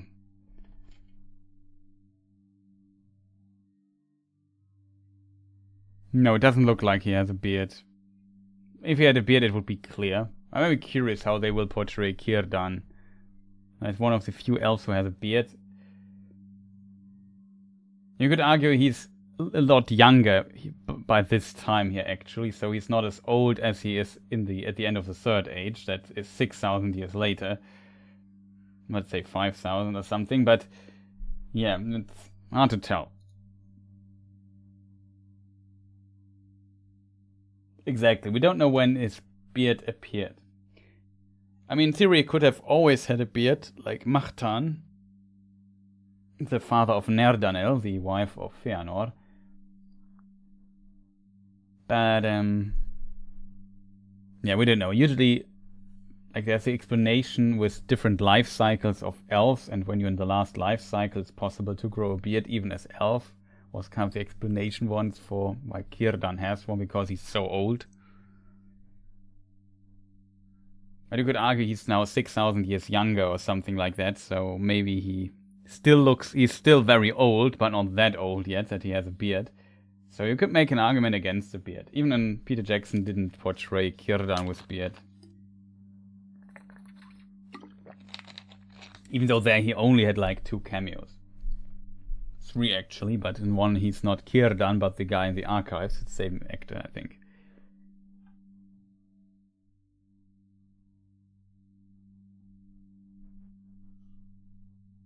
If they make making Stranger Gandalf, could the grey guy be Saruman? That would also be interesting.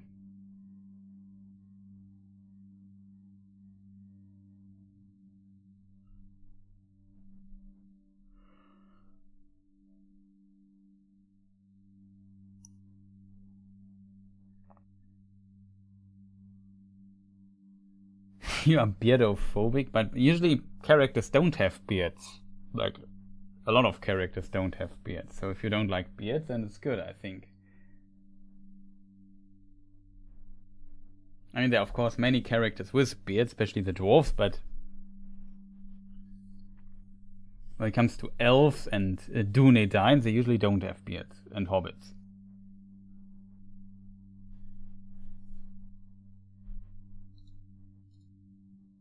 Yeah, exactly. I would expect Círdan to look more regal. Exactly. I also like he has to stick out. It's Círdan, one of the, I don't know, oldest, wisest, and quite important side characters in Tolkien's world. So he should definitely, I don't know, stick out a little bit more. Not look like a henchman or something.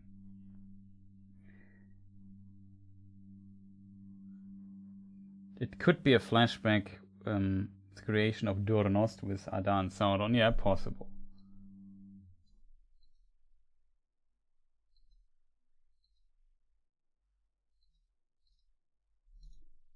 We have this figurine here, the statue. I would assume this is Numenor, the statue we see here. But could also be Eregion or something. Do you think this is a statue of Anatar?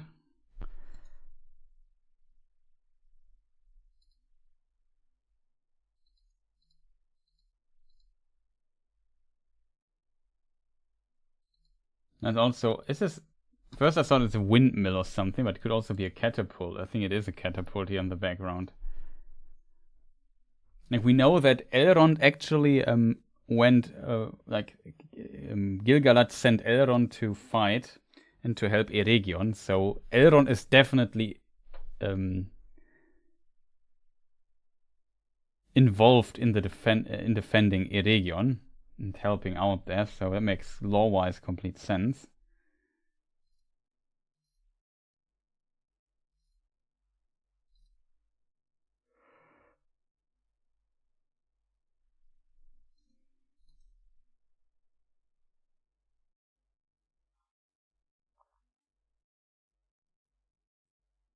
Exactly, likely Círdan will look like a Californian surfer dude. I don't see that coming, but I don't know.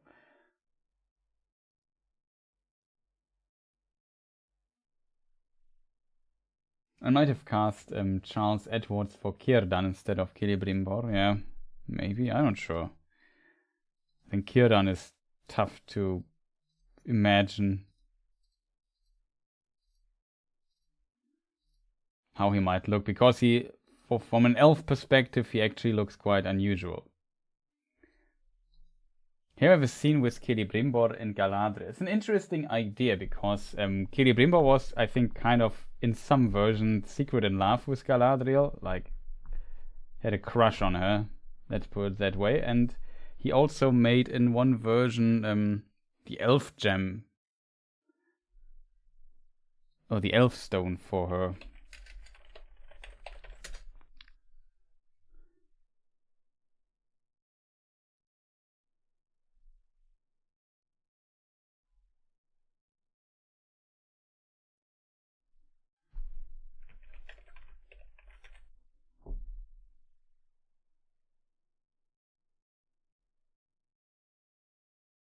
Or not, he made like another version of it. The original elf stone is from Gondolin.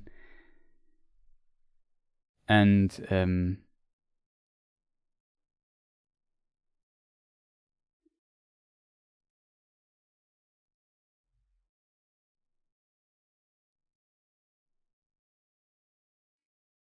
Yeah, and she wore it, and that was given to Idril, but it's a complicated story.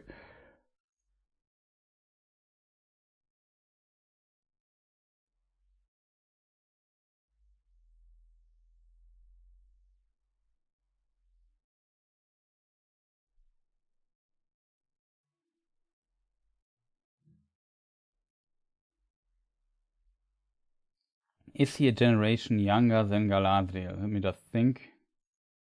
Yes, he would be a younger generation. It's true. I mean, in theory, they could still be the same age, to be honest. Depends on when he was born and stuff. But yeah, in theory, he should be quite a bit younger than Galadriel, for sure. I have a crush on her, too.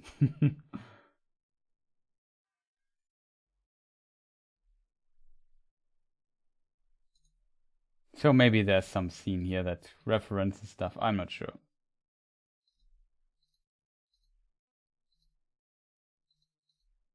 At the end, they do what they want anyway.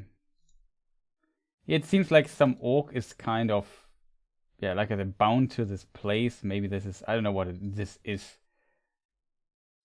Looks kind of scary. I assume what Isildur is trapped in Mordor in some way. Not sure what these things here are supposed to be.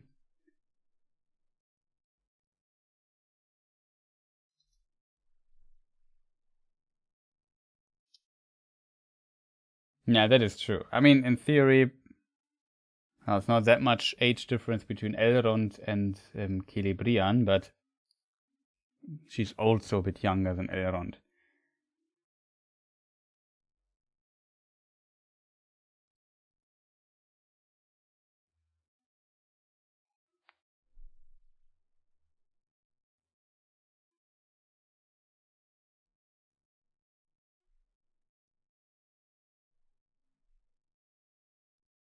(2:27). Oh, I'm curious.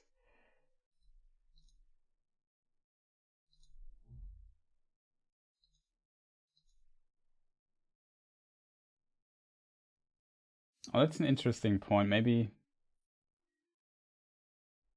wearing the same ropes as Pharazôn at 54. I wouldn't say it's the same, but at least color-wise in the same ballpark.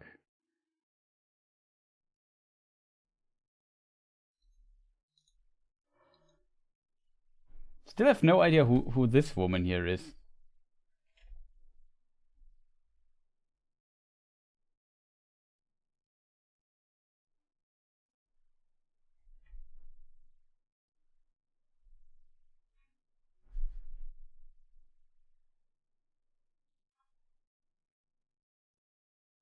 If you can remember how it was before going to Aman, then you are ancient, yeah.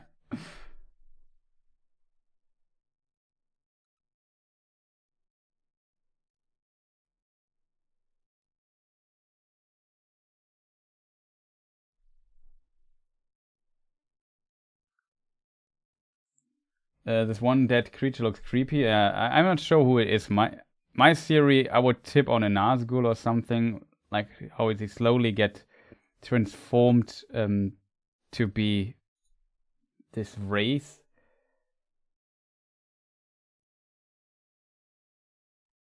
Beyond that, I have no good theory of who this might be. Yeah, or something completely new. I mean, it's not like... Didn't somebody say these 3 women from season 1 are kind of back? Do you see them here somewhere as well? Yeah, it might be a Nazgul in the making. Yeah, exactly.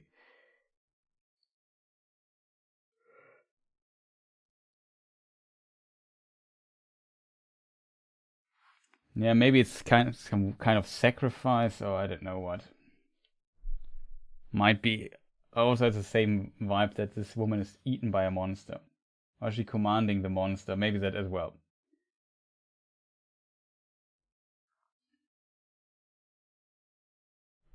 It would be too early for the Nazgul, to be honest.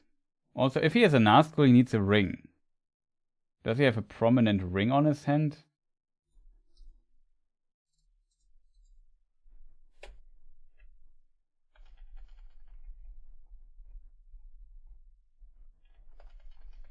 No, no ring so far. I don't see a ring.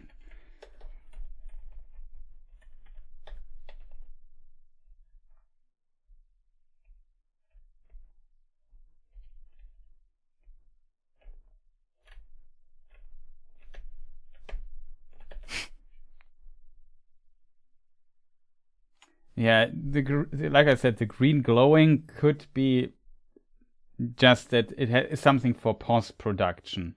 Like this image, because we see a dude here with a cap in the background as well. So this scene is not the final scene here. It seems to be not edited yet. So there might be more to it later.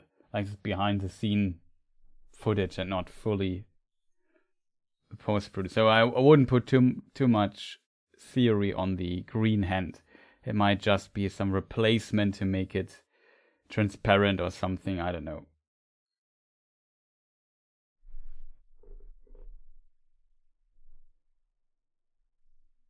Could be a technical reason, that's my point. Or maybe to support some effects that they later do.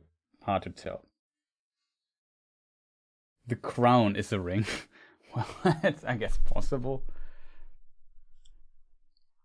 I mean, it could also be a vision of Farazon from the future. Excuse me. Farazon from the future.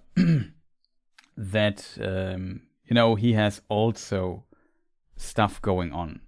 Like he's put into these, what are they called?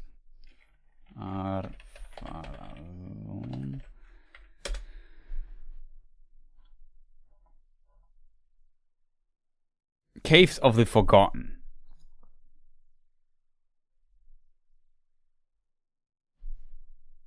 I'm kidding, okay.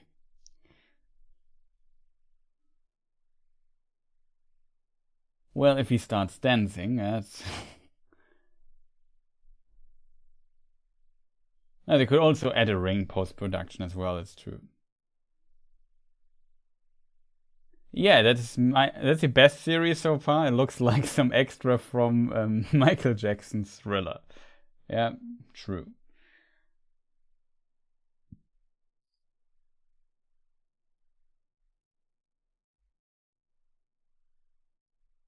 Yeah, that's a good point by Rosemary. I feel like it has to be connected to Numenor because they kept going on about how Numenorian culture is so connected to the ocean and to the sea. That is true. On one hand, though, we know that at least some of the Nazgul were black Numenorians. Not all of them, but some of them had Numenorian descent.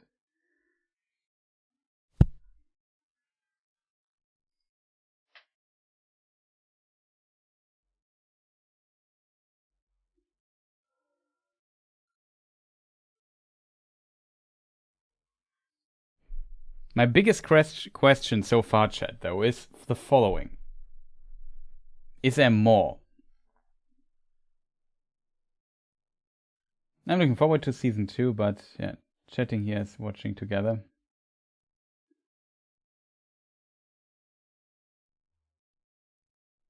I'm not looking forward to season 2, but us all chatting here and watching. Okay, now I get your sense. Sorry for reading it wrong. I mean, it would not be the first time, interestingly, Farazon becomes a Nazgul. Like in Shadow of War, spoiler, it's also implied that Farazon becomes a Nazgul. Same as Isildur, which also makes no sense, but whatever. Same as Hammerhand, which absolutely makes no sense. Yeah, it could also be a Barrow-wight or something like that. Definitely a possibility.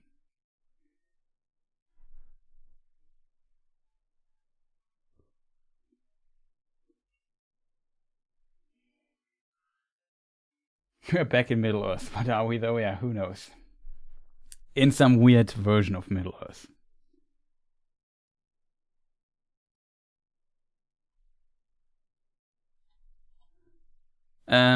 Is there more stuff to watch, chat? Maybe I go back to my starting screen here.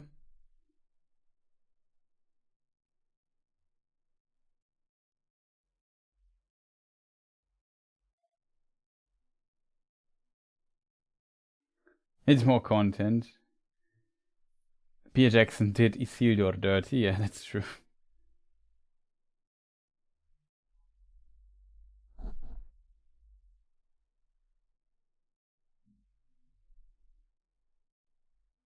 I love watching streams with you guys. That's what I mean. Yeah, for sure.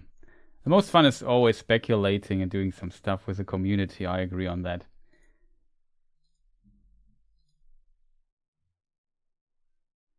And we could look into Reddit or something. Or I look into it and I tell you what other people on Reddit might think. You could think, what? Who wants to know what people on Reddit might think? For sure, but... And that's an official poster with our good old friend Mr. Sauron now. Anatar.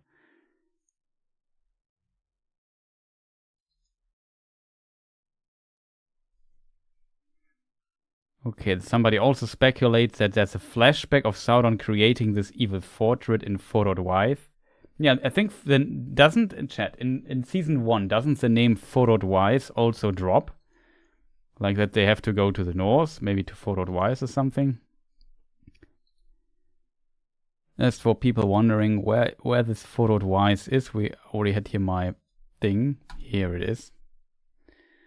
It's just the huge area past these mountains. Yes, it does. Okay. When Galadriel says, for none now live who remember it, she's actually talking about the state of Chris's streams. For the start of Chris's streams, yeah.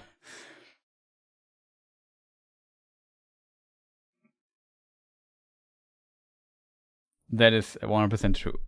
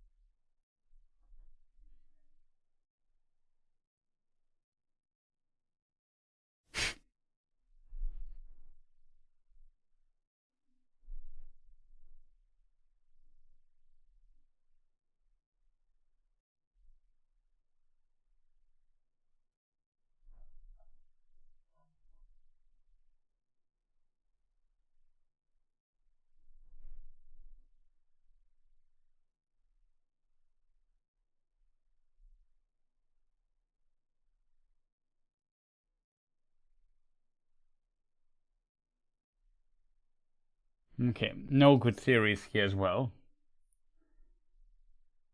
Some say, though, they hope it's a Barrow White, and then Tom Bombadil shows up, and they explain nothing. That would be funny, to be honest.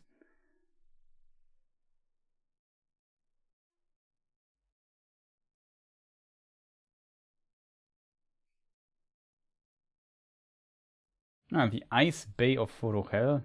Maybe that's mentioned there. I showed it on the map. Like, let me show you the third age map. There should be a naming up there. No, there's no name here. But yeah, this bay here. Now I can use the other arrow. This is the Bay of Forochel. That is where Arvedui hides for a moment. And then he gets in contact with the Lothos, these snowmen here that live in this region and help him out.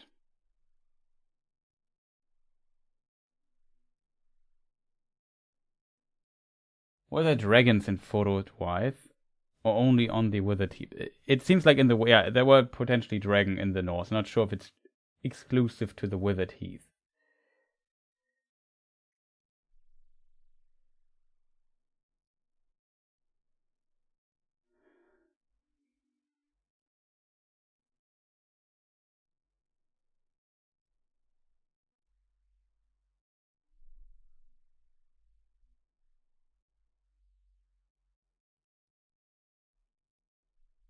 It seems like there was a leak. Whoever said Farazon plus Eagle would be showing up had some inside knowledge. Yeah, it seems. Not that on my bingo card. I did not have it on my bingo card as well.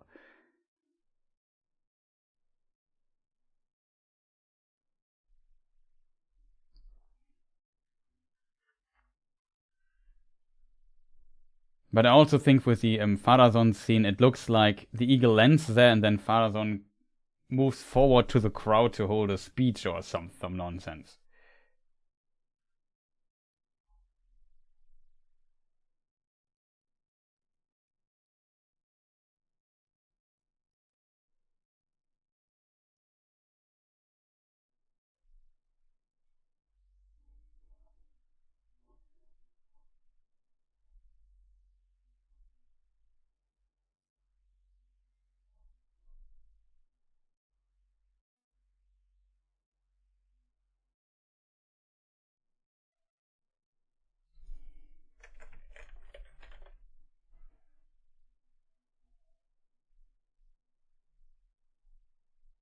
Oh god. Okay, that's an interesting thing. I just somebody discovered something interesting. We have to go back to the video description. That's wrong. That should be right. Oh god, it's really true, chat. We have overlooked the most hideous of all details, chat. In this text here, usually it has no views. I clicked so early on it, I was basically the first viewer and gave the first like. I just want to point that out. And it's on tape now. However, yeah, this sentence. A lot of blah blah blah. World is increasingly on the brink of calamity. Elves, dwarves, orcs, men, wizards, plural, and half-orcs. As friendships are strained and kingdoms begin to fracture, the forces of good will struggle ever more valiantly to hold on to what matters to them most of all, each other.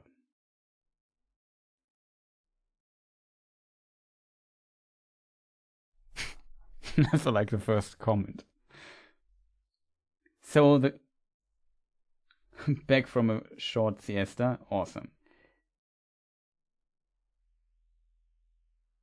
Farazon will kill the eagle. You just can't simply kill an eagle. First of all, you would get angry calls from PETA if you would do this.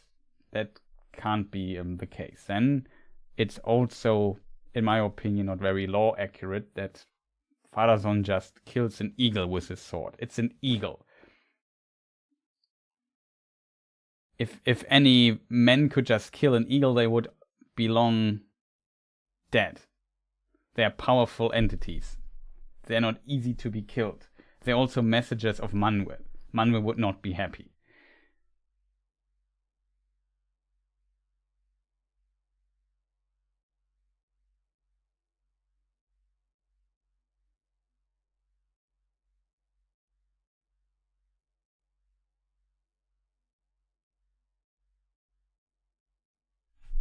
Just seen your description. Yeah, I wrote it in the description of this video that how did I phrase it?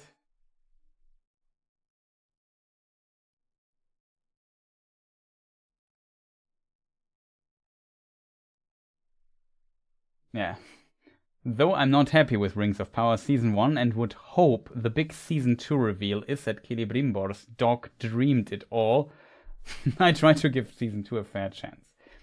Yeah, I try to give stuff a fair chance, but I still hope they kind of forget about the stupid Season 1. It was, in many parts, just not great.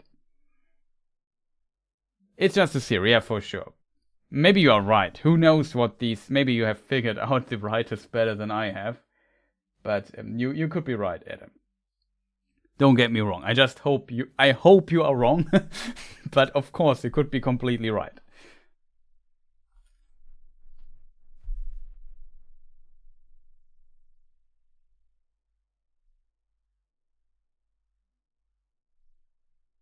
I'm also curious if the eagle will speak, because the eagles in Tolkien's universe can actually speak. They do it in The Hobbit, they They do it in Lord of the Rings. They do it in the Silmarillion, I think. Still not too sure about the Silmarillion. Is there an eagle speaking in the Silmarillion? Potentially, yes. But there's not that much dialogue in the Silmarillion in many stories anyway, so maybe not. I'm not sure.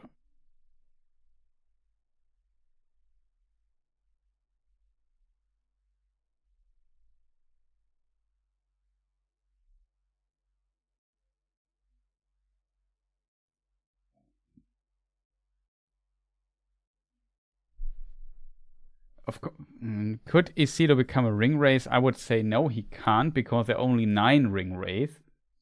And they first appear... Let me just Google when Isildur was born. Where is my... Here it is. Oh, you have a black screen now.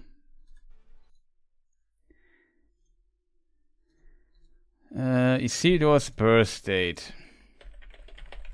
Like, just lore-wise, would it be possible for him to be? No. His birth is 3209, and the Nazgul appeared 2251 the first time in the Second Age. Quote from Appendix B.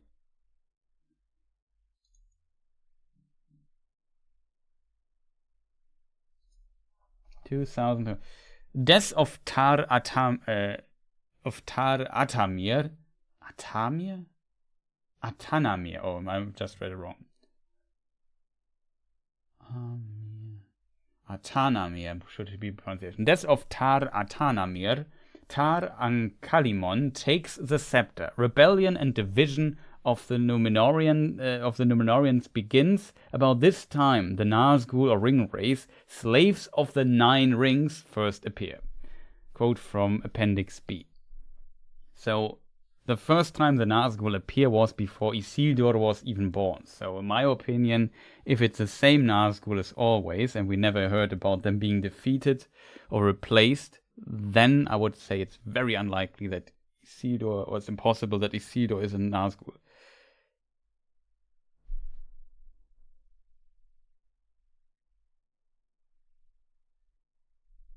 It's true. Farazon for sure turns out pretty evil. Didn't Thorondor speak? I'm also pretty sure he spoke at some point, but I'm not 100% sure right now. Huan could speak like 3 times, yeah.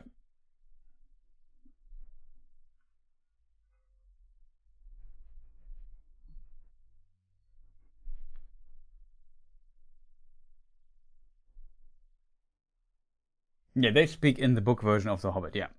They do. And in Lord of the Rings they also speak. In the book version.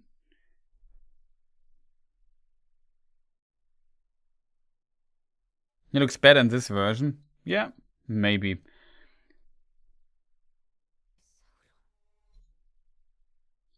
I have to admit, this shot I also kind of like of him. He has this unsettling smirk. I kind of think that's fitting.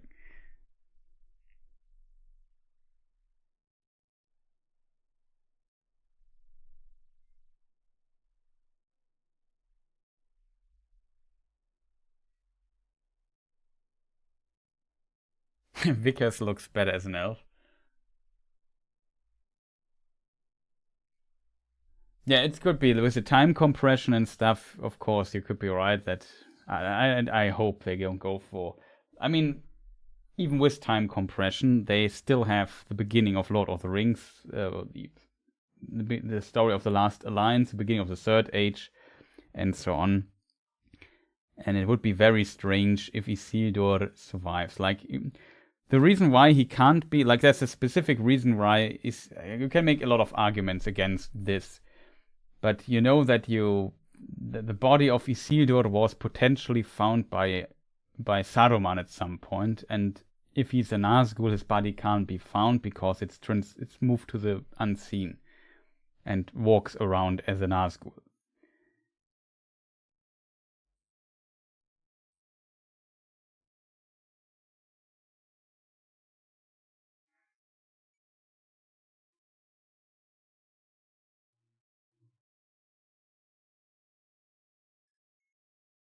If I was dating him, I would prefer season 1 look.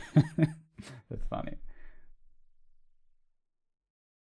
It does in the video game, yeah, in the Shadow of War. Talking about the video game stuff. Not too important. Okay, chat, what are we going to do next? That was the big reveal. I tried to interpret as much stuff out of it as possible, or figure it out. And the problem is, like, yeah, the writing in season 1 was just off too many times.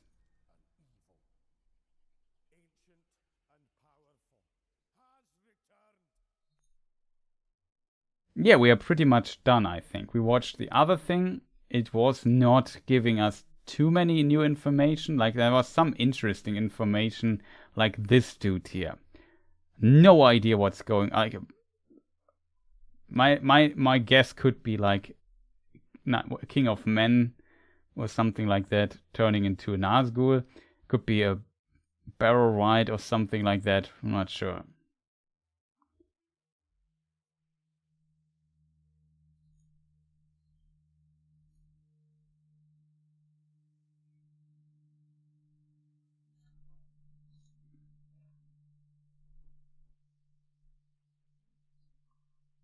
Here also we have the same text basically, and it also mentions the plural wizards.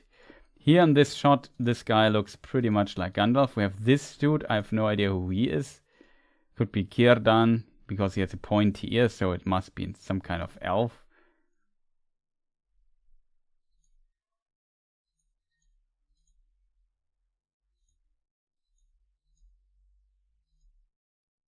Nori is back. We know they do some stuff here. In the set, there is the well we have seen, and we have seen the stranger there. Stranger looks a bit too much like Gandalf for my taste. Theory is still that the stranger is, there he is, that the stranger is like one of the blue wizards. I'm not really sure what's going on there with those guys. It could be Adar, maybe I'm not recognizing him properly, that's definitely also possible. Disa does some singing again, which is cool, I think. Here we have like a scene with Durin the Fourth and our other friend here, Celebrimbor. Maybe this has to do with him giving the ring to his father, to Durin the Third, to the father of Durin the Fourth, which also still makes no sense. Here you have a wounded Isildur, like he's trapped still in Mordor and has to escape.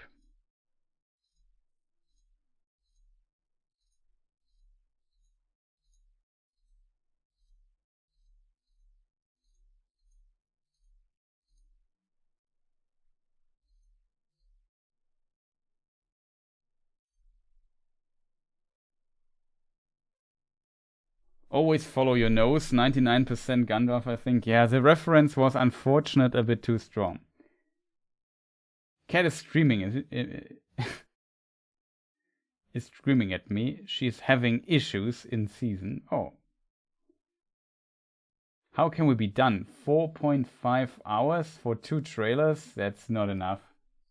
First of all, I'm very hungry.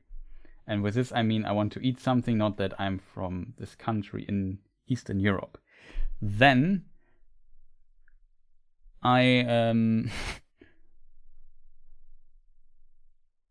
planning to maybe make a very short version of what we discussed here.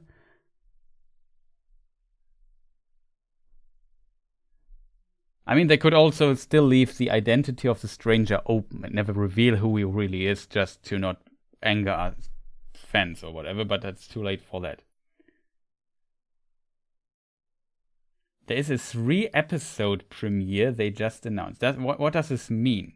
Do they release on premiere 3 episodes, a patch Raider? Very curious about this.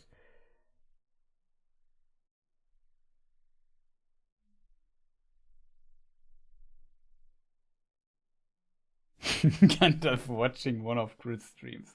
300 Lives of Men, and I don't have enough time.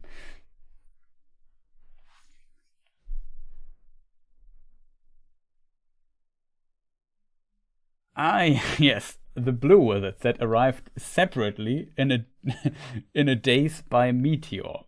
Yeah, exactly those. I mean.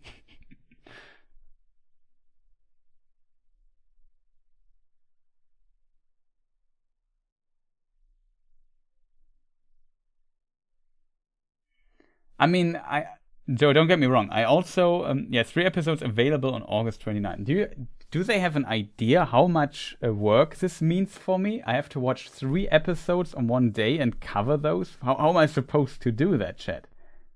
That is impossible.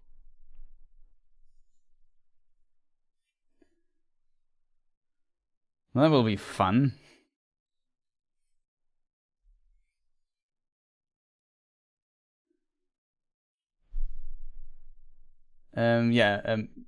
Of course, it would be cool to see Gandalf again. I also really like seeing Gandalf, but I feel like when you want to show us Gandalf and stuff, why not make a third age show and don't make a second age show then? I hope it's not on midnight. Well, time-wise, I don't care too much, but I can definitely see that people might find the timing annoying then. 24-hour stream? No thanks. I like to sleep in between. But I can tell you the covering Rings of Power last time was like an absurd amount of workload for me. That really burned me out quite a bit.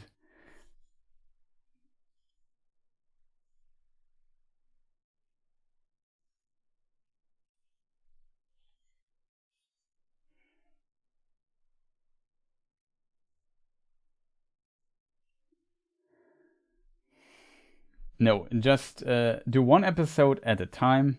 Chris, we don't want you to die. That's one of the friendliest things I have ever heard on the internet. Much appreciated. Though to be honest, I've also had friendly comments in the past, but yeah, kind of like, yeah, don't just take your time. I don't want you to die. Don't worry, I try to avoid dying.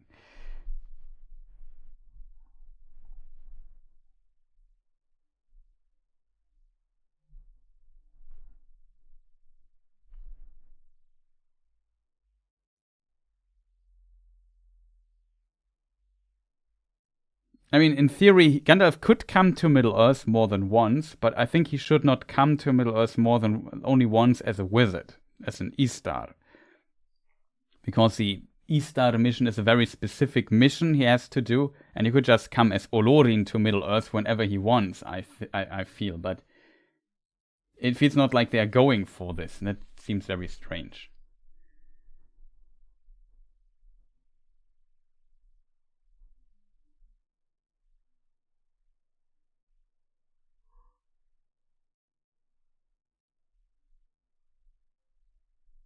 Oh, Wintex is an interesting theory. It's possible they release 3 episodes so that it doesn't schedule conflict with War of the Rohirrim. Yeah, for sure, it's a possibility.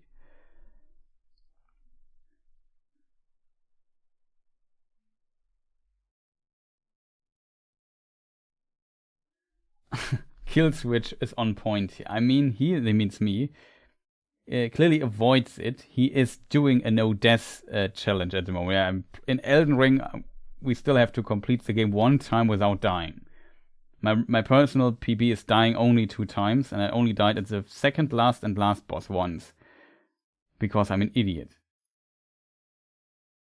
So I still have to do the no death run in Elden Ring, but that's a complete different topic. But yeah, that's exactly what I try.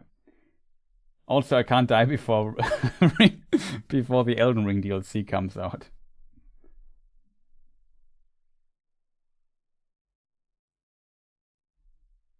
You know, it's not obligatory to cover. I mean, it for sure it is not. The problem is YouTube is a merciless place for content creators, especially when you want to have views on your channel.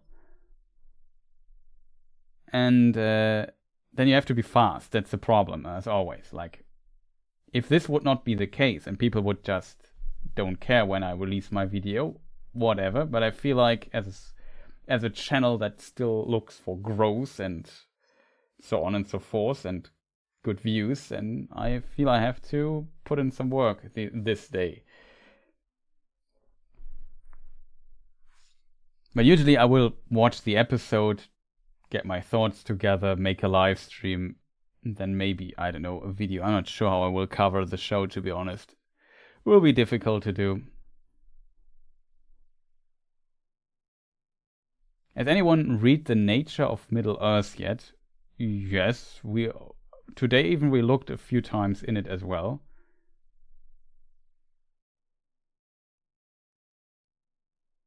You mean the book, right? Now, for example, the section about the Valar being able to teleport. That's from Nature of Middle-earth.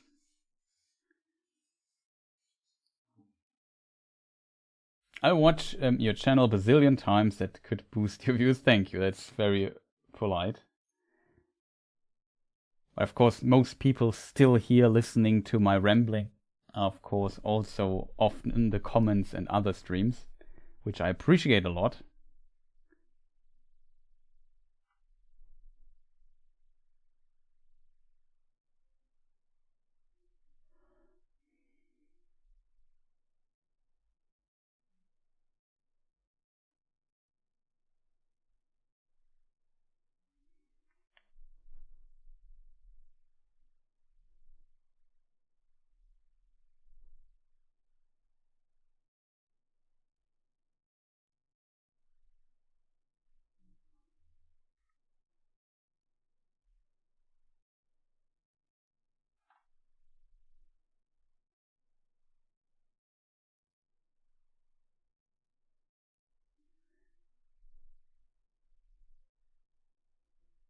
Yeah, that is true. There's one version where Olorin is one of the Guardians coming to Middle-earth in the First Age.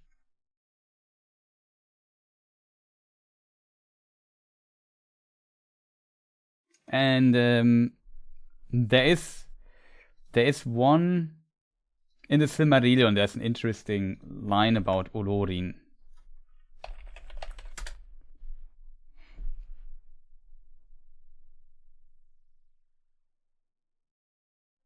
But of Olorin that tale does not speak, for though he loved the elves, he walked among them unseen, or in forms as one of them, and they did not know whence came the fair visions or the promptings of wisdom that he put into their hearts. So that you could interpret this as, yeah, sometimes maybe he visited the elves in disguise. It's not clear, though, if this section here talks about the elves in Aman, or if the elves still wandering in Middle-earth. That's not quite clear. I think there's another quote somewhere that kind of hints at Gandalf actually visiting Middle-earth from time to time as Olorin.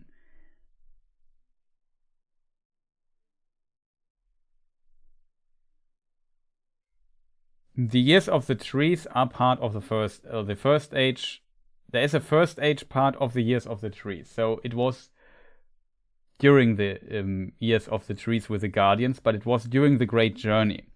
And according to the most common definition of the First Age, it starts with the awakening of the elves and ends with the end of the War of Wrath.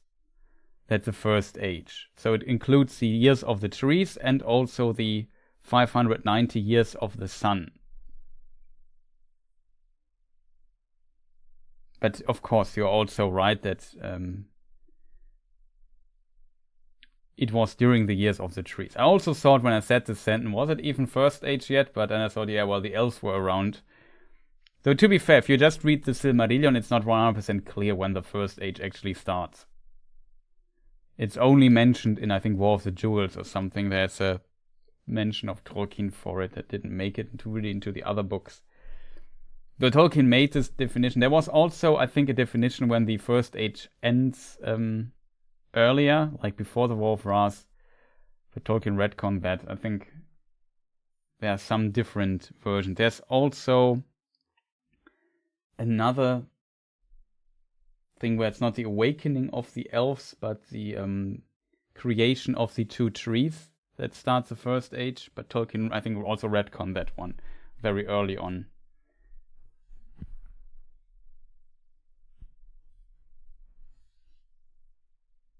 Yeah, that is true. I won't have the 3 times the views. Like I said, I'm not 100% sure how to cover it yet, to be fair. It's the same problem I have currently with Elden Ring, because I would like to cover it in English and in German, and the day only has 24 hours. That's a big problem for me.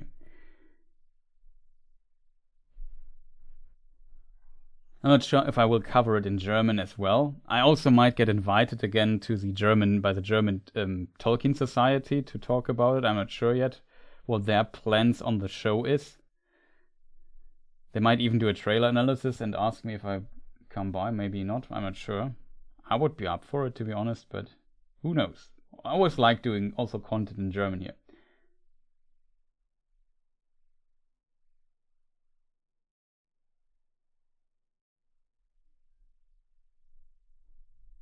Yeah, that's true. It depends on how long the episodes are. I enjoy your channel a lot. My favorite of the Tolkien YouTube gang. Thank you, much appreciated, Dabionical.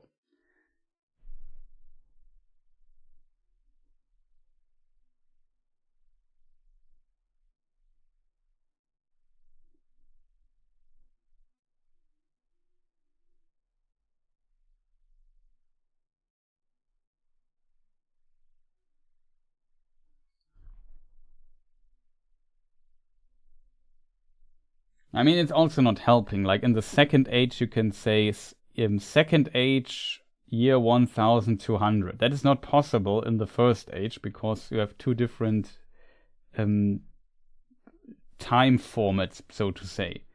You have the years of the trees, which are in Valian years, and then you have the years of the sun, which are in solar years. And then Tolkien also has, I think, 4 different versions for the conversion between Valian years and solar years. One is flat out 10, one is 9.581, I think. One is 100 years and one is 144 years, depending on at what time you look at it. But then the dates wouldn't also not fit anymore because Tolkien might have changed. A complicated topic. Let's not talk about the time stuff. I just want to mention it here to not anger those Tolkien fans who are deep into the date and time stuff of Tolkien's writings. They usually get very angry at me if I just simplify things.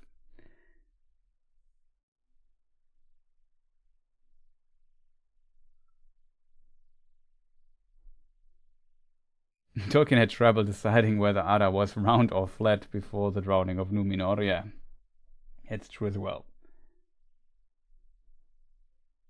I appreciate you having a live chat this quickly. None of the YouTubers have yet, except maybe Fellowship of Fans. Yeah, well, Fellowship of Fans, to be fair, also very active in this matter.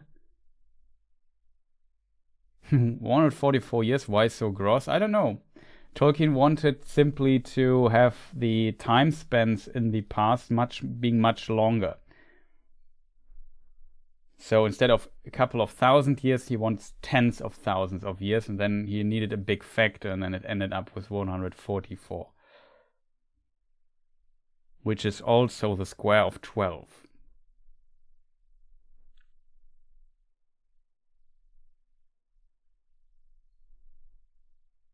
It dozens, yeah.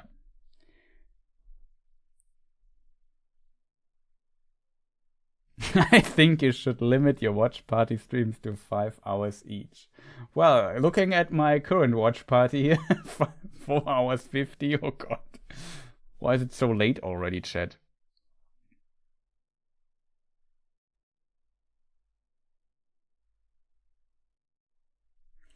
Robert Foster, The Complete Guide to Middle-earth, started the First Age with the years of the sun. That biased my viewpoint. Yeah, I can see this.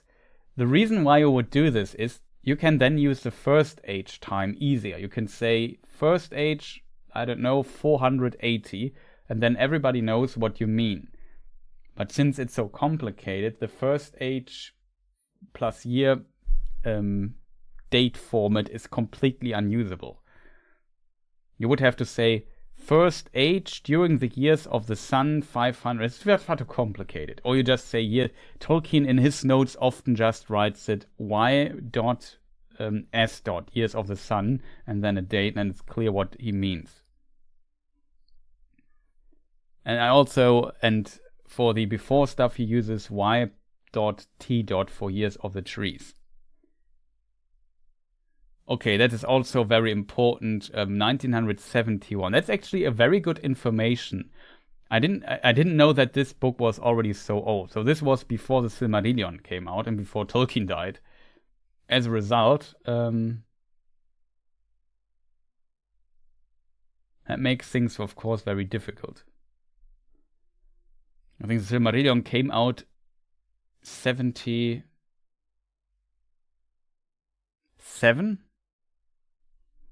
Not actually sure. 70. Yeah, it should be. Really on. Let me just look up the date. Yeah, 77 it came out. 15th of September 77. If we make streams 5 hours long, we will need diapers and IV fluids. Well, I hope not. This time I made a break in between, so nobody can complain.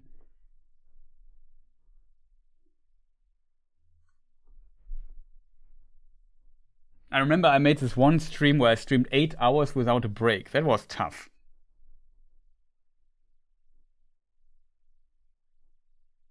I think Bilbo invited 144 guests to his party. Then he insulted them by calling them gross. 1977, yeah. I also looked it up already.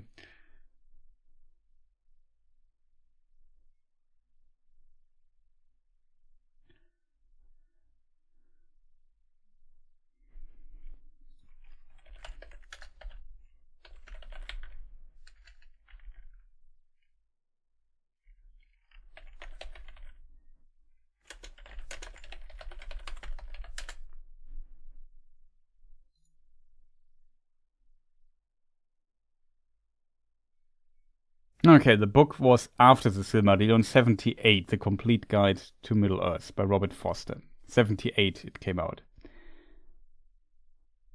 So you only had the Silmarillion to work with. It was pretty fast though then. March 78 already. Wait, there is a guide from A Guide to Middle-earth, published by Mirage Press. The edition contained only information about Lord of the Rings and The Hobbit, and as it was before the publication of the Silmarillion, it was included in a 4-volume box set, John Ronald Reuel Tolkien, The Man and His Myth. Okay, that is the first edition of that. And the second edition, that was then called The Complete Guide.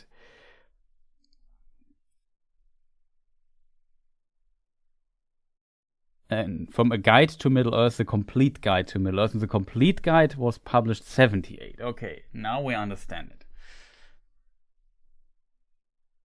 Okay, now it makes sense. Okay.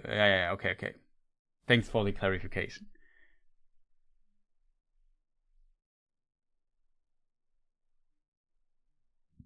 That's true. Bilbo's birthday was like Bilbo, and it was 111 and 33 Frodo at the birthday party in Lord of the Rings. Combined also 144. It's a magical number in this book, it seems. Chris starts a live stream. Elrond, I was there 3,000 years ago. Exactly.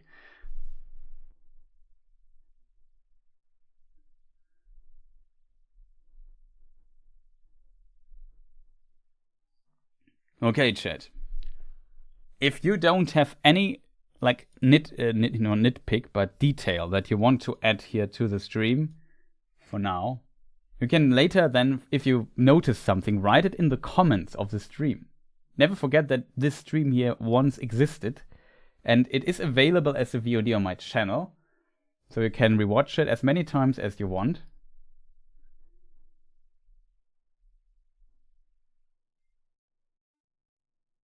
You mean 11T1? Yeah, this confuses me greatly as a German.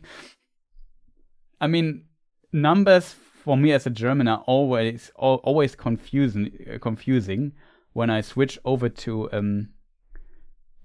English, because in German we have the weird habit of let's say we have the number 43. In German it's 43, so we say 340 basically. We always take the smaller number, the 1 to 10 number first, and then the times 10 number second. 51, yeah, exactly. Which is interestingly the same, I think, in English before you reach 20. Like you say 19 instead of T9. 21, not 120. You know what I mean?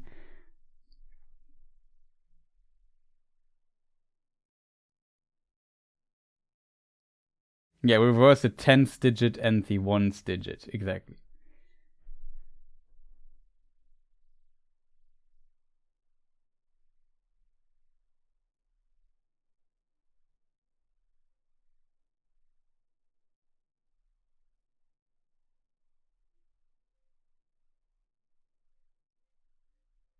$11 is 110. That's funny.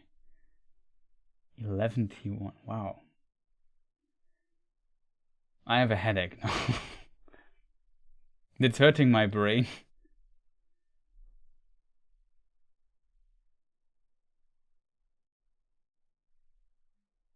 It's just a Hobbit mannerism, yeah.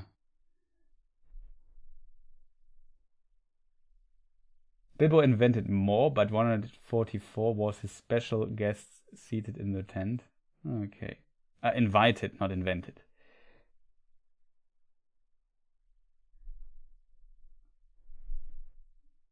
Funnily enough, the triple digit number, like a 121, which makes complete sense, like 121.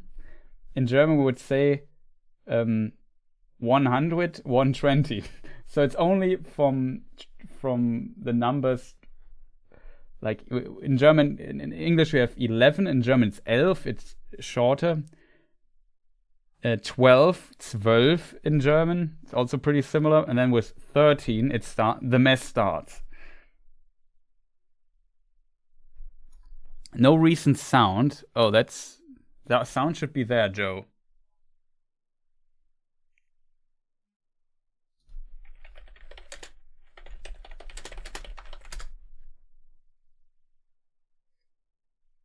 Can somebody still hear me, chat?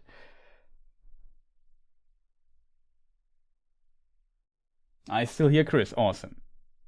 Sounds be alright for me. Yeah, also these cutouts should be gone, by the way. I had to completely redo my OBS scene stuff collection for that. I have some way. Okay, maybe something is wrong with you, Joe. Not wrong with you.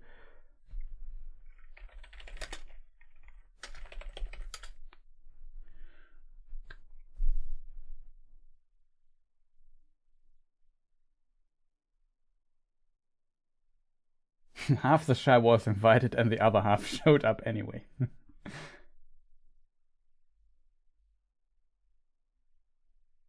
$12 in Old English. Interesting. Yeah, however, it's just this. And then we also do it, like it's only with the numbers from 13 to 99, where we switch the digits around for whatever reason. After that, it's the same as in English. There's one difference though in German, is with very big numbers, which often leads to confusion. So you have the million in English, and after million, there is the billion. But in German, in the German counting, after million comes Milliarde, and then comes Billion, and then Billiarde. We always have after a million, a Billiarde, Yarde after it. So Lien, Yarde. And then it goes back and forth. As a result, eine Milliarde is 1 billion in English, and 1 billion, eine Billion, is 1 trillion in English. And that gets really confusing later. No, I don't make this up. It's really like that. Gazillion. In German, we sometimes say Fantastillion. Yeah, the other stuff is exact. 1 million, 1 Million, 10 Millionen, 100 million. And then we have 1 Milliarde, 10 Milliarden, 100 Milliarden, and then we have 1 Billion, 1 trillion.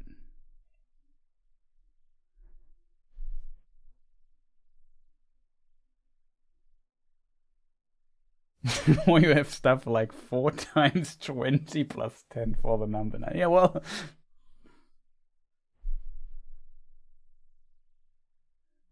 would an Anglo-Saxon theoretically understand Rohan words? In theory, to some degree, yes.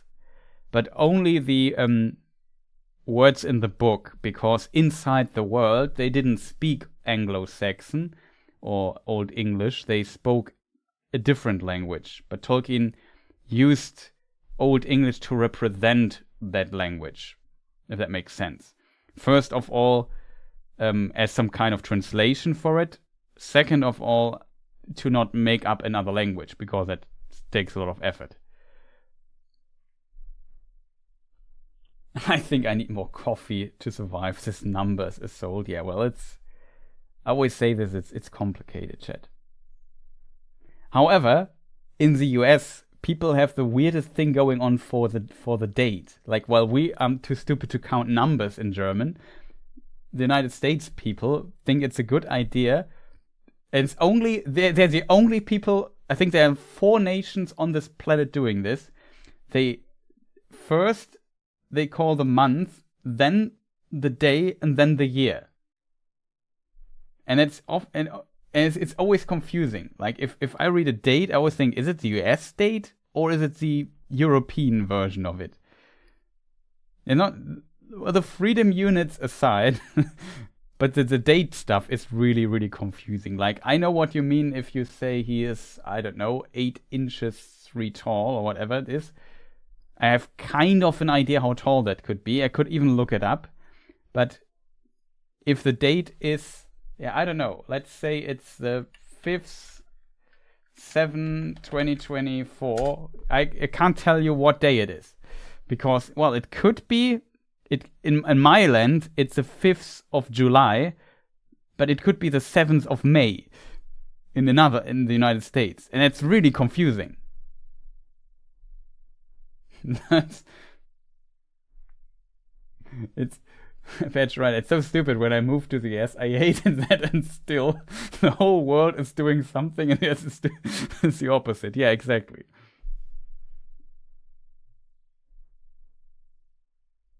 At least we don't measure lengths in hands. 8 inches tall. Yeah, I mean 8 feet 3 inches. But that would be a rabbit, I guess. Yes.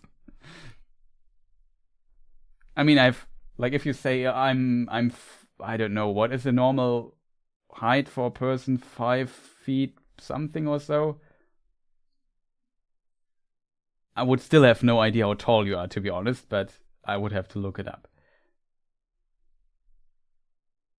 Yeah, we in the US, we like to confuse everyone. Yeah, it's just complicated. That's also why in every video I make, I always write it, I don't know, what is today's date? 14th May 2024. Every time I write a date in somewhere, in a, I don't know, in a, what do you call it, a community post on Twitter, on Discord or whatever, I write it like this, 15 May 2024. So everybody knows what I mean.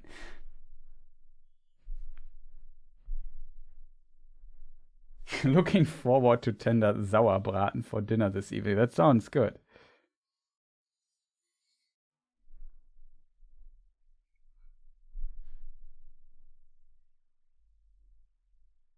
Five feet 3 inches in centimeter. Well, I have to look it up, but I would assume it should be, I don't know, 160 something roundabout. Yeah, 159 maybe.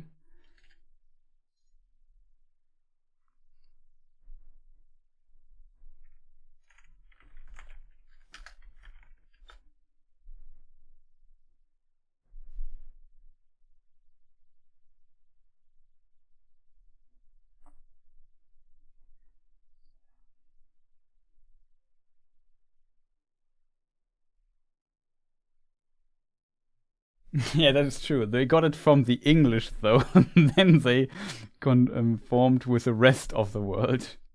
Darn them.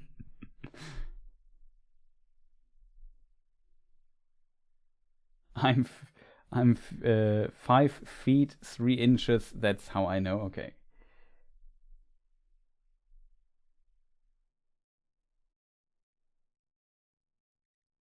I'm 5 feet 9 3/4 inches tall.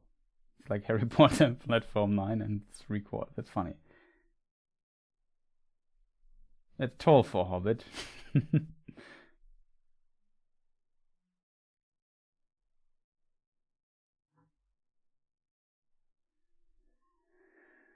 Oh man, that's awesome. Yeah, well, of course the other stuff is also confusing, but the most confusing thing for me is definitely the date. Like, it's always, I mean, I get why somebody explained to me, because you say July 4th or May 14th or whatever. That's why you also note it this way. UK still uses Imperial a lot.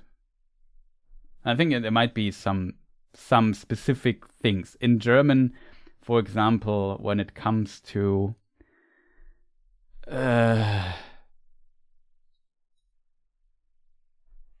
plumpers, Klempner, right?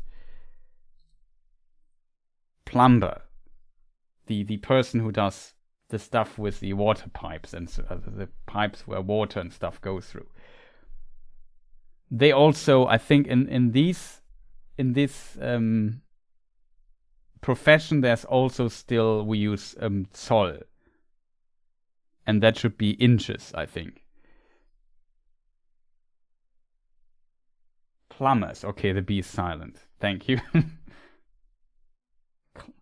To be honest, when I read climber, I would also pronounce the B, to be honest, because as a German, there's rarely a case where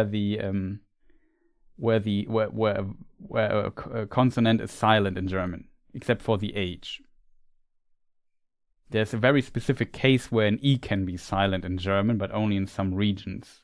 That's where the city Soest is pronounced Soest and not Soest.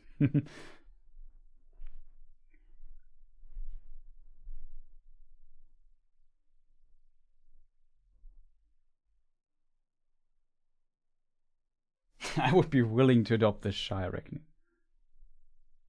Yeah, exactly. For wheels and screens, we also often use inches, I think. But I think for screens, it has been a bit reduced recently.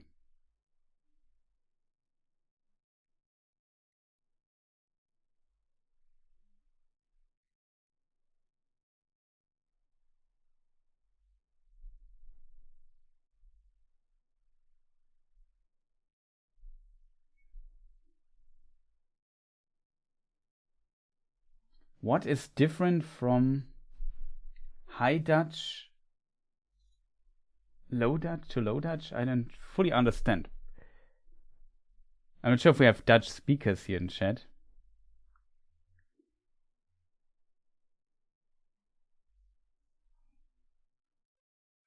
Yeah, I think I don't know, in the UK at least, if you have international stuff.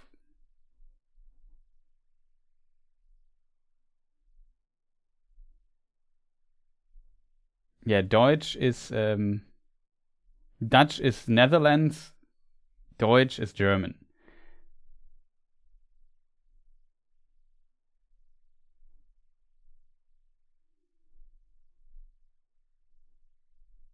But yeah, if in international publication, I think the UK people would still publish with metric units. Maybe not always, but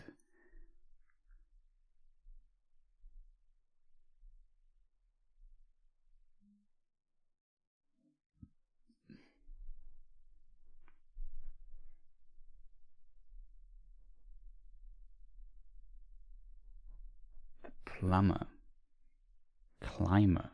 I like this when the B in English is silent. I definitely have to look into this.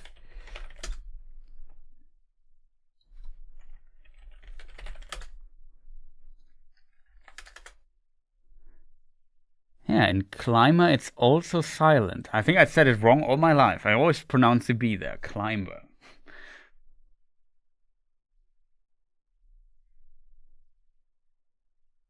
Yeah, Hochdeutsch or High German would be the standard German. Niederdeutsch, Low German, yeah, would be a Laws and dialect, exactly.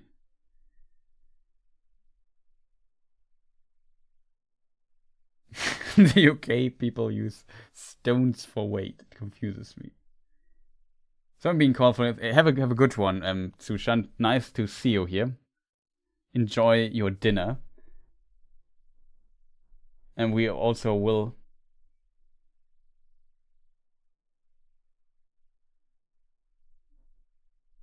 Did you know the T in castle is silent? I think I said right. I don't know why.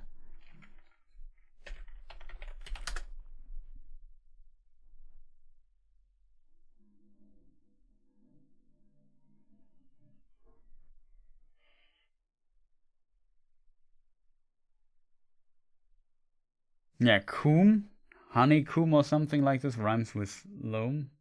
Tomb. Yeah, there's a game Tomb Raider. As a child, I always said Tomb Raider.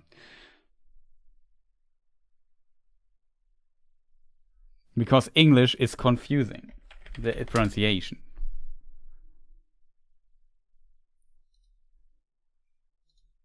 It's not my fault.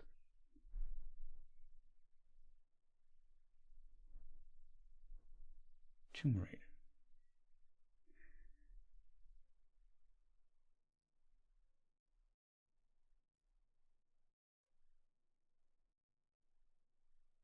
Oh yeah, in Dutch it's Kasteel. I understand. Not sure how long the E is here. My brain is hurting again. Yeah, English pronunciation is wild. Yeah, if you have to really learn it sometimes.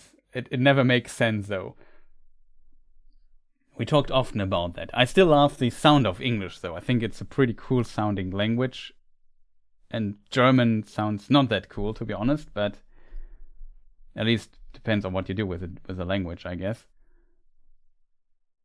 But English has a nice ring to it, I have to admit. But it's confusing to learn when the pronunciation, and I often say words wrong. It's always funny when I read Tolkien stuff here, like a quote or something, to notice, okay, I've never said this word out aloud in my life. I have to guess how it's pronounced. And then I hope nobody notices it, and people of course notice.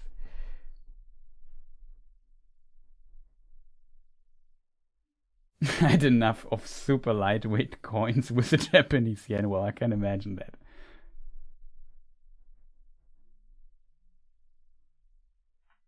Yeah, English and French have a lot of silent letters and words. Yeah, for sure. Like some people say, why don't I Anglicize the Tolkien names? And the problem is, I have no idea how to. Like, I can't even say normal words properly in English. How am I supposed to use to pronounce fantasy words in English? My mother-in-law was teaching me how to pronounce French words. The 1 yen piece is... That's funny. That there's even 1 yen as a piece. Why would you need... Where do you need that?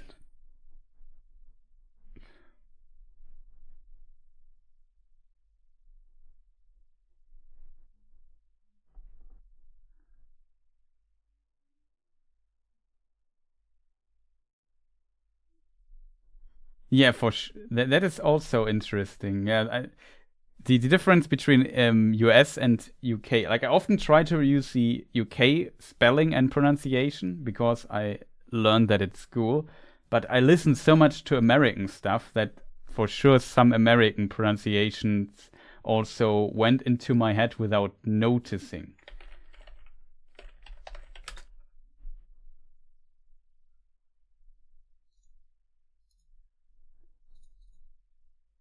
So in English you say territory. I didn't know that. I would always say territory because there's an O in the word. In my German brain, it says there's an O, so it must be territory. That makes more sense. Very interesting. I didn't notice that. Territory. Okay, I'll try to remember.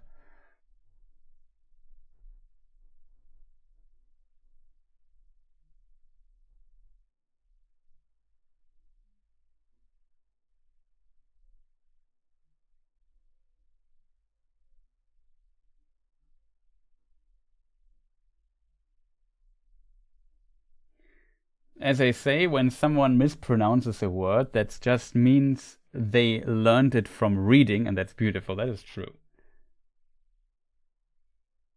That's why I would retire the penny, yeah. And 2 piece yen is tin. That is true. We also have 1 cent stuff, and it rarely gets used. That is, to be fair, true.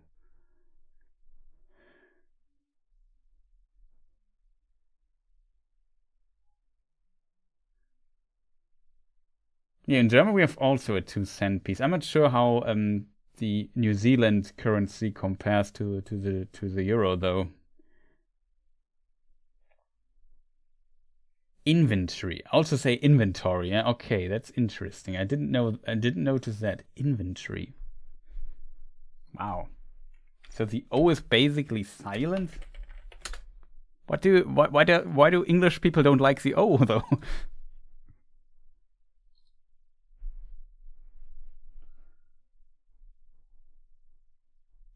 Chris, don't worry. I can understand you perfectly.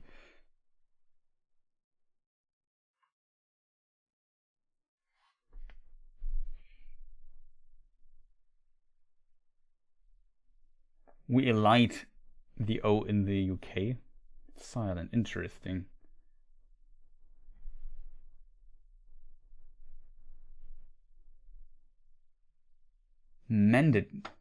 Mandatory then.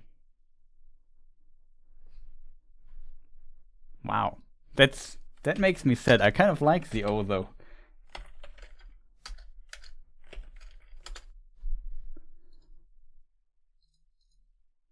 Mandatory. Wow. Okay, and that is a revelation. I'm kind of shocked. Mandatory. Inventory. Territory.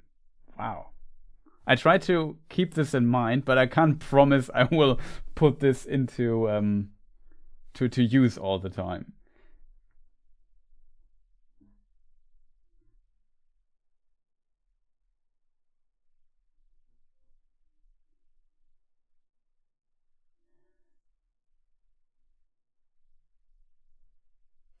The Frenchified Vikings invaded.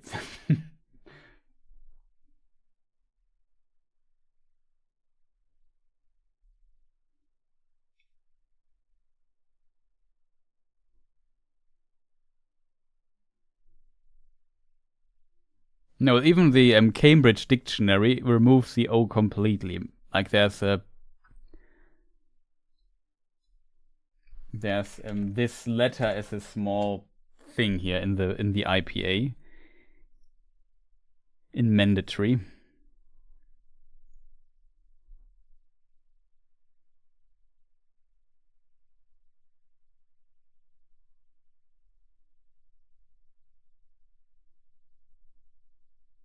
Frenchified Vikings are the Varyaks.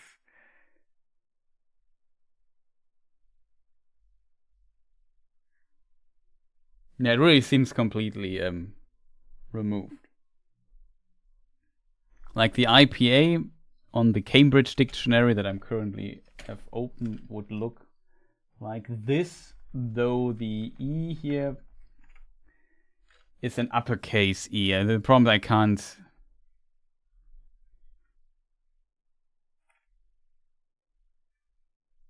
Like it's almost not pronounced, does it mean? Like it should look more like this, but there is still this this as an uppercase small thing there. the reason why I use the Cambridge Dictionary, it had before the Oxford Dictionary the pronunciation stuff available now. I got used to it. Nothing against the Oxford Dictionary, is about all the same, pretty much as good as well. It also has the US pronunciation.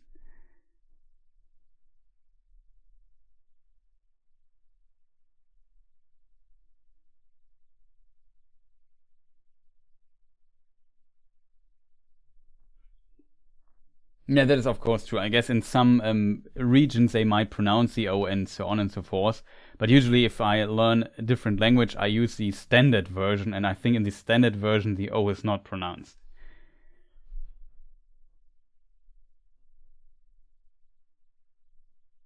Learning better English from chat. Yeah, exactly. Mandatory.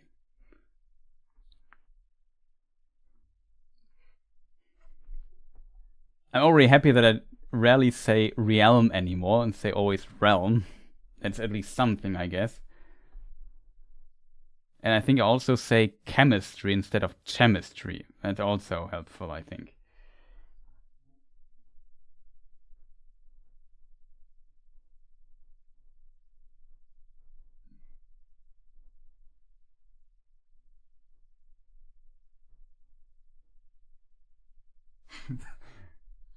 To call the Tory government tree government.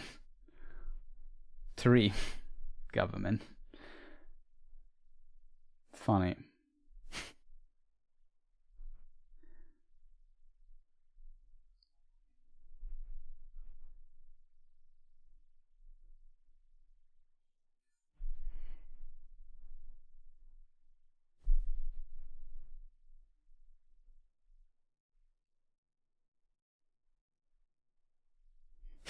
Try government.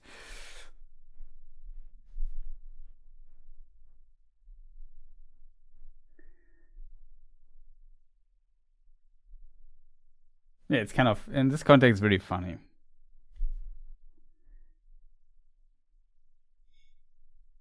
That it's out there. That's a really shocking news for me, I have to admit. Okay, we have 5.5 hours, chat. I'm hungry. The question is, when do I do my summary? Because it's too late, almost. I need to eat something, I need to relax a moment, and then it might be too late to make a complete video. Anyone waiting for Dragon Age 4? Let's say I'm distantly interested, but it's not like my highest priority, which the game I'm looking most forward to is a game that's already out.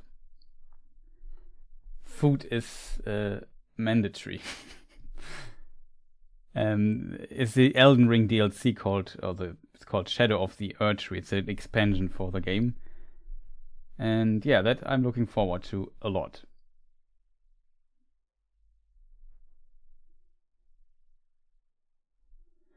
I'm very interested in the world. Hydrate of Dragon Age. I was some ages ago I played, there was like a pen and paper, like a tabletop RPG version that you could play with your friends of Dragon Age, and I played this for a while. It was quite fun.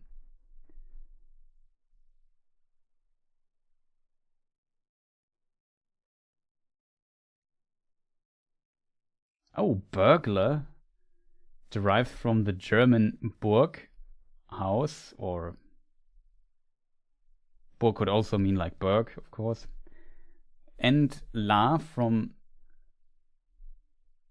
larceny, thief. Interesting.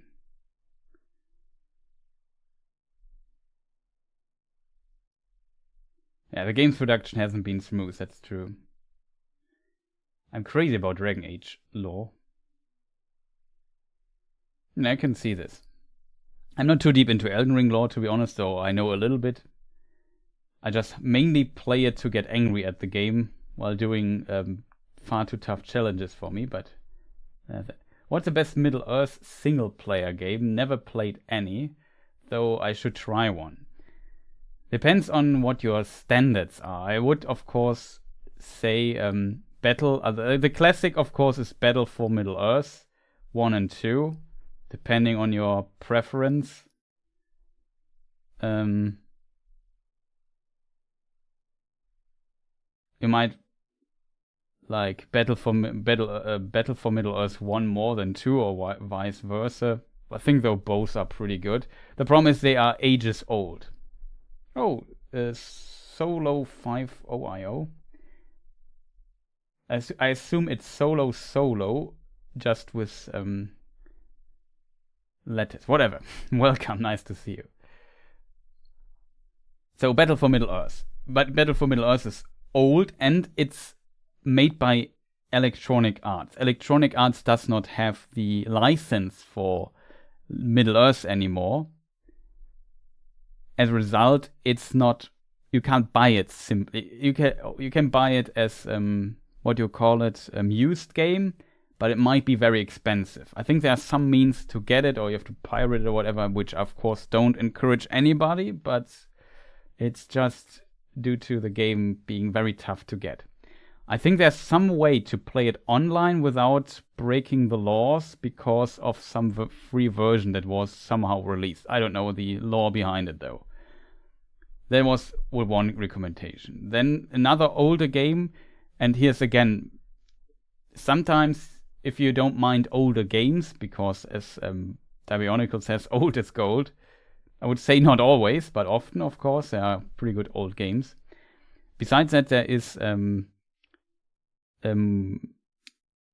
of the Rings War in the North, I think is the name. Yeah, War in the North. That's a role-playing game. That's also pretty nice, I always thought. Of course, there are some of the classic games. They are like Lord of the Rings, the Third Age and stuff. There's still Lord of the Rings Online if you are into massive multiplayer online games. I'm not too deep into that. I can also recommend either Shadow of Mordor or Shadow of War. I would not recommend playing both back to back because I feel like they're a bit too similar and then it gets a bit old, if that makes sense. And the story, especially in Shadow of War, is, or let's say lore-wise, if you're a book fan, it's really, yeah, let's say a bit off. Let's put it that way. It's very off. Same with Shadow of Mordor, I would even say, but not as much as Shadow of War. Shadow of War just, like, if Shadow of Mordor is already not close to the book lore, then Shadow of War puts it to 11.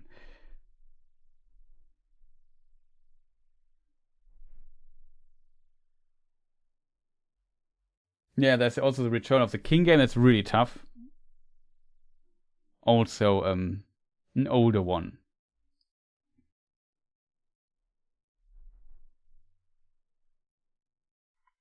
But yeah, the Gollum game that recently came out, I can't recommend. How do I link people's names in chat?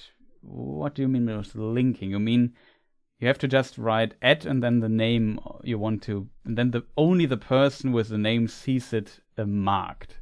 So if somebody writes, yeah, I don't know. Exactly, like you see it in chat, just the @ before. But you only see it highlighted if you are the person that is pinged or that is added. No problem.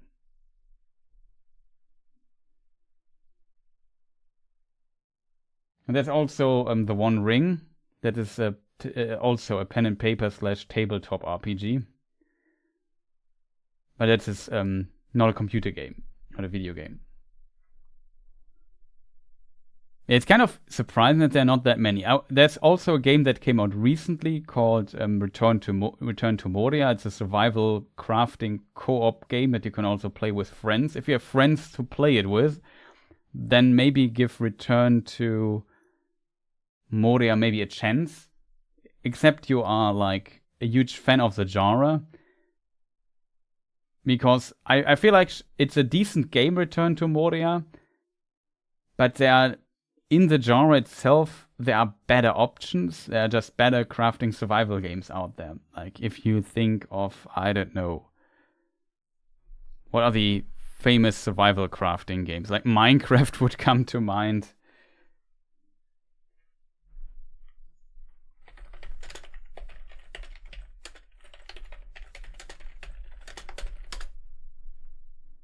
Terraria, for example, would be great.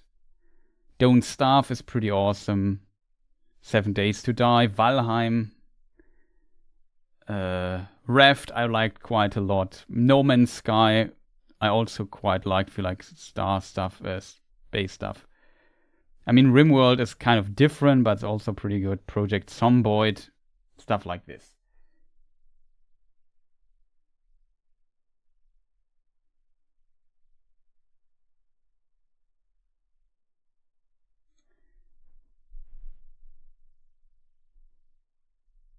So if you want to ask Chris directly, you do at Philosopher's Games, who is the best elf and why is it Finrod Felagund? Well, of course he's an awesome character and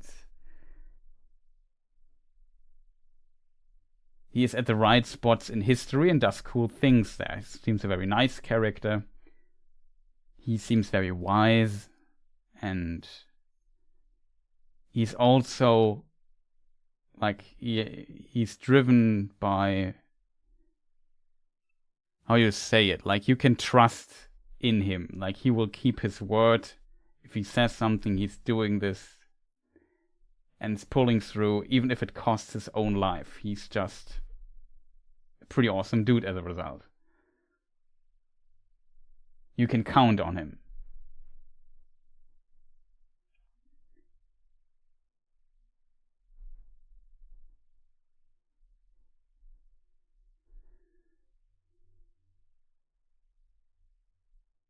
Yeah, somebody mentioned in the comments, maybe it was you, the Sierra Entertainment Hobbit game.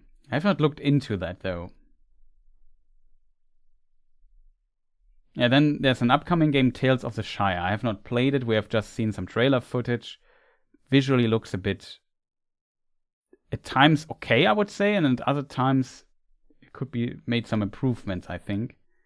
Could be great on Switch though, it's maybe like Stardew Valley or something like this. Or Animal Crossing, just with the Hobbit IP. And the genre is kind of, there are a lot of good games already. It's the same as with the mentioned survival crafting co-op thing. There are just so many good games in this genre.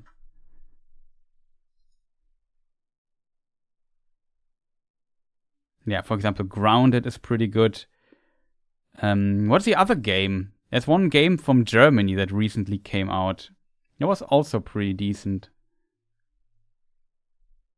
It starts with an E. V Rising, by the way, also in this genre, came out recently.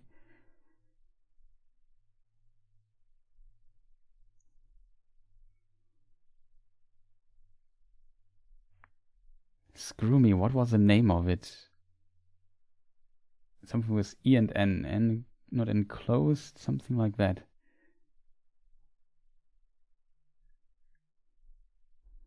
I just look at Steam. Enshrouded is the name, yeah.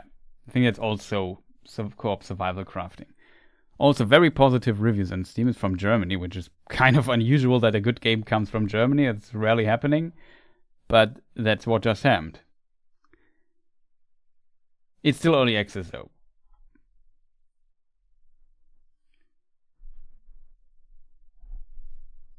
Oh yeah. Solo has me here. Nice. Thank you. Exactly, Enshrouded.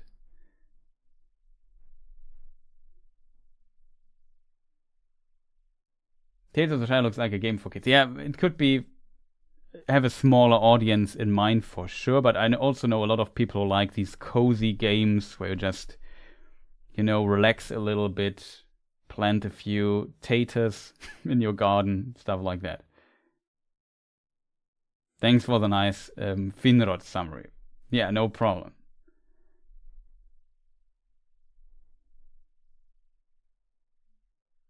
Oh yeah, there are also different mods for some games for sure. Divide and Conquer, I think one. I'm not sure if another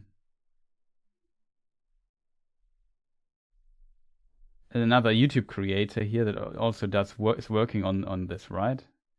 Is this Divide and Conquer or was it another mod?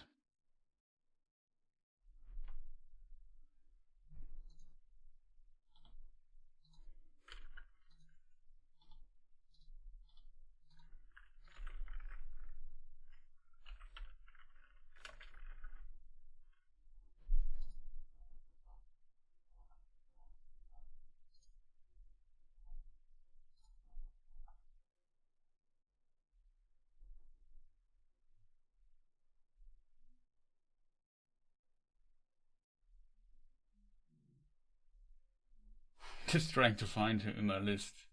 Arachir Galodirithon, I think. Does he work on Divide and Conquer, or is this another mod? He's working in the mod team.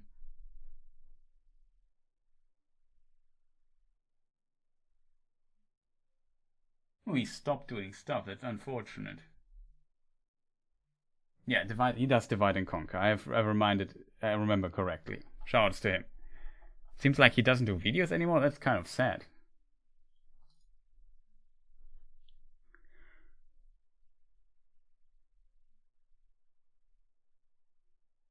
Oh, he was the head of the Promote project. Left. Oh, he left though. Oh, interesting. I mean, he potentially worked for like a decade on it. So his retirement, in German would say sei gegönnt.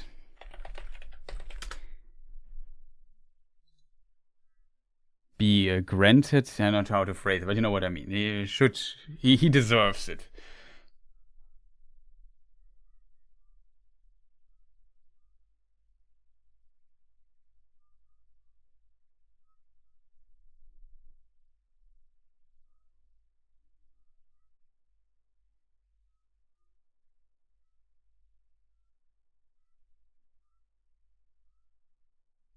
Oh yes, that's always like a thing like that. In some countries, they don't like when you drink or drugs or smoking and stuff.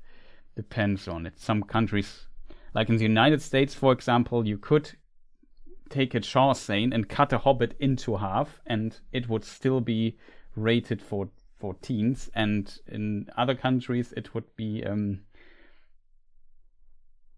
basically 18 plus.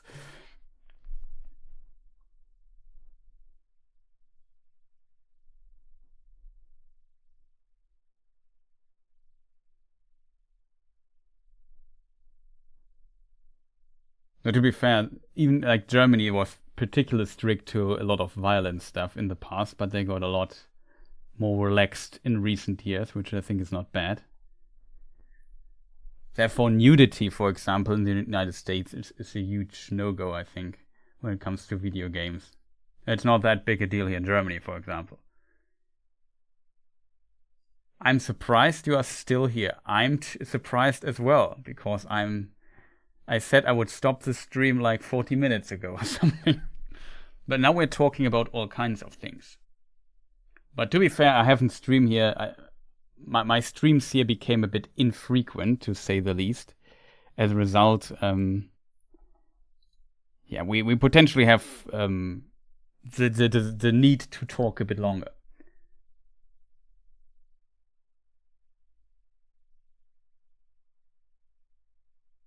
PewDiePie also quit. When did PewDiePie quit? I never followed him really. I just know he was like once, or maybe is still, the guy with the biggest channel on YouTube, with like 100 million subscribers or something absurd number. He could give me like, I don't know. I would take 50k of his subscribers. I would be happy.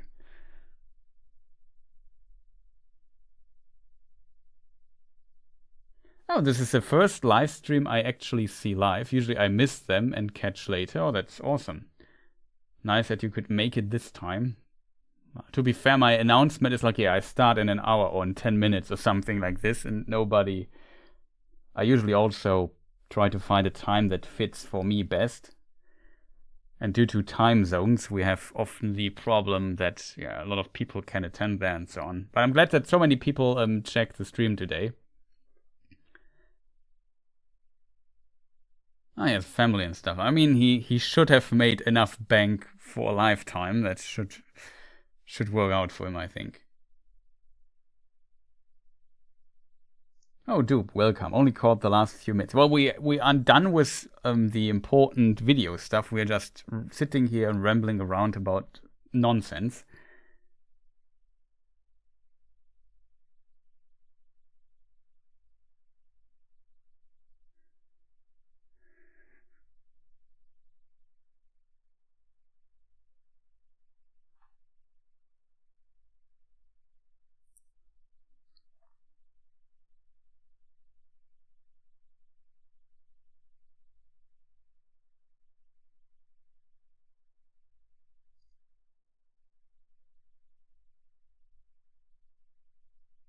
I have these rumors too.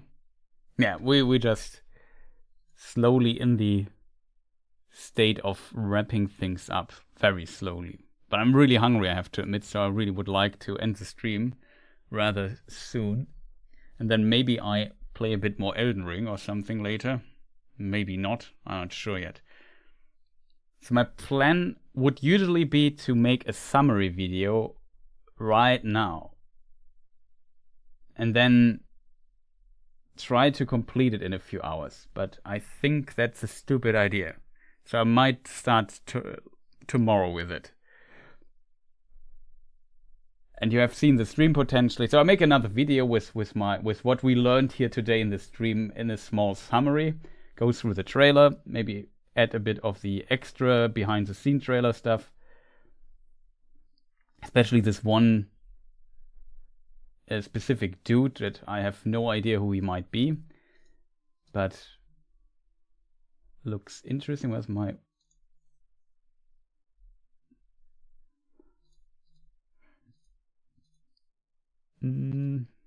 Here was my 2 minute something, 20 something, I think.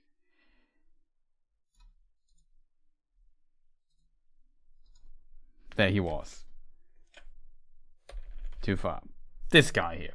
No idea who he is.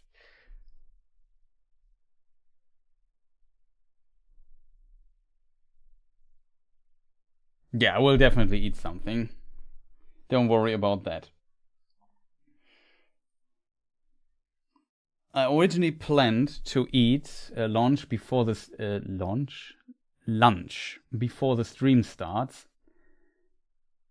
and then I had technical issues and couldn't start the stream and I had to figure it out. And this basically ate away my time for eating, so I had to move this eating time away. So that's why I'm hungry.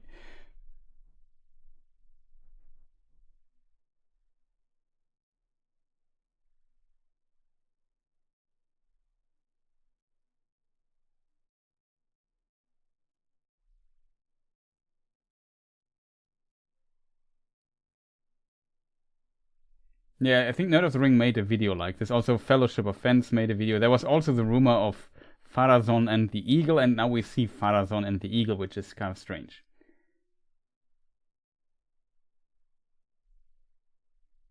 Don't you have lambers? Well, but I'm more like a hobbit. How many did you eat? 4.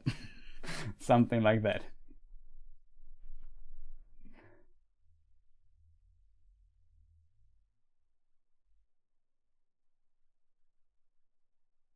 Yeah, that is a person with a baseball cap. This is, I assume, not the screen here is not through post-production yet.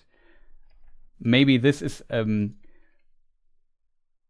so hard to hit this specific spot and then stop, pause. It's just a tiny fraction of a second. I think this is a filming crew dude in the background. And that's why... Okay, well, it doesn't work as how I hoped it would work. However, it's a film crew dude, and I assume that's the reason why we see it so weird. It's the other video, yeah. It's not in the teaser, it's in the behind-the-scenes stuff. And no, my theory could be it's like a proto ring wraith or something, or Barrow White or whatever. Or it's like some kind of weird vision. Another Game of Thrones coffee cup situation. Yeah, a coffee cup. Yeah.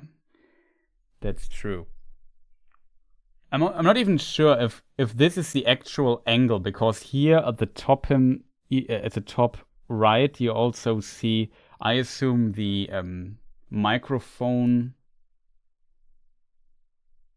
thing, tube, metal tube where the microphone is hanging on. I think in German you call it Angel, which means fishing rod in English. I'm not sure what the English term for it is.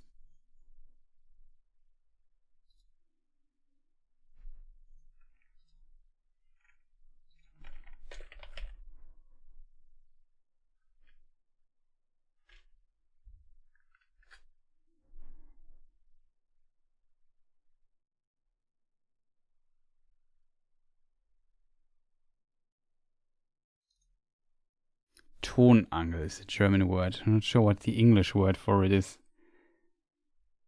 There's no reference to the English Wikipedia article.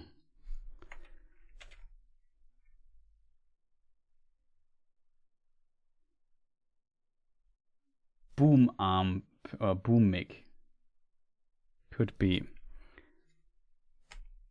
It can link you the German Wikipedia article, so you have there's at least an image of it in case you wonder. I assume that is what we see here in the top right. And I'm not even sure if that's the actual camera angle that it's filmed. It might be just a behind-the-scenes documentation camera.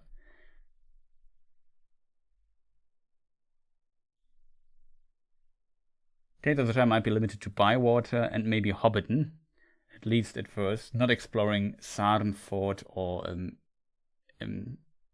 how is this pronounced? Evendim? It's a double consonant.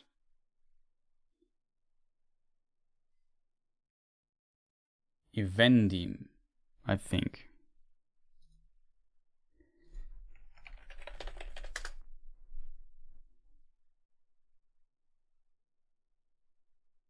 Okay, it's maybe you're just even dim.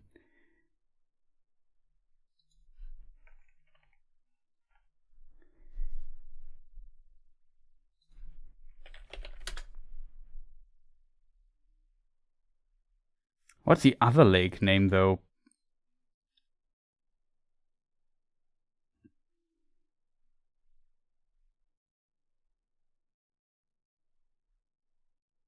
I have to look it up in my map here. Just wondering. There's the lake at Nenuyal. Yeah, that's the other lake I was thinking of.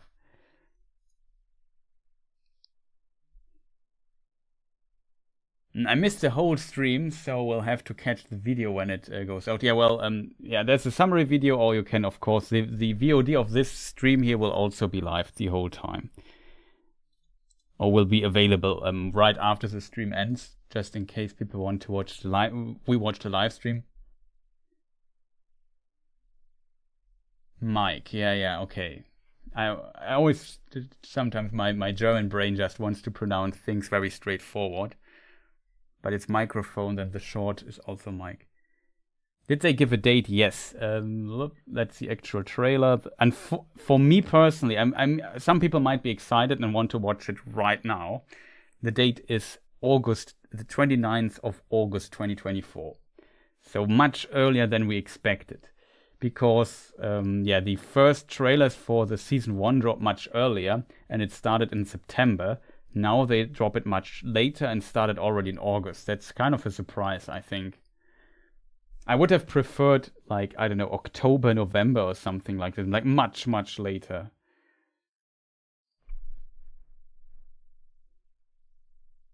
I watched last night. Did I play Elden Ring last night? On the German channel? When was the last time I streamed? Yeah, that exactly. The reason why I'm thinking about it, in my mind, I thought Evendim is a strange elven name. And I thought, wait, it's not. It's Evendim, and it's what is the actual elvish name of it? Nenuyal. I had to look it up. December. Somewhere in December comes War of the Rohirrim.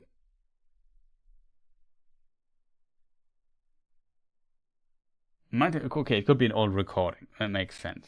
Because I think over the weekend I had very little, unfortunately, no time to stream.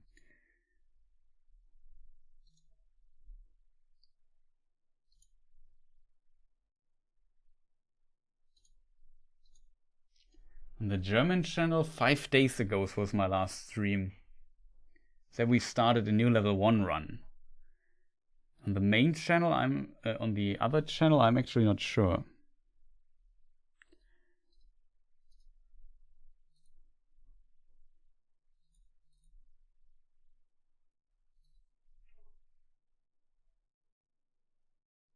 On the 7th of May, that's also far too long ago. did some practice. I forgot what. I think, no, we did the no death challenge, I think. Oh, so long ago. Oh boy, a week ago. Yeah, this weekend was very busy for me.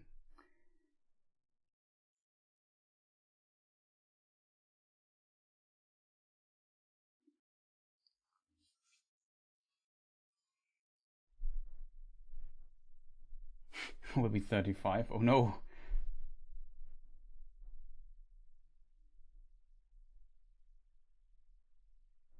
Yeah, 35 is prime age. It's better than 36, I think.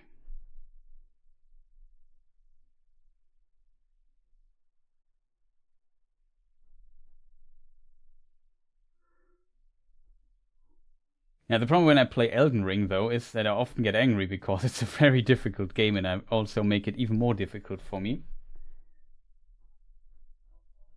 So there's that. But yeah, I'm planning to play more of that on the Twitch stream, either in English, on the English one or the German one. And yeah, as soon or later, no, later, it's the 21st of June, the next Elden Ring DLC comes out. Let me just double check the date for it. When does it come out? Games are lost. Yeah, 21st June 2024.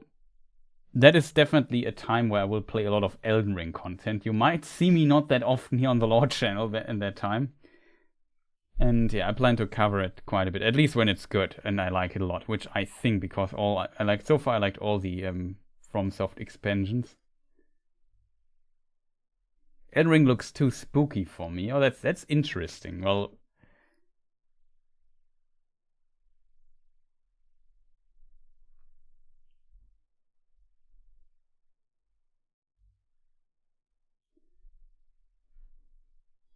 I mean, it definitely has a dense atmosphere and so on.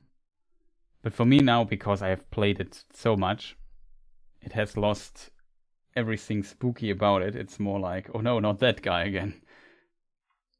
Don't make a mistake.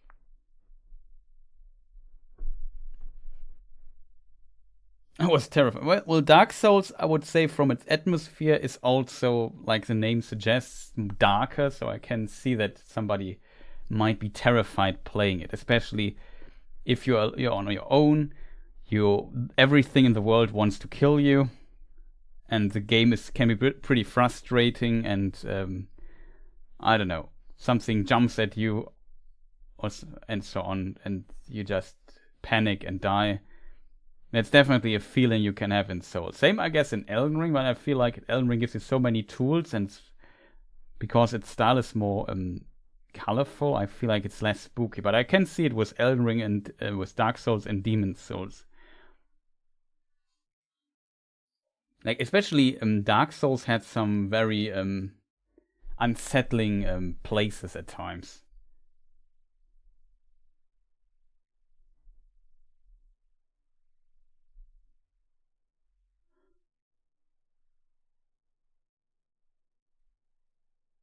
I'm gonna go to Costco. Thanks for the stream. Yeah, thank you for joining.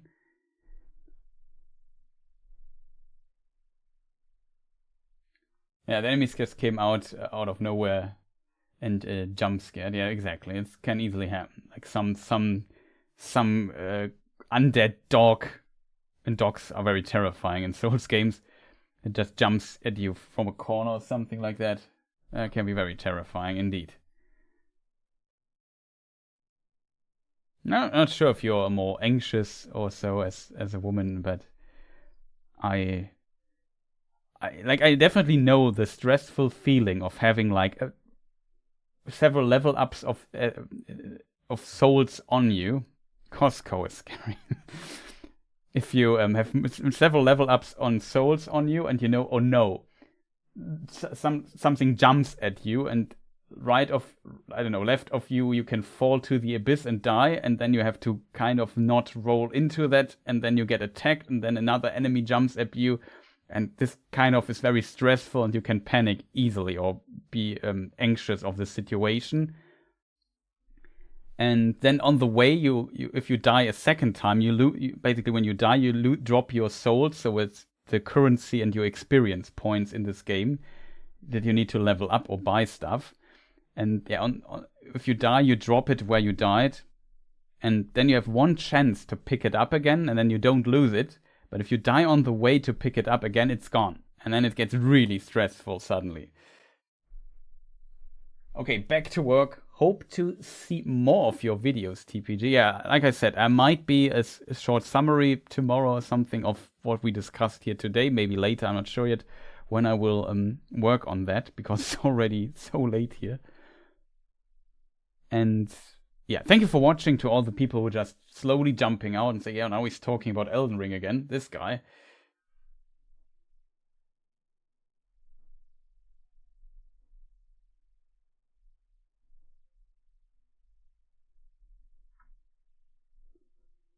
And yeah, let me just show up the screen here. Where's my ending screen? Oh, there's a point end screen I called. That's awesome.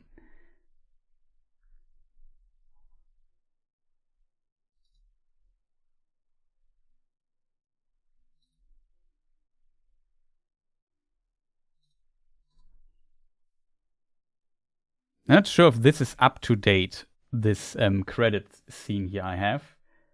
But I know one or two people might not be on the list here, which is very unfortunate. So I give him just Kirdan for once, my moderator, who is maybe here in the background listening to us and observing if chat behaves. He's, I think, not on the list. There are also some people who might already rotate it out, but I think most people here on the list... Oh, the Amazing Bad Boy is by accident 2 times in the list. But yeah, just imagine there would be Kirdan at the last point. Then it should be almost correct, I think. But yeah, shoutouts to all my members here on this channel and on Twitch or wherever you can subscribe. Also to all the people here pressing on the like button, for example, which is always much, much appreciated. And also to the artists who allowed me to use the artworks. We haven't used much artworks today. Shoutouts again to Kirdan, who also made the third age version of the second age map published by Amazon. Like, he updated the map and added the names to it. It was quite a bit of work for him, for sure. So thank you for that, and shoutouts to you, man. And did I forget anything? 6 hours, not that long for him. Yeah, it's true. I didn't plan to go 6 hours, to be honest. Yeah, have a great the rest of the day, everyone. I wish you the same. Thank you. When this stream started, Gandalf was clean shaven. Not bad. Not bad. Good if long stream. Now go eat. Yeah, I will go eat now. Again, thank you for watching. Have a fantastic rest of the day. And Woody Black, in case you just tuned in, I'm so sorry, just ended the stream after 6 hours. It was not timed well, but I hope that at least people have the option to watch the VOD. There will be a short summary video tomorrow, I think. And yeah, have a fantastic rest of the day. See you people next time. Goodbye.